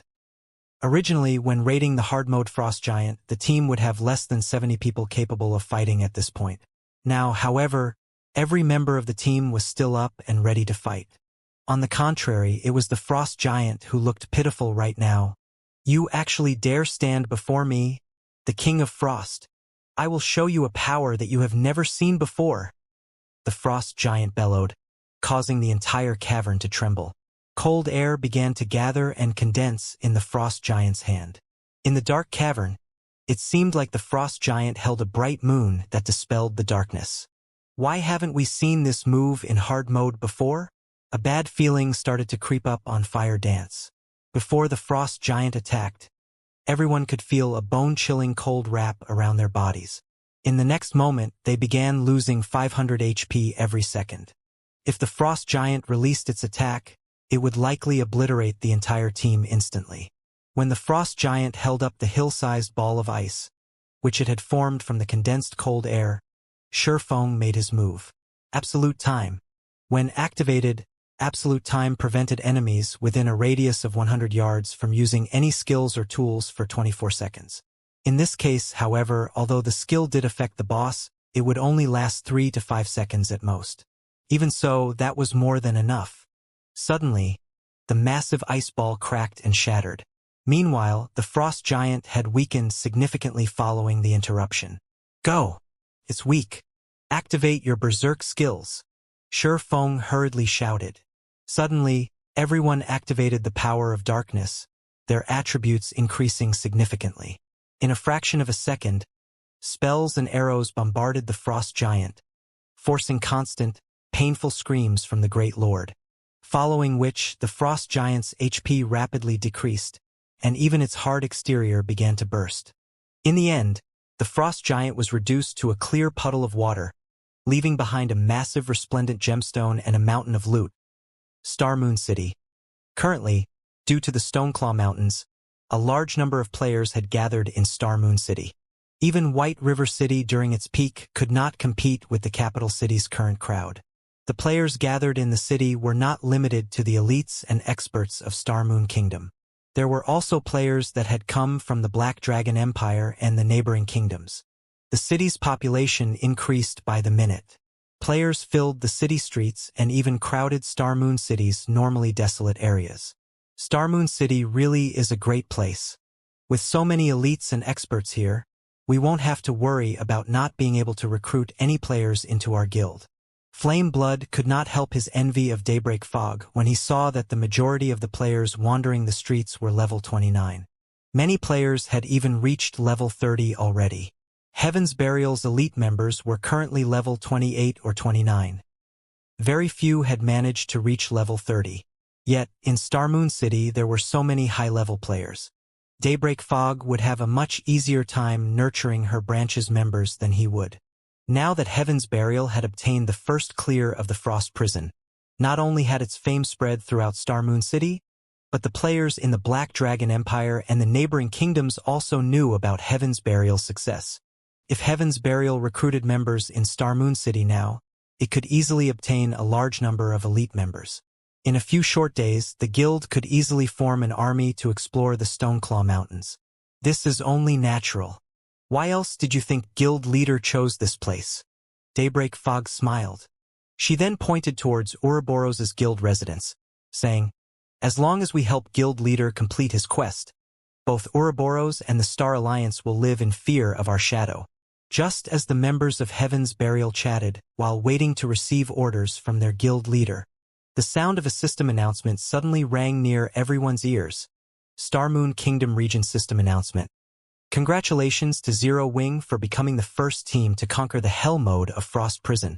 All players on the team will be rewarded with 9 million EXP, 1 Tier 3 gemstone of a random attribute, 100 Starmoon Kingdom reputation points, and 10 humanity reputation points. God's Domain Southern Continent System Announcement. Congratulations to Zero Wing for becoming the first team to conquer the Hell mode of Frost Prison. All players on the team will be rewarded with 10 million EXP, 5 Tier 3 gemstones of random attributes, 100 Starmoon Kingdom reputation points, and 20 humanity reputation points. God's Domain Continent System Announcement. Congratulations to Zero Wing for becoming the first team to conquer the Hell mode of Frost Prison. All players on the team will be rewarded with 15 million EXP, 10 Tier 3 gemstones of random attributes, 200 Starmoon Kingdom reputation points, and 30 humanity reputation points. The announcement repeated 5 times. For a moment, every player in Starmoon Kingdom fell silent. Inside the Frost Prison, success! The Frost Giant is dead. Everyone suddenly shouted with joy. They had obtained the first clear of a 100-man Hell mode team dungeon. None of them had ever dreamed of accomplishing this feat. The majority of these players had never been experts of the virtual gaming world. They were merely ordinary players who had followed Shurfeng's lead. This was one of the most difficult Hell mode team dungeons in God's Domain. Even super guilds did not dare to take on 100-man Hell mode team dungeons right now. They had simply claimed the first clear of hard mode and immediately prepared to raid the next high-level team dungeon. But Zero Wing had done it. Moreover, not a single player on the team had died. It was simply inconceivable. There was a fundamental difference between obtaining the first clear of a 100-man hard mode team dungeon and the first clear of a 100-man Hell mode team dungeon. By obtaining the first clear of a 100-man Hell mode team dungeon, their names would be recorded on the God's Domain glory list. If they claimed the first clear of a 100-man hard mode team dungeon, at most, their names would be recorded on the glory list outside of the dungeon for future players to see. However, by claiming the first clear of a 100-man Hell mode team dungeon, not only would they have their names on the dungeon's glory list, but they would also have their names on the God's Domain glory list, which could be found in the Glory Temple in the various major cities throughout the continent. Players throughout God's Domain would see their names, and their fame would soar instantly. How could anyone not grow excited at obtaining such an honor? Of course, everyone understood that this achievement had only been possible due to Shurfeng's leadership and guidance. Otherwise, they would never have had such an opportunity. Shurfeng did not stop his teammates from celebrating, as inwardly he was also excited. This was also his first time his name had ever been recorded on the God's Domain glory list. In his previous life, he was only able to gaze with envy at the other names in the Glory Temple. Now, however, he had become one of those people. Even though he tried to maintain his calm, he could not suppress the wild elation in his heart. After a moment, Feng managed to calm himself. He then slowly walked up to the frost giant's remains and began to collect the loot. Right before finishing off the frost giant, Feng had activated Divine Providence, allowing his luck to soar. In addition to the first clear bonus, the number of items the frost giant dropped was extraordinary. At a glance, there were over 100 items scattered across the ground. Of course, the majority of them consisted of rare materials. What a harvest! From this single raid, 1/3 of the materials I need for the stables have dropped. After a few more, I'll be able to start the construction, Feng muttered as he casually glanced at the items. Suddenly, his eyes shone as he exclaimed, "An epic item!" There were 0 chances for an epic item to drop in a 100-man hard mode team dungeon. For hell mode, though, there was a very small chance of one dropping. Hence, even in the past, epic items were extremely rare. Unless they were extremely lucky, ordinary players had no hope of getting their hands on one. Only large guilds would have quite a few epic items. However, those required the efforts of the entire guild.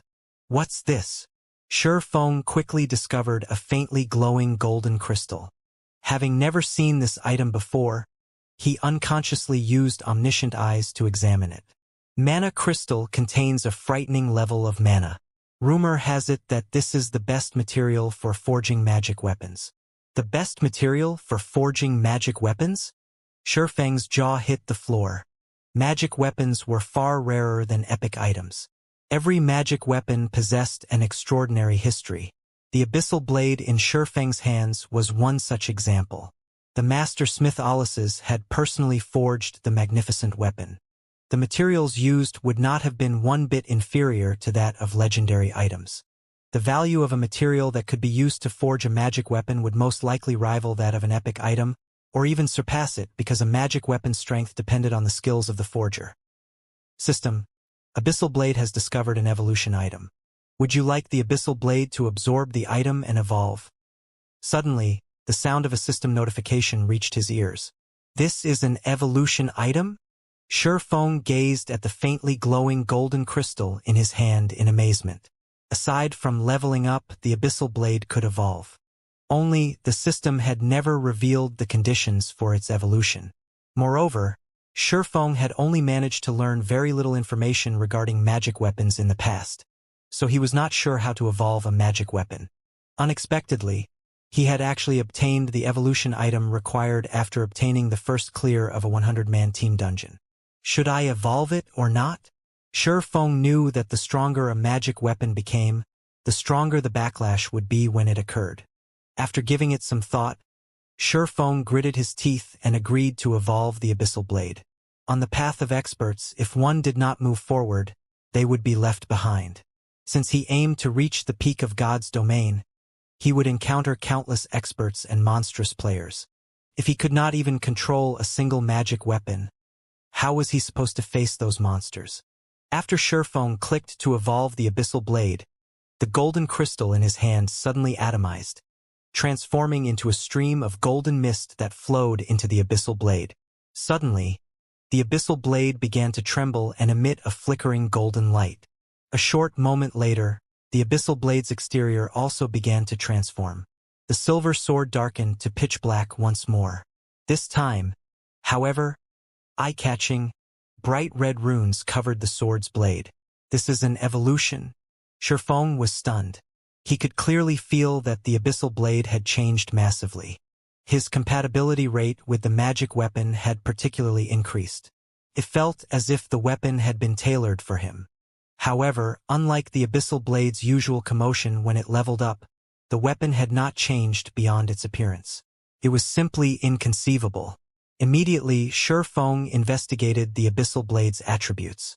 Abyssal Blade, one-handed sword, magic weapon, attack power plus 655, all attributes plus 45, attack speed plus 15, ignore levels plus 15, attacks have, 50% chance to cause 200% damage, 25% chance to cause 300% damage, every attack increases damage by 2% to a maximum of 20%, if wielder belongs to a swordsman-related class, all skill levels plus 3, Increase free ability points received for every increase in level by 2 points. Equipment level 30. Can be upgraded. Devour 20 level 35 fine gold weapons and 3 level 35 dark gold weapons to upgrade to level 35. Equipment Tier 1. Can be evolved. Devour 10 mana crystals to evolve to Tier 2. Additional Skill 1. Phantom Kill, Tier 1. Instantly creates a doppelganger under the wielder's control.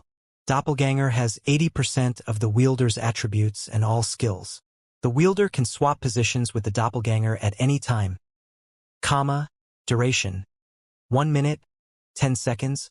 Cooldown. 5 minutes. Additional Skill 2. Abyssal Bind Tier 1. Binds enemies and prevents movement, reducing defense by 100%. Duration. 4 seconds. Cooldown. 50 seconds. Additional Skill 3. 9 Dragons Slash. Tier 1. Instantly creates 12 phantoms of the Abyssal Blade for wielder's use. Each phantom sword deals up to 60% damage. Duration. 30 seconds. Cooldown. 5 minutes. Additional Skill 4. Abyssal Curse. Tier 1. Prevents all targets within a radius of 30 yards from moving or attacking for 6 seconds and reduces their attributes by 20% for 10 minutes. Effect doubles if there is only one target within range.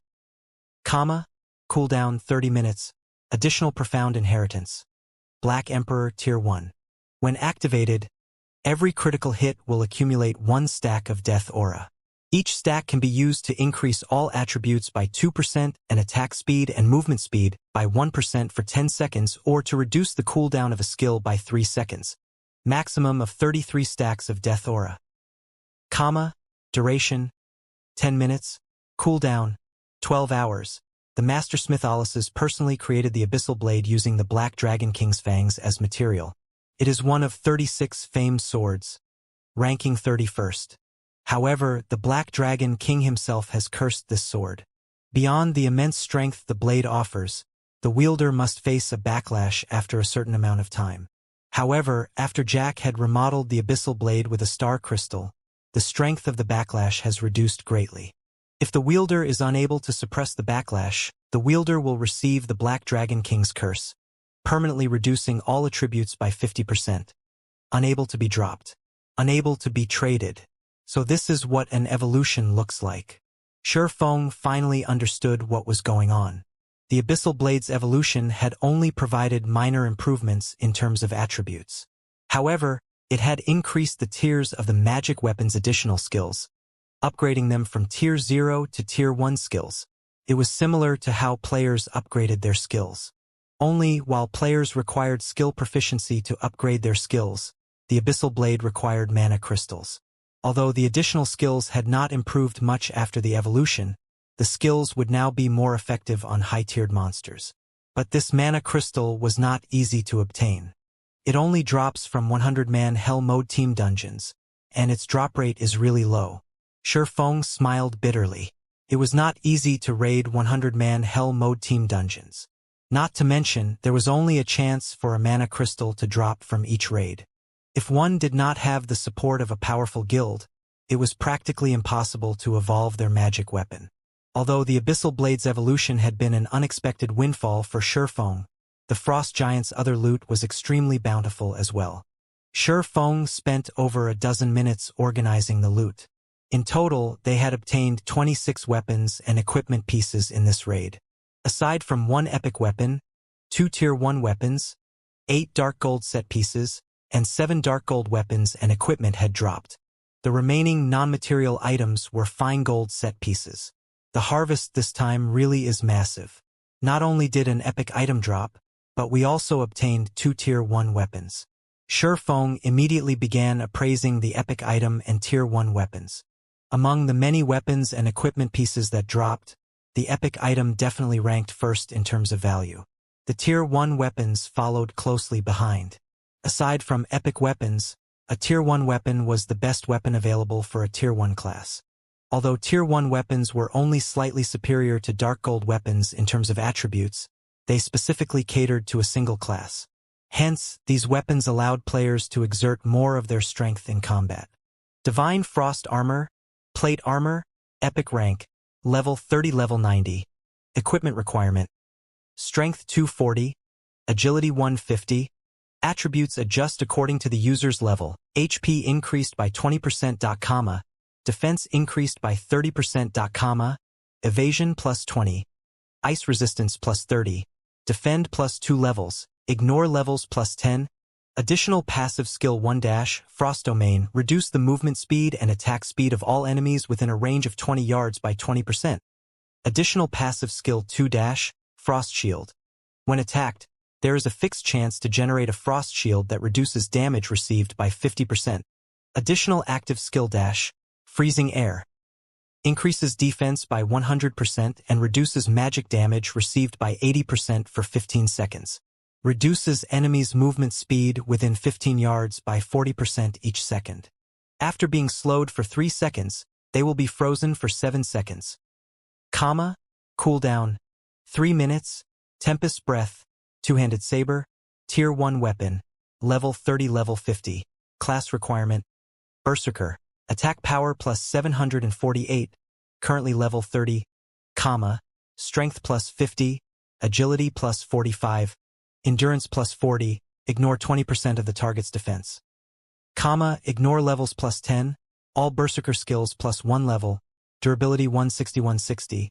Attacks have, 15% chance to trigger whirlwind / passive, dealing 180% weapon damage to surrounding enemies. 20% chance to trigger fatal blow, dealing 220% weapon damage to target and inflict bleed, reducing target's HP by 20% over 6 seconds. Windchaser, longbow, tier 1 weapon, level 30 level 50. Class requirement, Ranger, attack power plus 708, currently level 30, strength plus 43, agility plus 55, endurance plus 42, attack speed plus 3, accuracy plus 10%, ignore levels plus 10, all ranger skills plus 1 level, durability 140-140. Attacks have, 10% chance to trigger wind's protection, increasing arrow speed by 60% and inflicting 170% weapon damage. 20% chance to trigger quadruple stars, transforming 1 arrow into 4, each dealing 90% weapon damage. When Shurfeng shared these weapons and equipment pieces statistics, the team forgot about their joy of claiming the first clear of Hell mode completely. This epic plate armor is insane. This is perfect for dealing with agility-focused bosses and players. Cola stared at the armor, mesmerized. MT classes were not particularly agile. With the Frost Domain, however, MTs could make up for this weakness, their strength reaching a whole new level. Now that you've seen the items for yourselves, let's start the team auction. Shurfeng announced. White River City. Before Heaven's Burial's popularity could reach its peak, White River City's players had turned away from the guild, leaving it in the cold. Zero Wing was the only thing on everyone's minds. As expected of the number 1 guild of our city, Zero Wing has actually claimed the first clear of the Hell mode Frost Prison so quickly. That's right. I heard that, even until now, there has yet to be a single guild that has successfully raided a 100-man Hell mode team dungeon in the entire game. Even those super guilds don't have the courage to challenge them. Yet Zero Wing dared to, and they succeeded. The strength of Zero Wing's main force definitely ranks at the peak of God's domain. It really makes you wonder just how the guild has managed to find so many experts. Find? You have the wrong idea. My friend is a member of Zero Wing's main force, and I am very familiar with his strength. When we started playing God's domain, he was even slightly weaker than I was. However, ever since he joined Zero Wing, his strength has improved at a rate beyond the imagination. At this point, he has even reached the Trial Tower's 5th floor, becoming one of the few experts in White River City. That's not possible, right? What's not possible? I've been regretting my decision to join my current guild ever since. Although we are both core members of our respective guilds, I'm just a noob compared to my friend. As the sun began to drop below the horizon, the number of players who wandered into the Blue Moon Bar increased. When speaking about Zero Wing, many could not help but sigh with regret. Initially, Zero Wing had merely been a small and insignificant guild. Now, however, Not only had it become White River City's unquestioned overlord, but it had also become the focal point of God's domain. Many guild players wallowed in their regret. Had they had only chosen to join Zero Wing, they would have enjoyed extraordinary status and fame by now. Many guilds' elites even swore a silent oath to leave their current guilds and join Zero Wing, even if they had to compensate their guilds for the loss. It was much better than remaining a nobody for the rest of their lives. Meanwhile, in Star Moon City, the news of Zero Wing's first clear of a 100-man Hell Mode team dungeon caused a massive sensation to sweep through the city. This sudden development had changed many players, who had intended to join Heaven's Burial minds, opting to join Zero Wing instead. Just how did Zero Wing manage it? We're talking about Hell Mode. Flame Blood utterly refused to believe the news. Although their guild had never dived into a 100-man Hell Mode dungeon before, they had obtained a lot of information from super guilds. Not only were the dungeon's monsters stronger in terms of attributes, but the final boss was also capable of mental suppression. When fighting the final boss, players could not display their usual strength. Even a team of 5th-floor experts would lose as much as 2/3 of their strength. Hence, the various super guilds had given up on raiding Hell Mode, focusing on raiding other 100-man dungeons to earn guild reputation instead. Yet Zero Wing had done it. Moreover, Zero Wing's achievement instantly shattered the momentum that Heaven's Burial had gained after many difficulties. Sure enough, Black Flame is not as simple as he looks. He has hidden his strength so deeply, Daybreak Fog muttered as she absorbed the information with great interest. The files she read were all about Black Flame.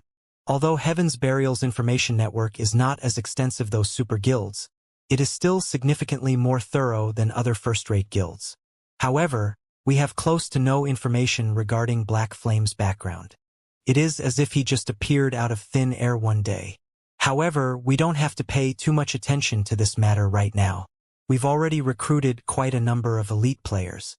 Now, we need to improve everyone's levels and equipment quickly and prepare to complete the task Guild Leader has assigned to us. When Guild Leader completes his quest, Heaven's Burial will become Star Moon City's overlord. At that time, Zero Wing will no longer be an obstacle. No ordinary NPC city could compete with Star Moon City. In games, players competed with each other via resources. Meanwhile, the resources available in God's domain's various regions were limited. As the capital city of a kingdom, Star Moon City naturally offered more resources than any other city in the kingdom. The city also offered a more convenient transportation system.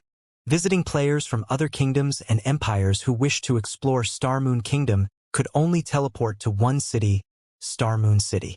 Only after teleporting to Star Moon City could they teleport to the other cities in Star Moon Kingdom. This alone was enough to allow Star Moon City to stand above its competitors in the kingdom. Not to mention, Star Moon City had far more high-level maps and dungeons within its region. Aside from Star Moon Kingdom, the various large guilds across God's domain began to turn their attention to Zero Wing, particularly first-rate guilds and super guilds. Zero Wing? Isn't that the upstart guild that the Dragon Phoenix Pavilion failed to annihilate? If it can claim the first clear of a 100-man Hell Mode dungeon, some major corporation must be funding it in secret. It seems we'll have to investigate. Meanwhile, inside Twilight Echo's guild residence, despite being a veteran first-rate guild, Twilight Echo was in a turmoil. Initially, they had not particularly cared about Zero Wing. After all, it was simply a farce Aqua Rose had concocted. Now, however, the situation had changed. The Zero Wing that Aqua Rose currently occupied had claimed the first clear of a 100-man Hell Mode team dungeon. Even super guilds lacked this achievement. This went to show that Zero Wing's strength was extraordinary. At the very least, the standard of the guild's main force must rank at the very peak of God's domain. However, nobody among Twilight Echo upper echelon believed that Black Flame was the one responsible for such a powerful team. After all, before God's domain, nobody in the virtual gaming world had ever heard of him. The only possibility was that Aqua Rose was responsible for the team's creation. I told you that Aqua Rose possessed immense potential, yet you were adamant about chasing her out of Twilight Echo.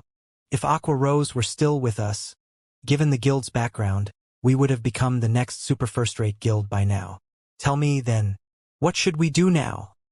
A middle-aged man with a righteous air huffed angrily. Elder True Marshal, there is no need to get so agitated. We were left with no other choice. After all, her parents made the decision.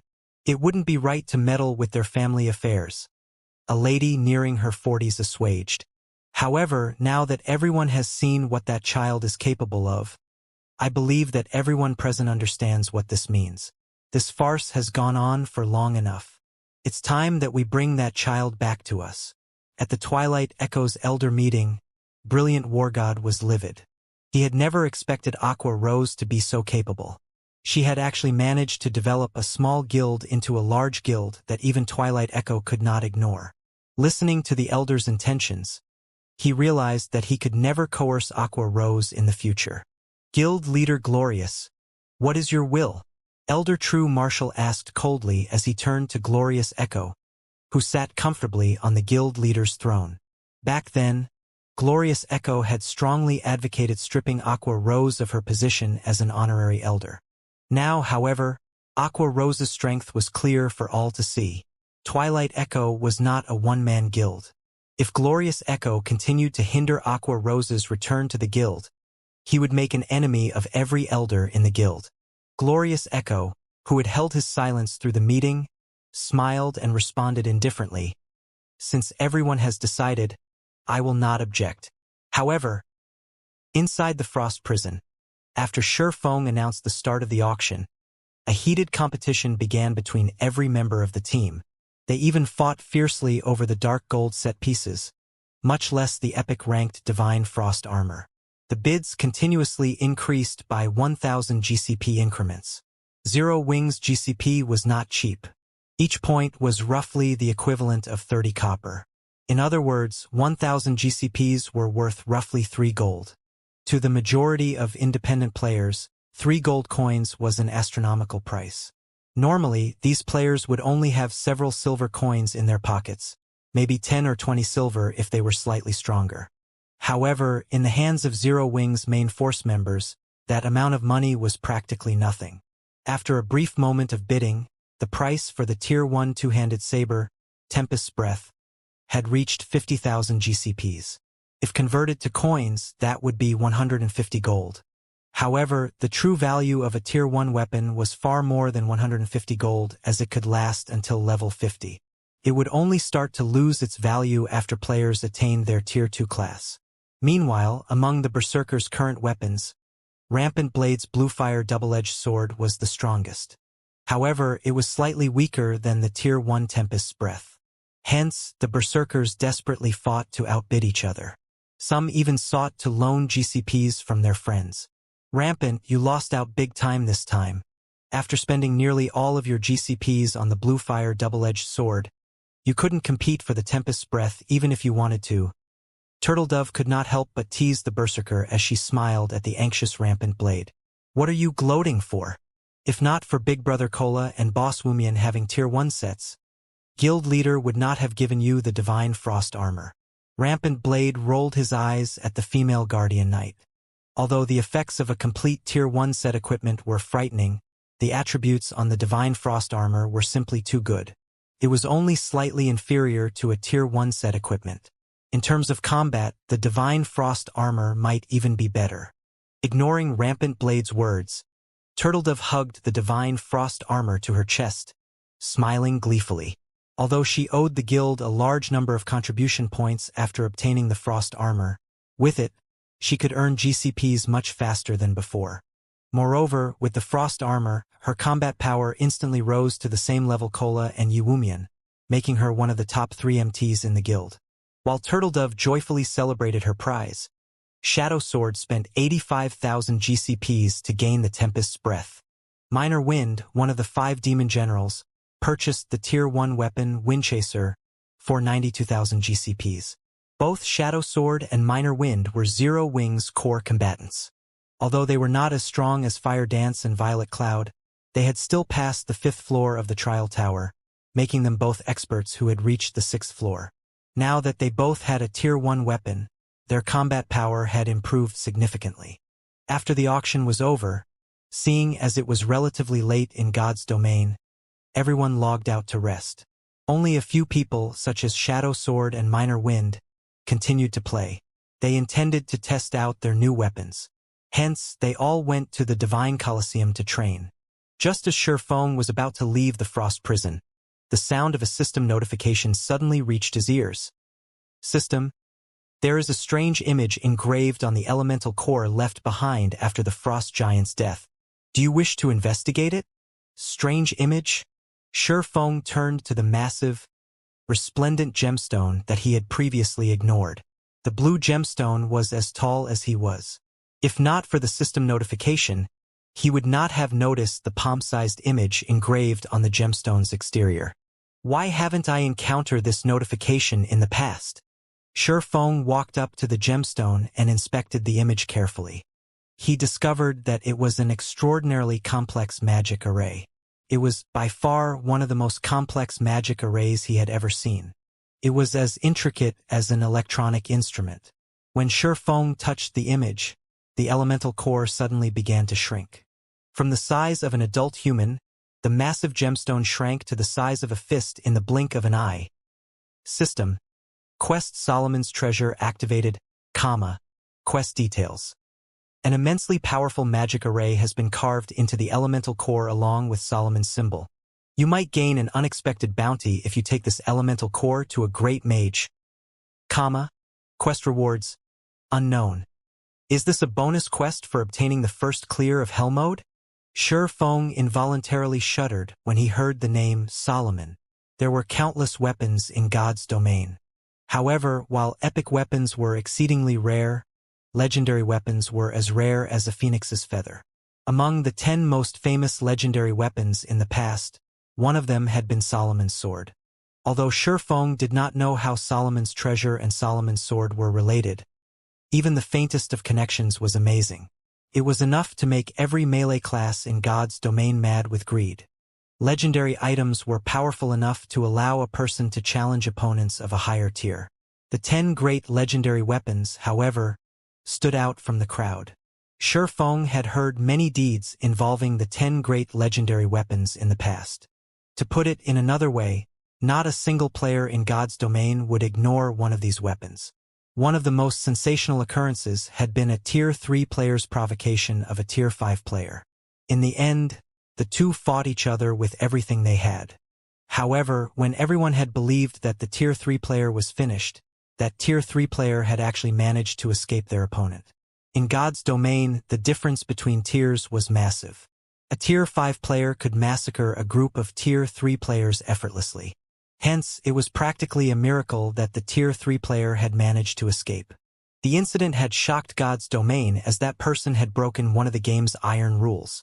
Afterward, that Tier 3 player reached Tier 4, and when he encountered the Tier 5 player again, he only took a few seconds to finish his opponent off. After the incident, the various large guilds investigated the mysterious player, hoping to find the cause for such an upheaval. In the end, they discovered that the Tier 3 player's weapon had been one of the 10 great legendary weapons. Afterward, that person went on to become a Tier 6 God-ranked player. He had also been a member of the famous Midnight Tea Party, known as the Mage God Gaia. Although Gaia had only begun playing God's domain during the middle stage of the game, both his talent and luck were far beyond that of the ordinary person. He quickly became a Tier 6 God-ranked player, becoming a massive headache for super guilds. Now that he had a clue that could possibly lead towards one of the 10 great legendary weapons, even Shurfeng was shocked senseless.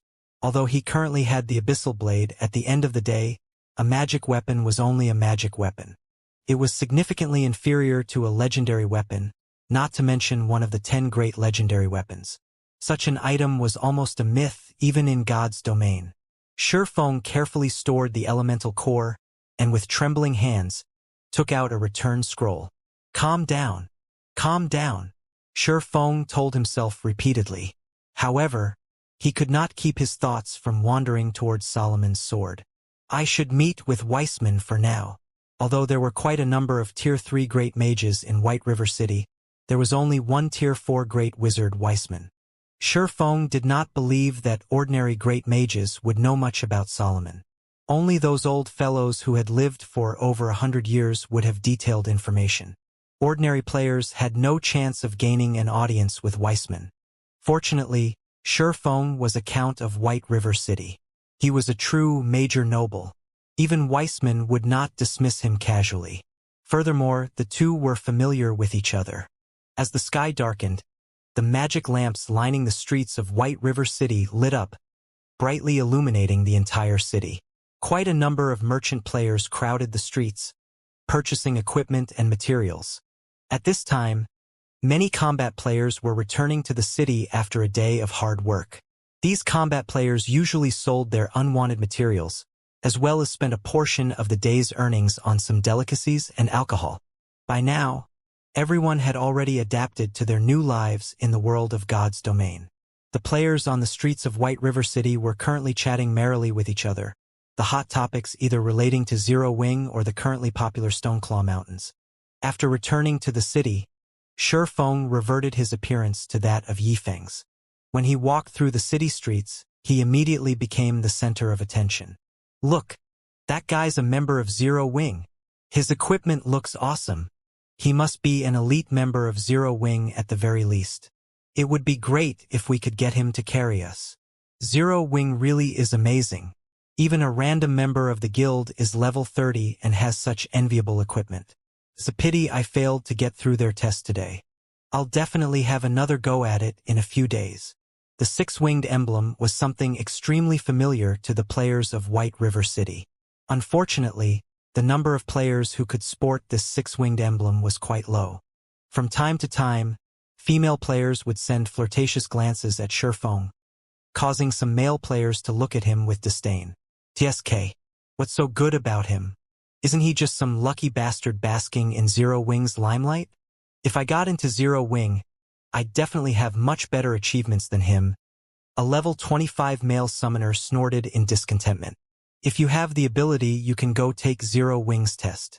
If you manage to become an elite member of Zero Wing, I'll come fawn over you as well. A beautiful short-haired woman said to the male summoner, giggling. Only, I'm afraid you don't have that ability. The crowd near the male summoner broke into laughter. Nowadays, Zero Wing was very famous. Countless players were trying to join the guild. Plenty of elite members of other guilds had also withdrawn from their guilds to transfer to Zero Wing.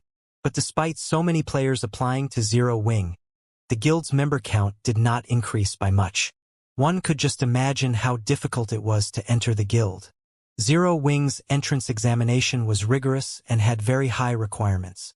The guild had always put quality before quantity. However, anyone who passed the test would only be an ordinary guild member. Those who wished to become an elite member would have to accumulate a certain amount of GCPs to qualify for the elite test to become an elite member. In short, Zero Wing's requirements were far more stringent than other guilds. Hence, it was incredibly difficult to become an elite member of Zero Wing. Any person who managed to become an elite member of Zero Wing was already an expert in the eyes of ordinary players. Shifeng simply smiled at the gossiping of the crowd. Shaking his head, he donned a black cloak and quickly made his way to the city hall. A female receptionist dressed in neat office attire came up to Shifeng and asked, "Good day, sir. How may I be of service to you today?" "I wish to meet with Lord Weissman." Shifeng showed his Count emblem. "Lord Count, please follow me." Upon seeing the Count emblem, the receptionist immediately led Shifeng to the inner sanctum of the building. After waiting for several minutes, Shifeng was then shown into Weissman's office. "Young man, what brings you to this old man today?"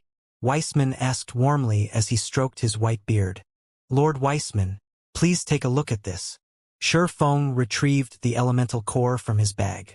The instant Shifeng took out the elemental core, Weissman squinted his eyes, a serious expression appearing on his face. "Young man, you really are something." Weissman felt a little surprised as he carefully inspected the elemental core. "Logically speaking, this thing should not exist in this world anymore, yet you've actually managed to obtain it. Your luck truly is extraordinary. It's no wonder that little girl Charlene says that you have heaven-defying luck." "Lord Weissman, do you know what this item is?" Shifeng asked hurriedly.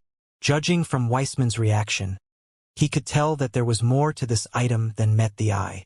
After inspecting the magic array engraved on the elemental core, Weissman could only shake his head and say, "It is still too early for you to come into contact with this thing. If you wish to challenge this, I advise you to do so only after you become stronger." "Lord Weissman, may I know how strong I need to be?" Shifeng asked. "Reach Tier 3. Weissman immediately provided Shifeng with a definite answer. "Tier 3. Shifeng could not help his surprise. "Is it really impossible for me right now?" Although he knew that the quest would not be simple, he had not thought that the difficulty would be so excessive. He was still a long way from obtaining his Tier 2 class, not to mention the level 100 Tier 3 class. In the past, even after a decade had passed, Tier 3 players were still considered peerless experts as the majority of the player population failed to attain their Tier 3 classes at all. For Solomon's Treasure to be a quest that required him to have a Tier 3 class to complete it, its difficulty was simply ridiculous. However, this revelation also further convinced Shifeng that Solomon's Treasure might be somehow related to Solomon's Sword. "It's not exactly impossible. The problem is, with your current strength, you won't be able to reach that place." Weissman laughed. "Won't be able to reach?" Shifeng came to a realization. He did not lack the strength to complete the quest but only the strength to arrive at the quest location.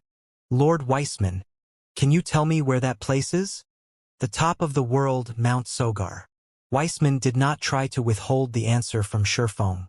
On the contrary, he sincerely explained, "The magical array carved onto this elemental core is not only a map but also a key. Meanwhile, the location indicated in the map is Mount Sogar. Setting aside how far that place is from Starmoon Kingdom, on your way there, you will have to pass through places with powerful monsters. Having a Tier 3 class is already the minimum. If you wish to arrive safely at Mount Sogar, you should reach my standard at the very least. Hence, you had best give up on that place for now. It won't be too late to go there once your strength reaches a sufficient level. You are still young. What you have is time." "The top of the world?" Shifeng smiled. Shifeng knew of this place. Although he had never personally been to Mount Sogar before, its fame as the top of the world was most likely known throughout God's domain. And indeed, just like Weissman had said, a Tier 3 class would be no different from food to the monsters one would encounter on the way to Mount Sogar. Even if he were still a level 200 Tier 3 Sword King right now, he would barely manage to reach Mount Sogar. He would also have to spend a long time traveling to get there, as the teleportation point nearest to Mount Sogar was 10 days away. Moreover, that was assuming that he could continue running for 10 days straight and did not encounter any powerful monsters throughout the entire journey. Although he could shorten the travel time by using a mount, even then it would still take a long time. However, Shifeng had the position teleportation scroll, a Tier 4 scroll that allowed him to teleport to any location in God's domain, except for a few special spaces. Mount Sogar was not one of these exceptions. In other words, he could teleport there directly. Shortly after, Shifeng bade farewell to Weissman and immediately ran back to the candlelight trading firm. As its moniker suggested, Mount Sogar was the tallest location in the entire God's domain. At the same time, it was also a domain that humans did not willingly enter, as a multitude of powerful monsters lived there. Even the human empires were powerless against the monsters there. In the past, there had been many players who had tried challenging that place. Although Shifeng could head to Mount Sogar right now, he still needed to make a lot of preparations. After he returned to his forging room, he immediately contacted Melancholic Smile. "Melancholic, send the top-ranking alchemist and engineer within the trading firm to my forging room, please." Inside an advanced forging room of the Candlelight Trading Firm, under Melancholic Smile's instructions, the Candlelight Trading Firm's most skilled alchemist and engineer immediately made their way to Shifeng's forging room. "Take a look at these for now, and tell me how confident you are at manufacturing these items," Shifeng said. He then passed 2 separate designs to the alchemist Nine Coasts and the engineer Ocean Smile. The 2 people hurriedly nodded in response, not daring to act sloppily at all before Shifeng. Nine Coasts was the only intermediate alchemist of the Candlelight Trading Firm, whereas Ocean Smile was the only intermediate engineer of the trading firm. In the past, Both these people had boasted great achievements and had managed to set foot into the realm of masters. Back then, even Shifeng, the guild leader of a second-rate guild, had to treat them with great respect. Yet now, these two people were very nervous while conversing with him. There was no hint of the arrogance they usually displayed when dealing with other lifestyle players within the firm. They were just like two obedient little kittens as they earnestly studied the designs Shifeng had passed to them. However, this reaction of theirs was unavoidable. Black Flame was simply too preeminent. In the entire Starmoon Kingdom, not a single person did not know about Black Flame. He was a great character standing at the peak of Starmoon Kingdom. But at this very moment, such a great character was actually standing right before them and was asking the both of them to perform a task for him. How could they not get flustered? After the two nervously studied the designs, surprise surfaced in their eyes. The designs Shifeng had passed to them were just too frightening. Guild leader, with how complicated this alchemy array is, even I have only around a 10% certainty of manufacturing it. If I can advance to an advanced alchemist, I might be able to raise the success rate to 20%. Nine Coasts said anxiously, "What about you?" Shifeng turned to look at the engineer, Ocean Smile. Ocean Smile stuttered, "F5%. 5%, is it?" Shifeng frowned slightly. When Ocean Smile saw such a reaction from Shifeng, he nearly collapsed on the spot. After some pondering, Shifeng still gritted his teeth and said, "All right, then, from now on, I'll permit you two to use the special forging rooms continuously, so focus all your attention on producing these items." The designs he had taken out were actually parts of the magic device design that he had obtained from the Dark Shrine. As the weapon that ended the era of demons and gods, the difficulty of manufacturing it was extraordinary. Normally, even master-level characters had low success rates in fabricating the components of the magic device, what more of individuals who were not masters? Meanwhile, he was responsible for producing the magic device's core component. However, with his current standard as an intermediate forger, manufacturing it was still beyond him. "I need to raise my proficiency." Shifeng could not help but sigh as he looked at the design, which comprised over 20 pages.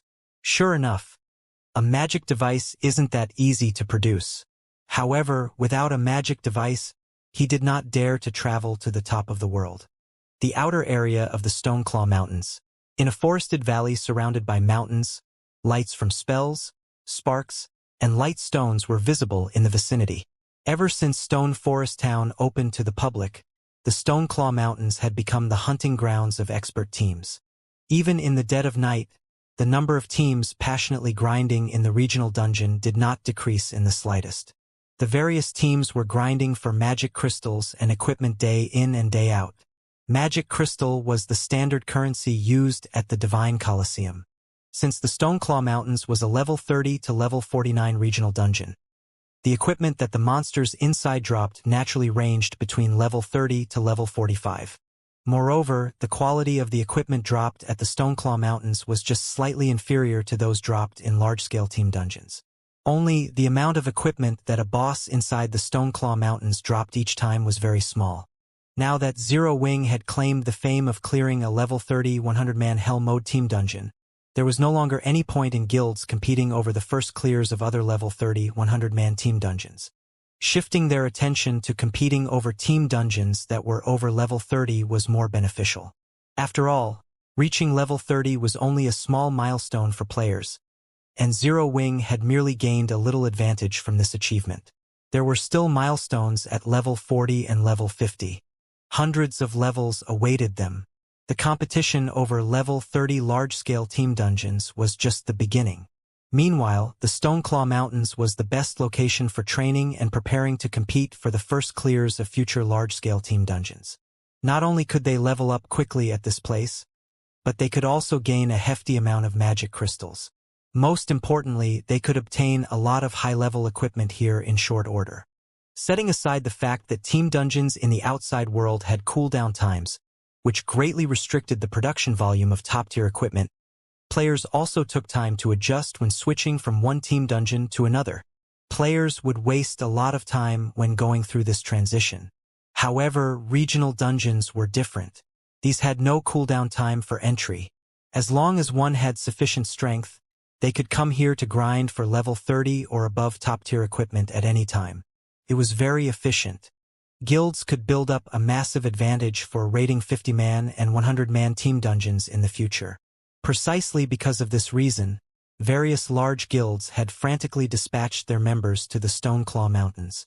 "Boss, this lord dropped something," the Star Alliance assassin responsible for picking up the loot said excitedly. Meanwhile, the lord lying beside this assassin was a level 35 half-orc over 3 meters tall. Scattered around this half-orc were many elite half-orc and special elite half-orc corpses, their total number exceeding 100. When Red Feather, who was resting underneath a large tree, heard the assassin's words, joy surfaced on his face. "Bring it here and let me take a look at it," Red Feather said hurriedly. Although the Stoneclaw Mountains would drop plenty of level 30 and above equipment, most of these were level 30 common equipment. "Boss, this is a level 35 fine gold longbow." The assassin passed the weapon to Red Feather excitedly. "It's a really good bow. It's slightly better than a level 30 dark gold longbow. Willow has lucked out this time. As long as she reaches level 35, she can immediately replace her current weapon," Red Feather said enviously after appraising the attributes of the longbow.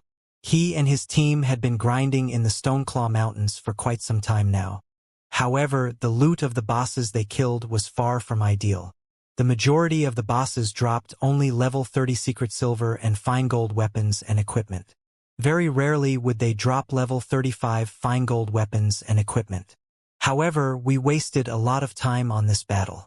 If not for the majority of our team's weapons being fine gold rank, fighting these monsters might even have been dangerous. Red Feather still felt somewhat fearful when he thought back to the battle just now. The monsters of the Stoneclaw Mountains were generally stronger than the monsters found outside. The chieftains were only somewhat weaker than the lords of the outside world. The lords here were even more powerful. In terms of combat power, they could rival even the high lords of the outside world. Only their HPs were at normal standards. As for the level 35 lord ranked half-orc their team faced just now, most of their melee weapons failed to even scratch the lord. Only fine gold weapons or above could cut through the tough skin of the half-orc lord and chip away at its combat power. In fact, Red Feather's team wasn't the only one experiencing such headaches. Any team that came to grind in the Stoneclaw Mountains found themselves facing similar problems. Every battle in the regional dungeon would greatly exhaust a team. Players who used secret silver weapons were even forced to use whetstones to recover their weapons' durability after fighting just one battle. Otherwise, their weapons were sure to break in the next engagement. As a result, the teams in the Stoneclaw Mountains could not fight continuously over long periods of time. Boss Red, Elder Purple Eye's team has encountered 1 lord and 6 chieftains. They are in urgent need of backup right now. Purple Eye's team is too unlucky to have actually encountered so many monsters. Everyone, follow me immediately. Shortly after Red Feather's team began resting, Purple Eye, who was also one of the Star Alliance's top combatants, sent a request for help. Red Feather had no choice but to respond.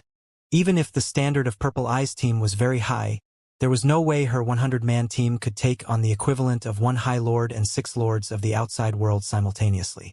Not to mention, there should also be plenty of elite and special elite monsters. However, the problem plaguing the various teams was actually making the candlelight trading firm in Stone Forest Town a fortune. Whether it was whetstones or advanced whetstones, none of the guilds had initially planned to purchase these items from the candlelight trading firm. However, the consumption of these items was simply too voracious. Their own production was insufficient. Hence, the guilds had no choice but to purchase these items from the candlelight trading firm. Due to this reason, the entire candlelight trading firm was extremely busy since several hundred whetstones might sell at any given minute. Meanwhile, during the time the various guilds were scrambling over the Stoneclaw Mountains, Sherfong cooped himself up inside a special forging room, frantically producing intermediate mana armor kits and continuously increasing his forging proficiency. For 4 whole days, Sherfong did not sleep or rest, spending all that time madly raising his proficiency. He only stopped when the sound of a system notification entered his ears. Meanwhile, Shifeng's level had also increased rapidly during this period. At this moment, he had already reached level 32. His leveling speed simply left one speechless. System, congratulations! You are the first player to be promoted to an advanced forger, rewarding 10 magical gold and 20 million EXP. The system notification repeated 3 times. Upon the arrival of this system notification, Shifeng finally stopped producing intermediate mana armor kits. He had required a total of 24,000 proficiency points to advance from an intermediate forger to an advanced forger. That was double the amount necessary for the promotion from a basic forger to an intermediate forger. It really is tough work. Shifeng abruptly collapsed into a chair, breathing out a sigh of relief. With this standard, I should be able to manufacture the core component of the magic device. Even if he was producing intermediate mana armor kits, it normally should not have been possible to gain 24,000 proficiency points in just 4 days. However, he had the forging talent, forging genius, that every forger dreamed of obtaining. With each successful forging, he had a fixed chance to receive an additional 2 proficiency points, equivalent to successfully producing 1 more high-level item. The luck from Icarus's heart also helped increase his chances of triggering the effects of forging genius. Only with the combination of all these effects did he manage to become an advanced forger. Nevertheless, his success rate at producing the core component of the magic device would still be very low, even though he was now an advanced forger, roughly 10% at most. If he became a master forger, though, his success rate could be as much as 30%. However, time waited for no man. Moreover, even if Shifeng had the Book of Forging, the Black Steel Insignia, and forging talent, advancing from an advanced forger to a master forger would still be extremely difficult. That promotion was no longer a problem of proficiency or success rate. One of the requirements for a player to become a master forger was the creation of their own weapons and equipment without relying on readily available forging designs. Doing so would not take days but rather months or years instead. Hence, even after a decade had passed, remarkably few players had managed to reach the level of master. Setting aside the fact that Shifeng needed to advance to his Tier 2 class within a short period, just the test for the Tier 2 class was already quite challenging. The test for one of the 10 Great Saint Legacies could only be more so. If he wanted to clear the test quickly, it was naturally better for him to be stronger. Solomon's treasure might allow him to improve his strength further. Needless to say, he had to complete the quest as soon as possible. During these 4 days, many things had also occurred in the vast god's domain. The most popular matter had to be the activation of the Divine Battlefield at the Divine Colosseum. The Divine Battlefield was a place for players to wage war against each other. Players could obtain points for killing other players in the Divine Battlefield, which they could then use to exchange for rewards. A wide selection of rewards was available, although the most attractive rewards were still weapons and equipment. The best reward players could trade for was dark gold set equipment. However, the number of points required to do so was immense. Moreover, the weapons and equipment received were non-tradable and were usable for only the person who exchanged for them. Hence, even if the items dropped upon the owner's death, other people could not avail of said items, though they could sell them to NPCs at dismal prices. To exchange for dark gold set equipment, players were first required to reach the highest ranking battlefield. The Divine Battlefield was divided into multiple ranks: Soldier's Battlefield, General's Battlefield, Marshal's Battlefield, King's Battlefield, and Hero's Battlefield, with each succeeding rank having increasingly higher entry requirements. Only after reaching the Hero's Battlefield could players collect points to exchange for dark gold set equipment. However, this was also a good way for experts to upgrade their equipment. After all, even guilds had a hard time obtaining dark gold weapons and equipment. Hence, everyone's passion for the Divine Battlefield deepened. When Fire Dance and her team participated in the Divine Battlefield, they would occasionally get slaughtered as well. The players visiting the Divine Battlefield did not come from just a single kingdom or empire. Instead, the entire god's domain shared a single divine battlefield.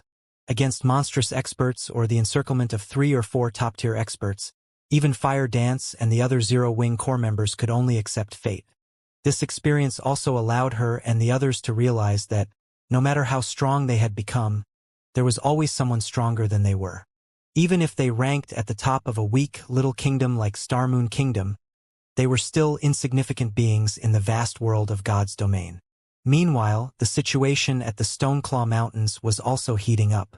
Many teams had already begun clearing the monsters wandering in between the outer and inner areas of the dungeon, and upgrading their equipment very quickly as a result.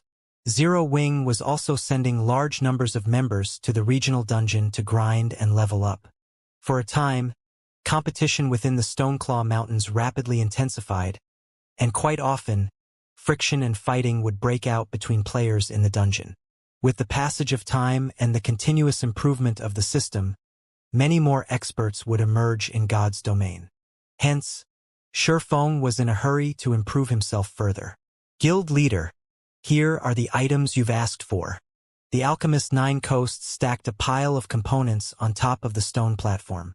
Respectfully, he said, "These are all the components we've managed to make during these past few days. There are 70 sets here." After striving for 4 days, he and Ocean Smile had managed to manufacture only 70 sets of components. Despite receiving an endless amount of materials, their success rates were far lower than their initial estimates. They had spent a full 1,000 gold on manufacturing a mere 70 sets of components. If converted to credits, that amount of coins would be worth several million. At this point, they just wished they could crawl into a hole and die. After all, the materials required to manufacture each component cost roughly 30 silver. With over 1,000 gold, they could have produced over 3,000 individual components. Yet, the both of them combined had only managed to make 140. Their success rate did not even reach 5%. "Okay, you can go back and continue making the components." Shifeng nodded. He was not surprised whatsoever by this abysmal success rate. All things considered, those were components required to manufacture a magic device. Their failure to achieve a 5% success rate was entirely within his expectations. After 9 Coasts left, Shifeng sorted his mood out and began producing the core component of the magic device. The core component required only a few materials. However, they were all rare materials. Even after the guild's combined efforts as well as purchases through Gentle Snow's connections, he had managed to collect only 100 sets of materials. The cost of one set was roughly 10 gold, so 100 sets cost about 1,000 gold. Meanwhile, Shifeng's success rate was only around 10%. Even the Star Alliance and Ouroboros would not be willing to take such a gamble. "Fortunately, I'm earning quite a lot of money through Stone Forest Town and the Candlelight Trading Firm. Otherwise, even I wouldn't dare to take this risk," Shifeng muttered, smiling bitterly as he looked at the materials in his hands. The core component he was going to produce was a ball-shaped object. Just refining the metals required was already a difficult task. However, by relying on the ice blue devil flame, the metal he refined had relatively good color. What came next was molding the metal into the desired shape. If he was off by even a single millimeter, then the final product would end up as a failure.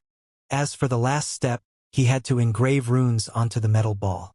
Time crept past. Shifeng went through 70 attempts in one go.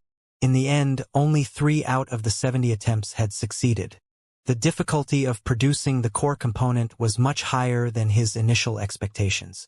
"I'm generally familiar with the process already. I should start using the magical gold now."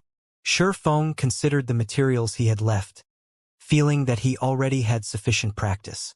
The magical gold rewarded by the system was an extremely rare material. Not only could it increase his forging success rate, but it could also evolve an item at a fixed chance. Its market value was no less than 100 gold per piece. Initially, Shifeng had taken 50 tries to produce one core component.